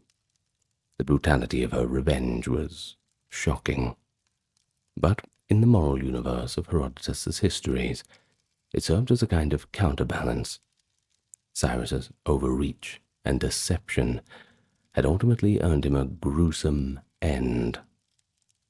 But it also gives us a little bit of intriguing context about steppe culture and women in power at the time. Damaris is described as a queen who personally led her warriors, unusual from a Greek perspective, but among the Central Asian nomads, not entirely unheard of. In ancient steppe societies, women could hold high authority, and avenging kin, well, that was a sacred duty for everyone. The story of Damaris and Cyrus illustrates that revenge in ancient times was not just for dispossessed princes or betrayed generals. Even a widowed queen on the steppe, commanding what the Persians might have seen as barbarians, could alter the destiny of empire through sheer resolve and ferocity. Of course, whichever case it was, the Masagate victory over Persia had lasting implication. Cyrus's death in 530 halted Persian expansion in that direction, at least temporarily, and of course it became a legend, whispered by those who opposed Persian might. Well, let's move on to the next one, where we find ourselves in Roman Britain. In the 1st century of the Common Era, under the Roman Empire's occupation of Britannia, a rebellion erupted that nearly expelled the Romans from the island. Well, at its heart was Boudica, queen of the Iceni tribe, who led a fierce revolt driven by revenge for appalling personal injustices.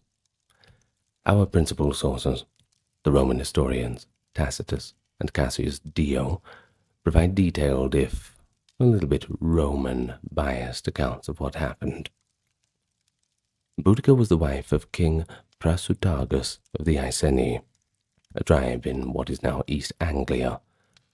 Prasutagus had been an ally of Rome, and upon his death around 60 CE, he left a will dividing his kingdom between his own family, Boudica and their 2 daughters, and the Roman emperor too, hoping to secure favor and protection.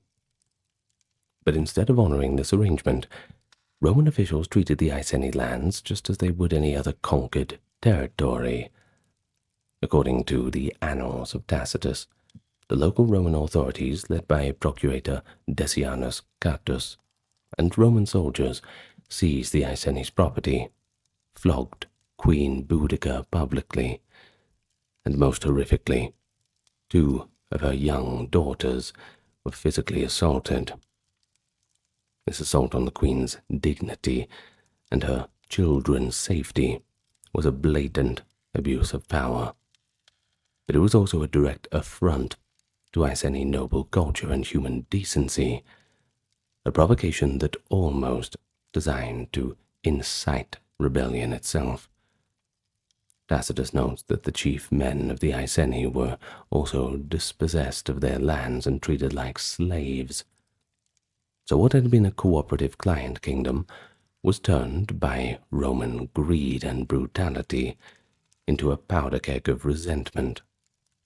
And just a reminder, this is the way that the Romans are telling it. So they didn't leave out the details of the gruesome parts of what happened. Well, for Boudica, the personal humiliation was compounded by her duty as a mother and leader. The Romans had violated the fundamental laws of hospitality and alliance. Now vengeance became a matter of honor. In 60 or 61 CE, while the Roman governor Suetonius Paulinus was away campaigning in Wales, against the Druids on Mona, by the way, Boudica rallied her people and neighboring tribes to revolt. The neighboring Trinovantes joined enthusiastically. You see, they too had suffered under Roman rule, especially when the veterans settled at the Roman colony of Camalodunum, is modern-day Colchester, who had been oppressing locals and confiscating their lands. And the timing for all this was perfect. Roman forces were thin at the province, and the Britons had unity under this charismatic leadership of Boudica. As for the ancient accounts, they emphasize Boudica's extraordinary presence.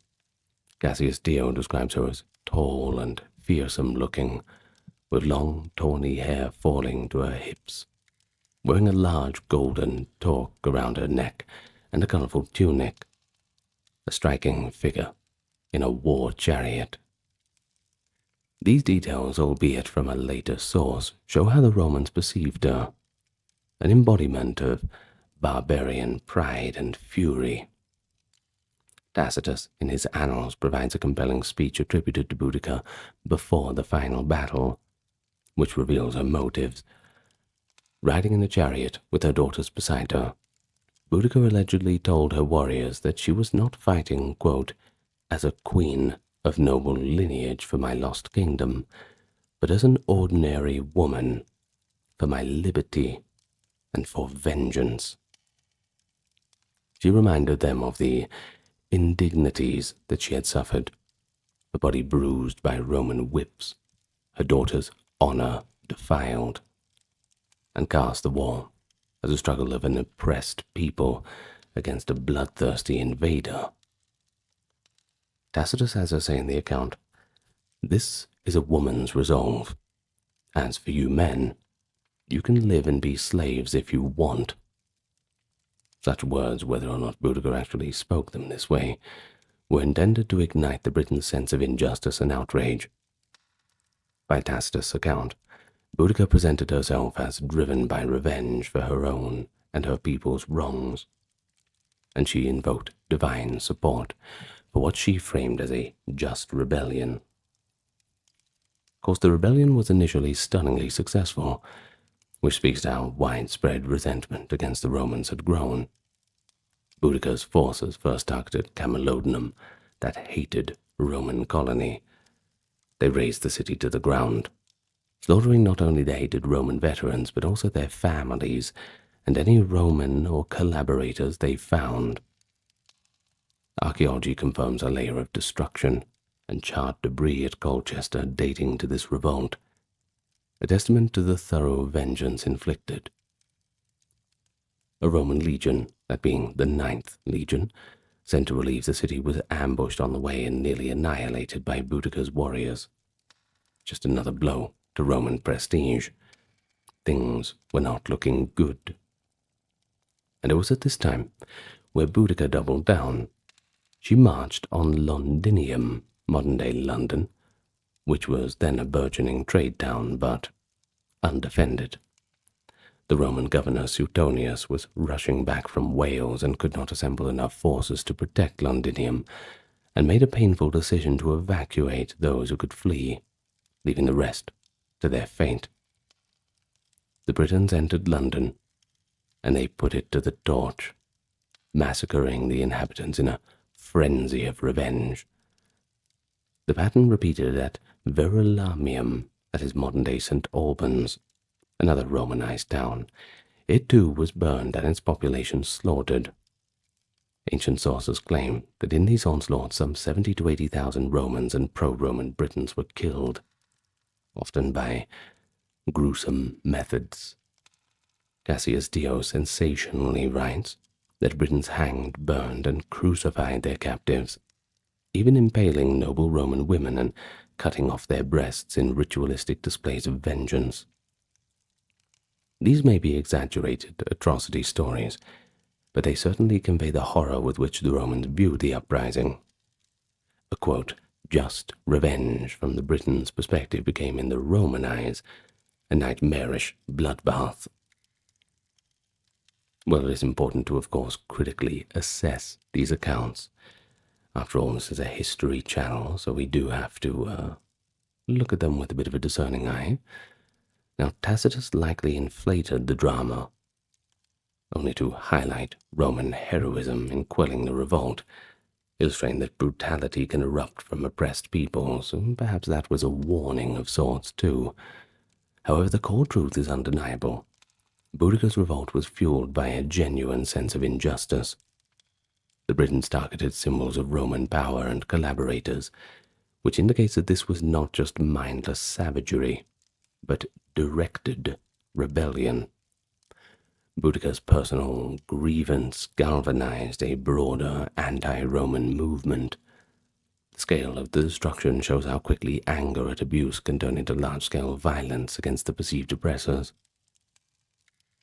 The Roman response, once they regrouped, was obviously merciless, and ultimately decisive. Governor Suetonius Paulus managed to concentrate perhaps around 10,000 soldiers, a mix of the 14th Legion, parts of the 20th, and auxiliaries. Though vastly outnumbered by Boudicca's host, some ancient sources put her forces at 100,000, which, once again, might be an exaggeration. The Romans had discipline and tactics on their side. They chose a battleground narrow enough to negate the Britons' numeric advantage. Before the battle, Tacitus depicts Boudicca driving along the ranks in her chariot, invoking the injustice done to her and urging her people to courage, a scene meant to contrast with Suetonius's terse, soldierly exhortation at his legionaries. In the ensuing battle, locations uncertain by the way, perhaps along Watling Street, Roman tactics prevailed. The legion stood firm in a defile and hurled their javelins, then advanced in tight formation. The Britons, with their families, watching from wagons in the rear, a sign of confidence that backfired, were eventually trapped against these wagons when they began to flee. The Romans slaughtered combatants and non-combatants alive. Tacitus claims that around 80,000 Britons fell in the final battle, compared to just a few hundred Romans. Once again, likely an exaggeration, but it conveys a complete Roman victory. Boudicca herself did not fall in battle. According to Tacitus, she took poison afterward to avoid capture. Cassius Dio suggests that she fell ill and died, but in either case, she escaped the fate of being paraded in a Roman triumph, which would have been the ultimate humiliation, of course. And so with Boudicca's death, the rebellion collapsed. The Romans enacted harsh vengeance of their own. Troops under Suetonius ravaged any remaining pockets of resistance. Tacitus remarks that, that famine followed, partly because so many Britons had concentrated on war that they neglected their harvests, a tragic aftermath illustrating how the quest for revenge, even if initially successful, can bring devastating consequence to both sides. Now back in Rome, the Emperor Nero, alarmed by losses, considered withdrawing from Britain entirely. But eventually the province was reinforced and remained under Roman rule for centuries. Suetonius Paulinus was replaced for being too punitive. The imperial government, now the crisis was over, sought a more conciliatory approach to avoid future revolts. Well, I suppose everybody learned a kind of lesson. Some lessons are learned the hard way. Well, let's shift our focus away from the Roman world now. We go to the Far East. Ancient Chinese history offers its own tales of revenge. And one of the most famous stories of that is that of Wu Zixu in the late spring and autumn period, that is the 5th century BCE. Now, Wu Zixu's tale, recorded by the great Han Dynasty historian Sima Qian in the records of the Grand Historian, is a classic tale of personal revenge intertwining with interstate warfare. It involves deceit at the royal court, a loyal minister's family tragedy, and a patient and calculated plot that ultimately changed the power dynamic among states in ancient China. So, Wu Zixu, also known as Wu Yun, was a nobleman of the state of Chu. His father, Wu She, was a respected Chu minister. According to the historical accounts, Wu She fell victim to court intrigue. You see, the king of Chu at the time, King Ping of Chu, was swayed by a malicious advisor who accused Wu She and his eldest son of treason or disloyalty. King Ping, a ruler known for his cruelty, had Wu She and Wu Zixu's older brother executed unjustly. Young Wu Zixu barely managed to escape capture himself. He instantly became a wanted fugitive in Chu, marked for death by the king who had killed his family. So we can only imagine the emotional toll.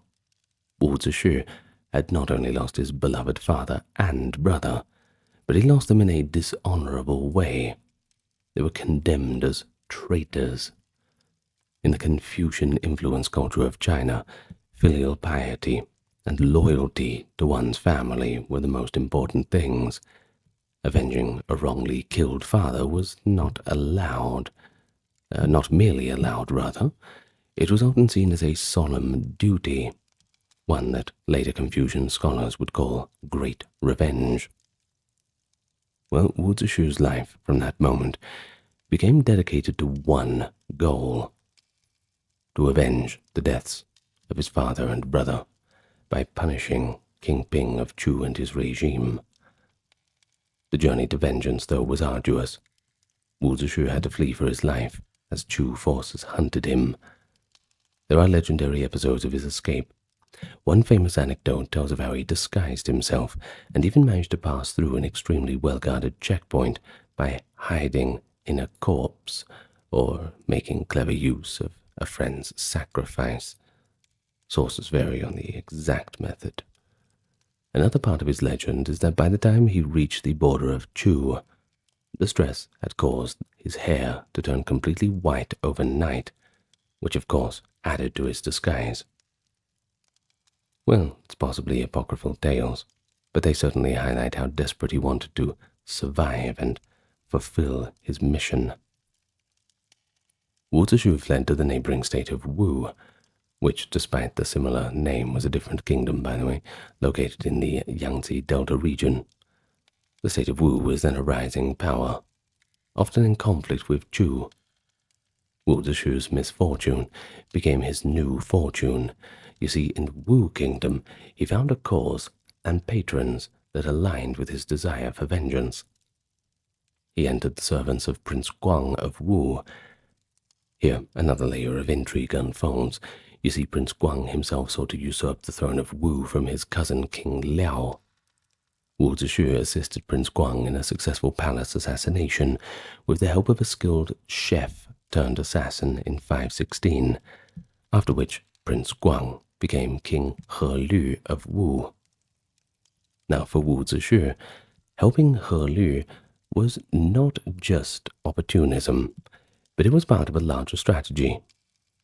He knew that as an exile, he needed the military might of a state like Wu to strike at Chu. King He Lu, once in power, valued Wu Zixu's counsel greatly and made him one of his chief ministers. Under He Lu, and with Wu Zixu as a strategist, the state of Wu built up its strength. Notably, it was during this time that Sun Tzu, the reputed author of The Art of War, is said to have been a general in Wu's army, by the way. Pretty remarkable constellation of figures, all allied against the Chu. Well, in 506 BCE, the moment for revenge finally came. King He Lu of Wu, advised by Wu Zishu, launched a major invasion of Chu. The motivations were geopolitical as well as personal. You see, Chu was large, a traditionally dominant state, but it had recently shown internal weaknesses that Wu could easily exploit. For Wu Zishu, of course, it was the chance of a lifetime to destroy the king who had killed his family. The Wu army, guided by Sun Tzu's tactics and Wu Zishu's intimate knowledge of the Chu landscape, won a decisive victory at the Battle of Borju. Despite Chu's larger size and resources, the Chu forces were outmaneuvered. Wu Zishu had reportedly advised a daring strategy of striking deep into Chu territory, catching the enemy off guard. And the plan worked. Chu's armies faltered, and King Zhao of Chu, that is the son of the late King Ping himself had died by this time, fled his capital city, Ying, as the invaders approached.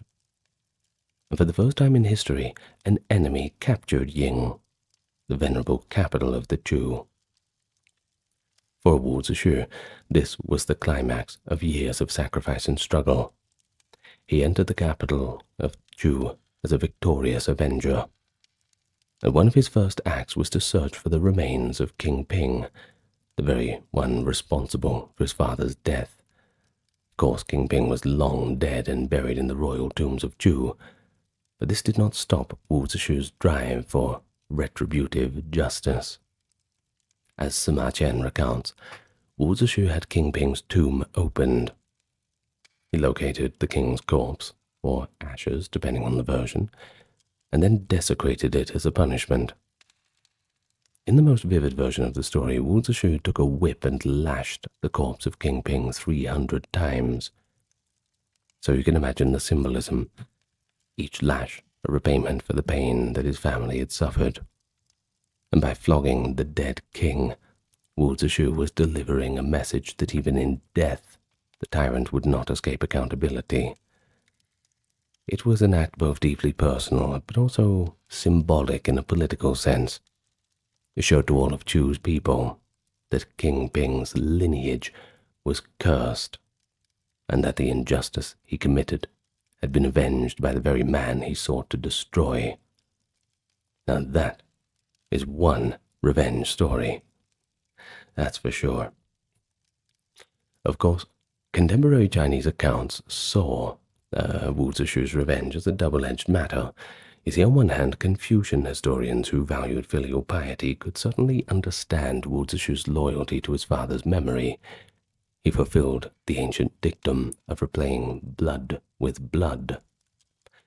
But, on the other hand, excessive vengeance, and especially the disturbance of the dead, could be seen as extreme. Yet Wu Zishu's actions were generally portrayed sympathetically in the context of Chu's decadence and cruelty. He became somewhat of a legendary figure, one that exemplified loyalty and persistence. Chinese writings even coined the term Wu Zishu's enmity as a byword for grievance that must be avenged regardless of the passage of time. And of course, just quickly, there is a saying that I like in Chinese. Now, I've mentioned it before, but I just love it. 君子报仇10年不晚. For a gentleman to take revenge, 10 years is not too far to wait. I love that. I suppose we can look at Wu Zishu's waiting. You can't just get kicked out of the city and start banging on the city walls with your fists. Let me back in, let me at 'em. You have to plan things out. You have to wait, you have to gather your strength. And then, well, as with Wu Zishu's enmity, you can avenge it even after that passage of time. But the story does not end with revenge, however. Wu Zishu continued to serve the state of Wu as a high-ranking minister. Ironically, and perhaps tragically, his life itself ended in a cautionary tale about court politics and the nature of favor. You see, after King He Lu died, his son, King Fu Chai of Wu, ascended to the throne. Fu Chai was initially successful with Wu Zishu's help. Wu even defeated the powerful state of Qi. However, Fu Chai's attention was eventually turned to a rivalry with the state of Yue to the south. As Wu Zishu cautioned the new king about future threats, he was worried that Gou Jian of Yue, a neighboring king, might rise against Wu, which indeed did happen later. Fu Chai began to distrust his old advisor. A treacherous minister, eager to remove Wu Zishu's influence, slandered him, suggesting Wu Zishu might betray Wu, or was perhaps too pessimistic. But despite Wu Zishu's past service, King Fu Chai grew suspicious, and he ultimately ordered Wu Zishu to take his own life, a command of royal favor, withdrawal that amounted to an execution. Before dying, Wu Zishu famously told bystanders to take his eyes after death and hang them on the city gate, so that his eyes could watch Fu Chai's kingdom be conquered. A final prophecy that Wu would actually fall to Yue, which indeed it did, a few years later when King Gou Jian of Yue invaded and defeated Wu. Wu Zishu's foresight was vindicated, though he did not live to see it. While this coda to Wu Zishu's revenge story adds a layer of depth and irony, he achieved his great revenge, the downfall of his enemy's house. But in doing so, he became so entwined in power politics that he eventually fell victim to another cycle of intrigue. Ancient commentators saw in Wu Zishu's end a lesson about the perils of serving capricious rulers and the tragic fate of even the greatest heroes at court. Yet it did not tarnish the luster of this revenge tale. To this very day, hang on. Oh yes, there I am. To this very day, Wu Zishu is remembered, especially in Suzhou, that is the capital of ancient Wu, as a cultural hero.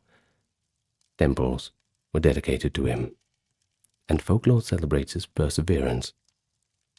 And there is another idiom, by the way, that could very well be applied to his actions, that is, fu chou xue hen, to avenge and wash away hatred. Now, that's certainly one that's lasted the test of time. Well, our next story, we need to go south. We find ourselves in ancient Vietnam under the shadow of the Han dynasty's expansion. It features two sisters who led one of the ancient world's few large-scale rebellions by female leaders. They are known to history as the Trong sisters, Trong Trak and Trong Nghe. I think I'm pronouncing the Vietnamese right. I hope so. Well, and their personal revolt against the Chinese rule in 40 to 43 CE is a powerful example of revenge for both personal and national grief. The primary records of their insurrection appear in Chinese histories, particularly in the Hou Han Shu, the Book of Later Han, which was compiled in the 5th century CE. Though written from the perspective of the victorious Han empires, it preserves the outline of the sisters' exploits. Vietnamese oral tradition and later chronicles add some details. Well, some of them are legendary. In any case, it has made the Trung sisters iconic figures in Vietnam. So the story begins in the 1st century CE. Northern Vietnam, then often referred to as Jiao Zhi or Giao Zhi in Han records. Well, it was under Han Chinese colonial administration at the time. The local population, often called the Lac Viet, had their own nobles and customs, but they were overseen by the Chinese governors and subject to imperial taxation and law. Trong Trak, was the daughter of a Lac lord in Mei Lin in the Red River Delta, and she married Tri Sac, who was a lord of a neighboring district of Chu Dien. These were aristocratic families of Vietnamese society, and they resented certain Chinese policies, especially the heavy taxation and the undermining of indigenous Vietnamese lands, rights, and customs. The historical trigger for the rebellion, however, was deeply personal. The Chinese governor of Jiaozhou, named Su Ding, or Do Din in Vietnamese tradition, executed Truong Trac's husband, T Sac, around 40 CE. Chinese sources imply T Sac was executed because he had been plotting or voicing opposition to Han authority. He was, quote, of a fierce temperament, the texts say, and likely tried to rally others against injustices. In any case, his summary execution without trial was a brutal act meant to cow the local nobility. But it didn't do that. Instead, it ignited them. Truong Trac, now widowed and outraged, became the rallying point for resistance. She and her younger sister, Truong Nye, raised a banner of revolt. Now explicitly, as the Hohan Shu notes, to avenge the killing of her husband. It was revenge, but not only for T Sac. The sisters tapped into a broad well of discontent. Many local chiefs and their people were just fed up with the oppressive rule of Su Ding, who was remembered as cruel and rapacious, a tyrant in the true sense. The Truong sisters, coming from a respected family and now with a martyr to inspire them, provided leadership that had been lacking. It's significant that two women were able to command this loyalty, suggested in local Vietnamese culture at the time women of noble rank could hold authority in military command. This is also corroborated by other cases in Southeast Asian history where women had high status, by the way. So, 40 CE, the revolt breaks out. According to historical records, the Truong sisters managed to rally a large force. Traditional accounts say they assembled an army of some 80,000 followers, and notably, many of their generals were women. Vietnamese legend lovingly named several, like Phung Thi Chinh, and who was, by the way, a woman said to have given birth on the battlefield and kept fighting anyway, which, well, that's an achievement of its own. They capitalized on the element of surprise. The Han garrisons and officials in the region were caught off guard by what seemed to them to be an unlikely quarter, and by the swift mobilization of the Lac Viet. The rebellion spread quickly. The Truong sisters' forces targeted centers of Han power. They attacked the Chinese strongholds and administrative cities of Jiaozhou and neighboring commanderies. And in quick succession, they overran dozens of towns and settlements that had been under Han control. The hated governor, Su Ding, had to flee for his life. Within moments, the Truong sisters had effectively liberated a vast region. Later traditions say they seized as many as 65 cities and strongholds. Flush with success, Truong Trac was proclaimed queen, sometimes given the title Queen Regnant of Lin Nam. So for about 2 years, they ruled an independent territory free from Han domination. And that was an extraordinary achievement, given that the Han Empire at the time was near its height under Emperor Guangwu. And one can view it as both a large-scale act of revenge and an early war of independence. Truong Trac's motivations, as recorded, were clearly to punish the Chinese for killing her husband and to restore dignity and the autonomy of her people. That dual objective certainly resonated widely. Many who joined them likely had their own scores to settle. Chinese rule had displaced local leaders and imposed foreign cultural norms, including changes that eroded the traditional role of women in inheritance and society. Some scholars suggest one factor in the rebellion was the Chinese imposition of patriarchal order over a previously more matriarchal or at least egalitarian local culture. However, the Han Empire was not just going to let this slide. The rebellion would not go unanswered. By 41 CE, once news reached the Han court, and the initial shock had subsided, Emperor Guangwu ordered a retaliatory expedition. He dispatched one of his best generals, Ma Yuan, known as the Wave-Quelling General, to lead the counterattack. And so, in 42 CE, Ma Yuan marched south with a veteran army. Sources indicate he had about 20,000 regular troops plus auxiliaries, and advanced methodically into the Red River Delta. The Han were determined to crush this revolt and reassert control, partly as a warning to other restive regions. The Trung sisters faced the challenge of defending against a disciplined, well-equipped imperial force. According to Chinese accounts, the sisters fought bravely. Several battles occurred over the year 42 and into 43, as Ma Yuan pushed into rebel-held territory. Eventually, a decisive confrontation took place, traditionally said to be at Lang Bach, perhaps in the vicinity of modern-day Hanoi.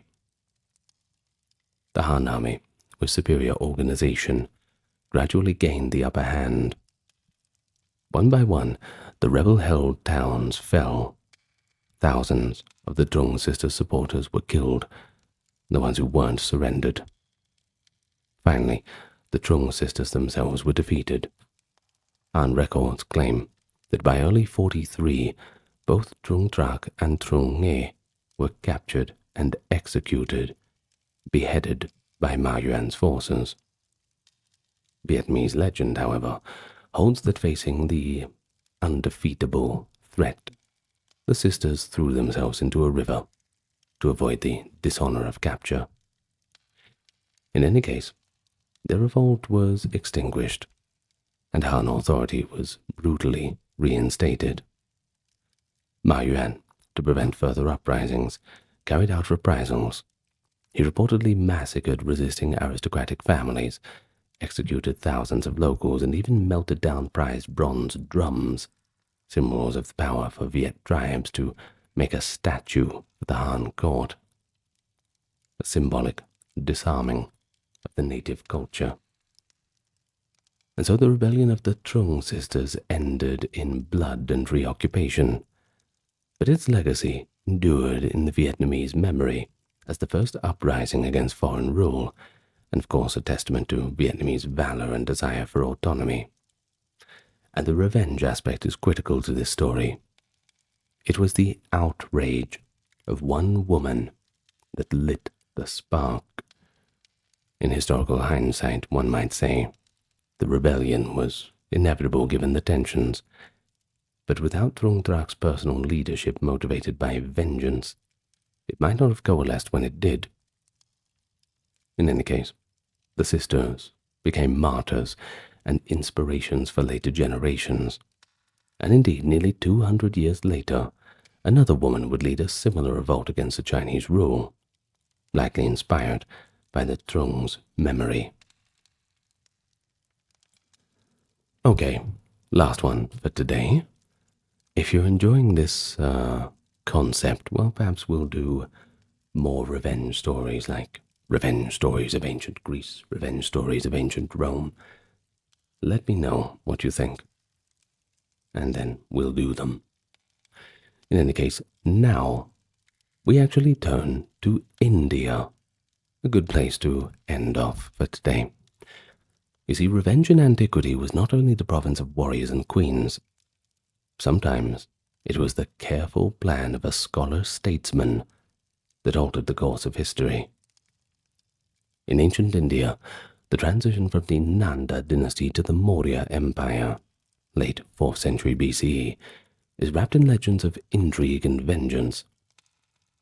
The center of this story is Chanakya, also known as Kautilya or Vishnugupta, a Brahmin scholar often credited as the author of the Arthashastra, a treatise on statecraft. Chanakya's protege was Chandragupta Maurya, who would become the first emperor of the Mauryan Empire. The tale of how Chandragupta came to power, toppling the ruling Nanda king, is told in various ancient Indian sources. Buddhist, Jain, and Hindu texts like the Buddhist Mahavamsa and later chronicles such as the Sanskrit play Mudrarakshasa, some of the Hindi names are a little bit difficult, Sanskrit names and so on. Well, while the details vary, a consistent thread is revenge. That revenge that Chanakya vowed against the tyrannical Nanda king, and how that personal vendetta led to the founding of a new imperial dynasty. So let's see where it all starts. The Nanda Empire, based in Magadha, which is modern Bihar up in the north, was one of the most powerful kingdoms in India around the 4th century. The last Nanda king is often referred to as Dana Nanda. He was reputed to be immensely wealthy. The Nandas were said to hoard treasure, but also arrogant and unpopular among many of his subjects and courtiers.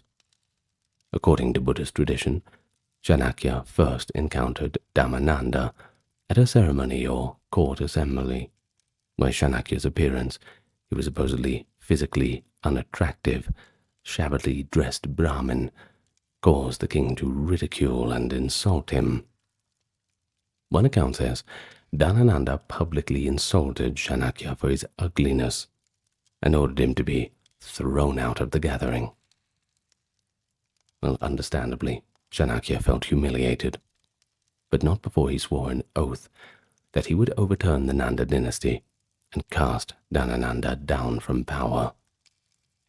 Now this is a remarkable scenario, a learned man vowing to destroy a king, essentially just because of an insult.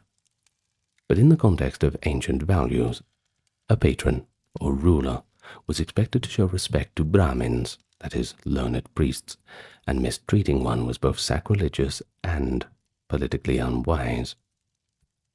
Chanakya's pride and sense of justice were inflamed.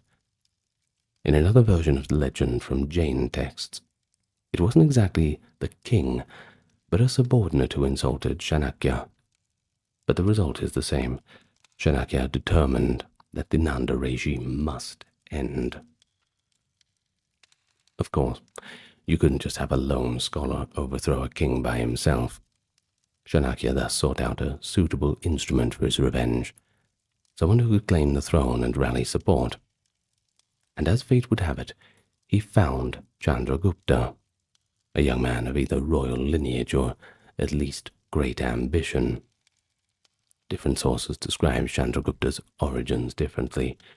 Some say he was of a noble but fallen family, and others say he was of relatively humble birth, but clearly had leadership qualities.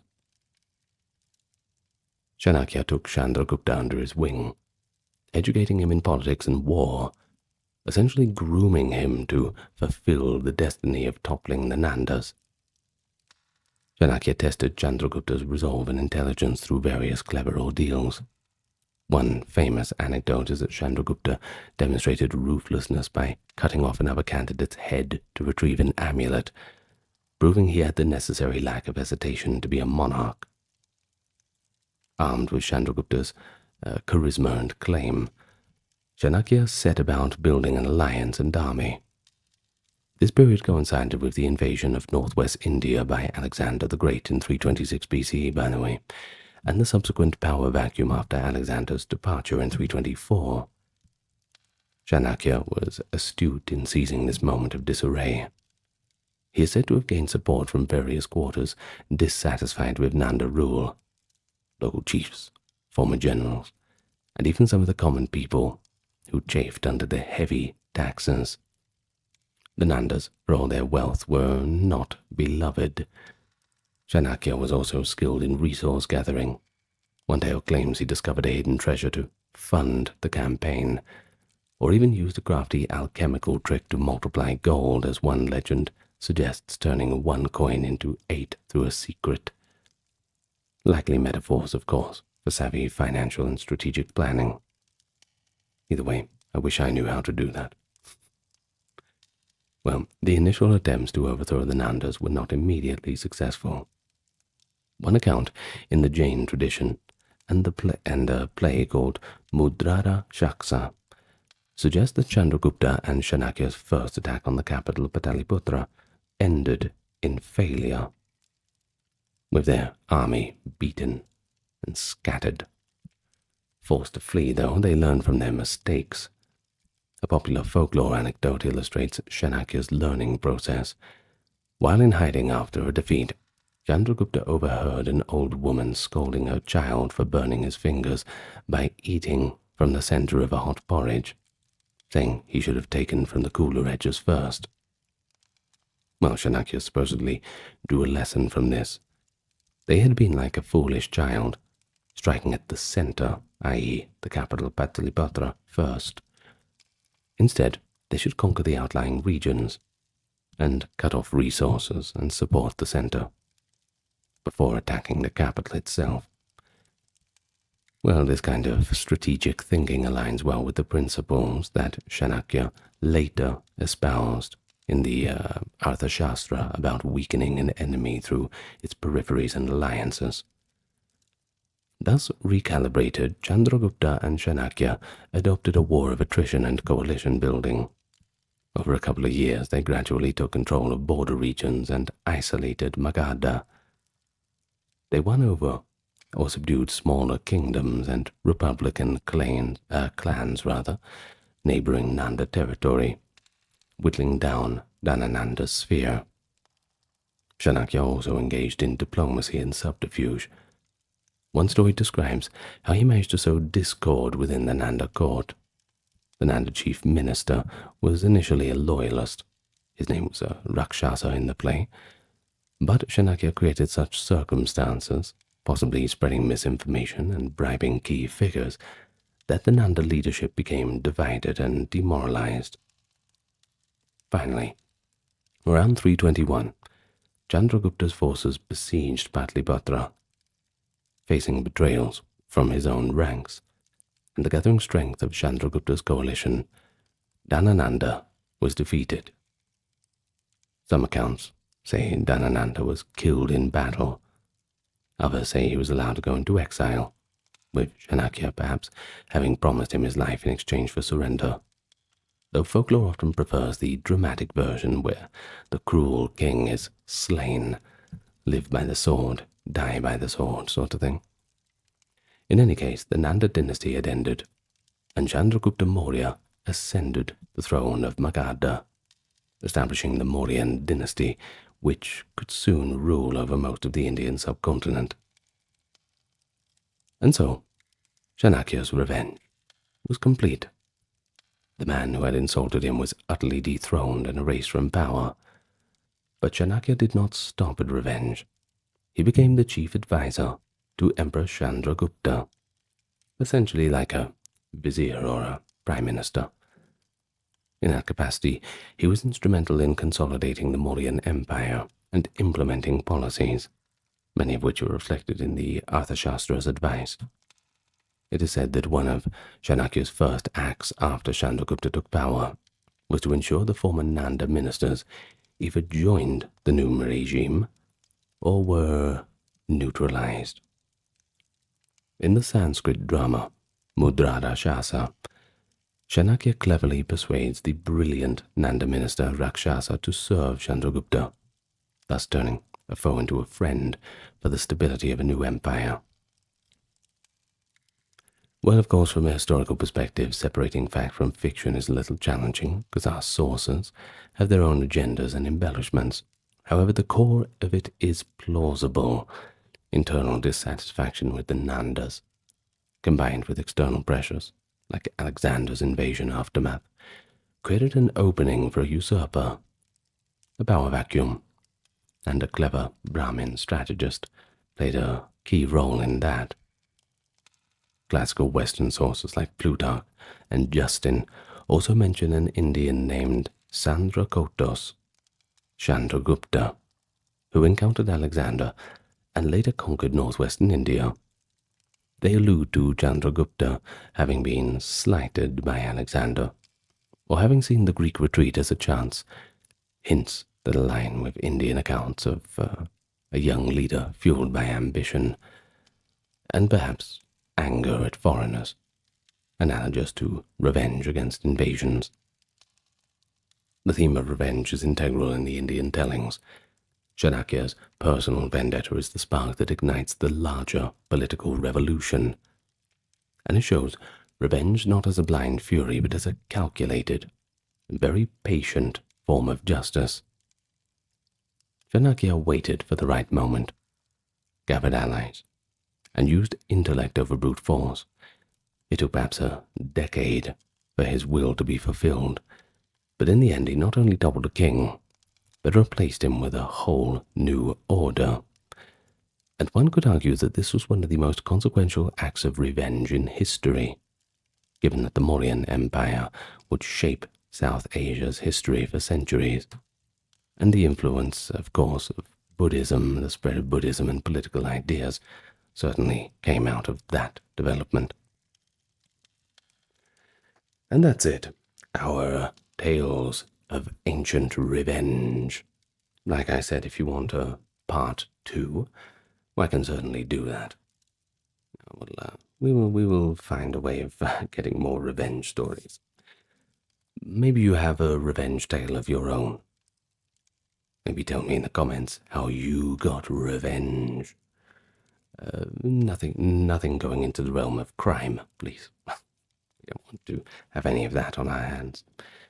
Now I'm going to thank my top-tier patrons and supporters: Kimberly, Christine, Sally, Ember, Susan, Cameron, Carrie, Charlene, Lynn, Therese, Katiana, Nicholas, Ulfednir, Alexander, Charles, Christine, Dr. Neuronerd, Aaron, Jaden, Jim, Jeffrey, Jessica, Madeline, Melissa, Orthodox Review, Scott, Shell, Wendy, Josie, Sarah, Ryan, Thor, Cameron, Stephen, Kevin, HMSHH, Crystal, Talbury, Anthony, Lucy, Brandon, Gugu Bubonic, Nicholas, Craig, Neftis, Alexander, Gokhan, Dorsey, Venita, Claire, Courtesy, Carol, Robert, Mary, Bridget, Nefertari, Yvette, Miss Mochi, 11, Allison, Free American, Jennifer, David, Cody, Brian, Are You My Mum, Rhonda, Carrie, Katie B, and Lovely. Thank you so much. And I will see you in the next video. Thanks once again for joining me. Lots of love to you all, wherever you are in the world. And farewell for now.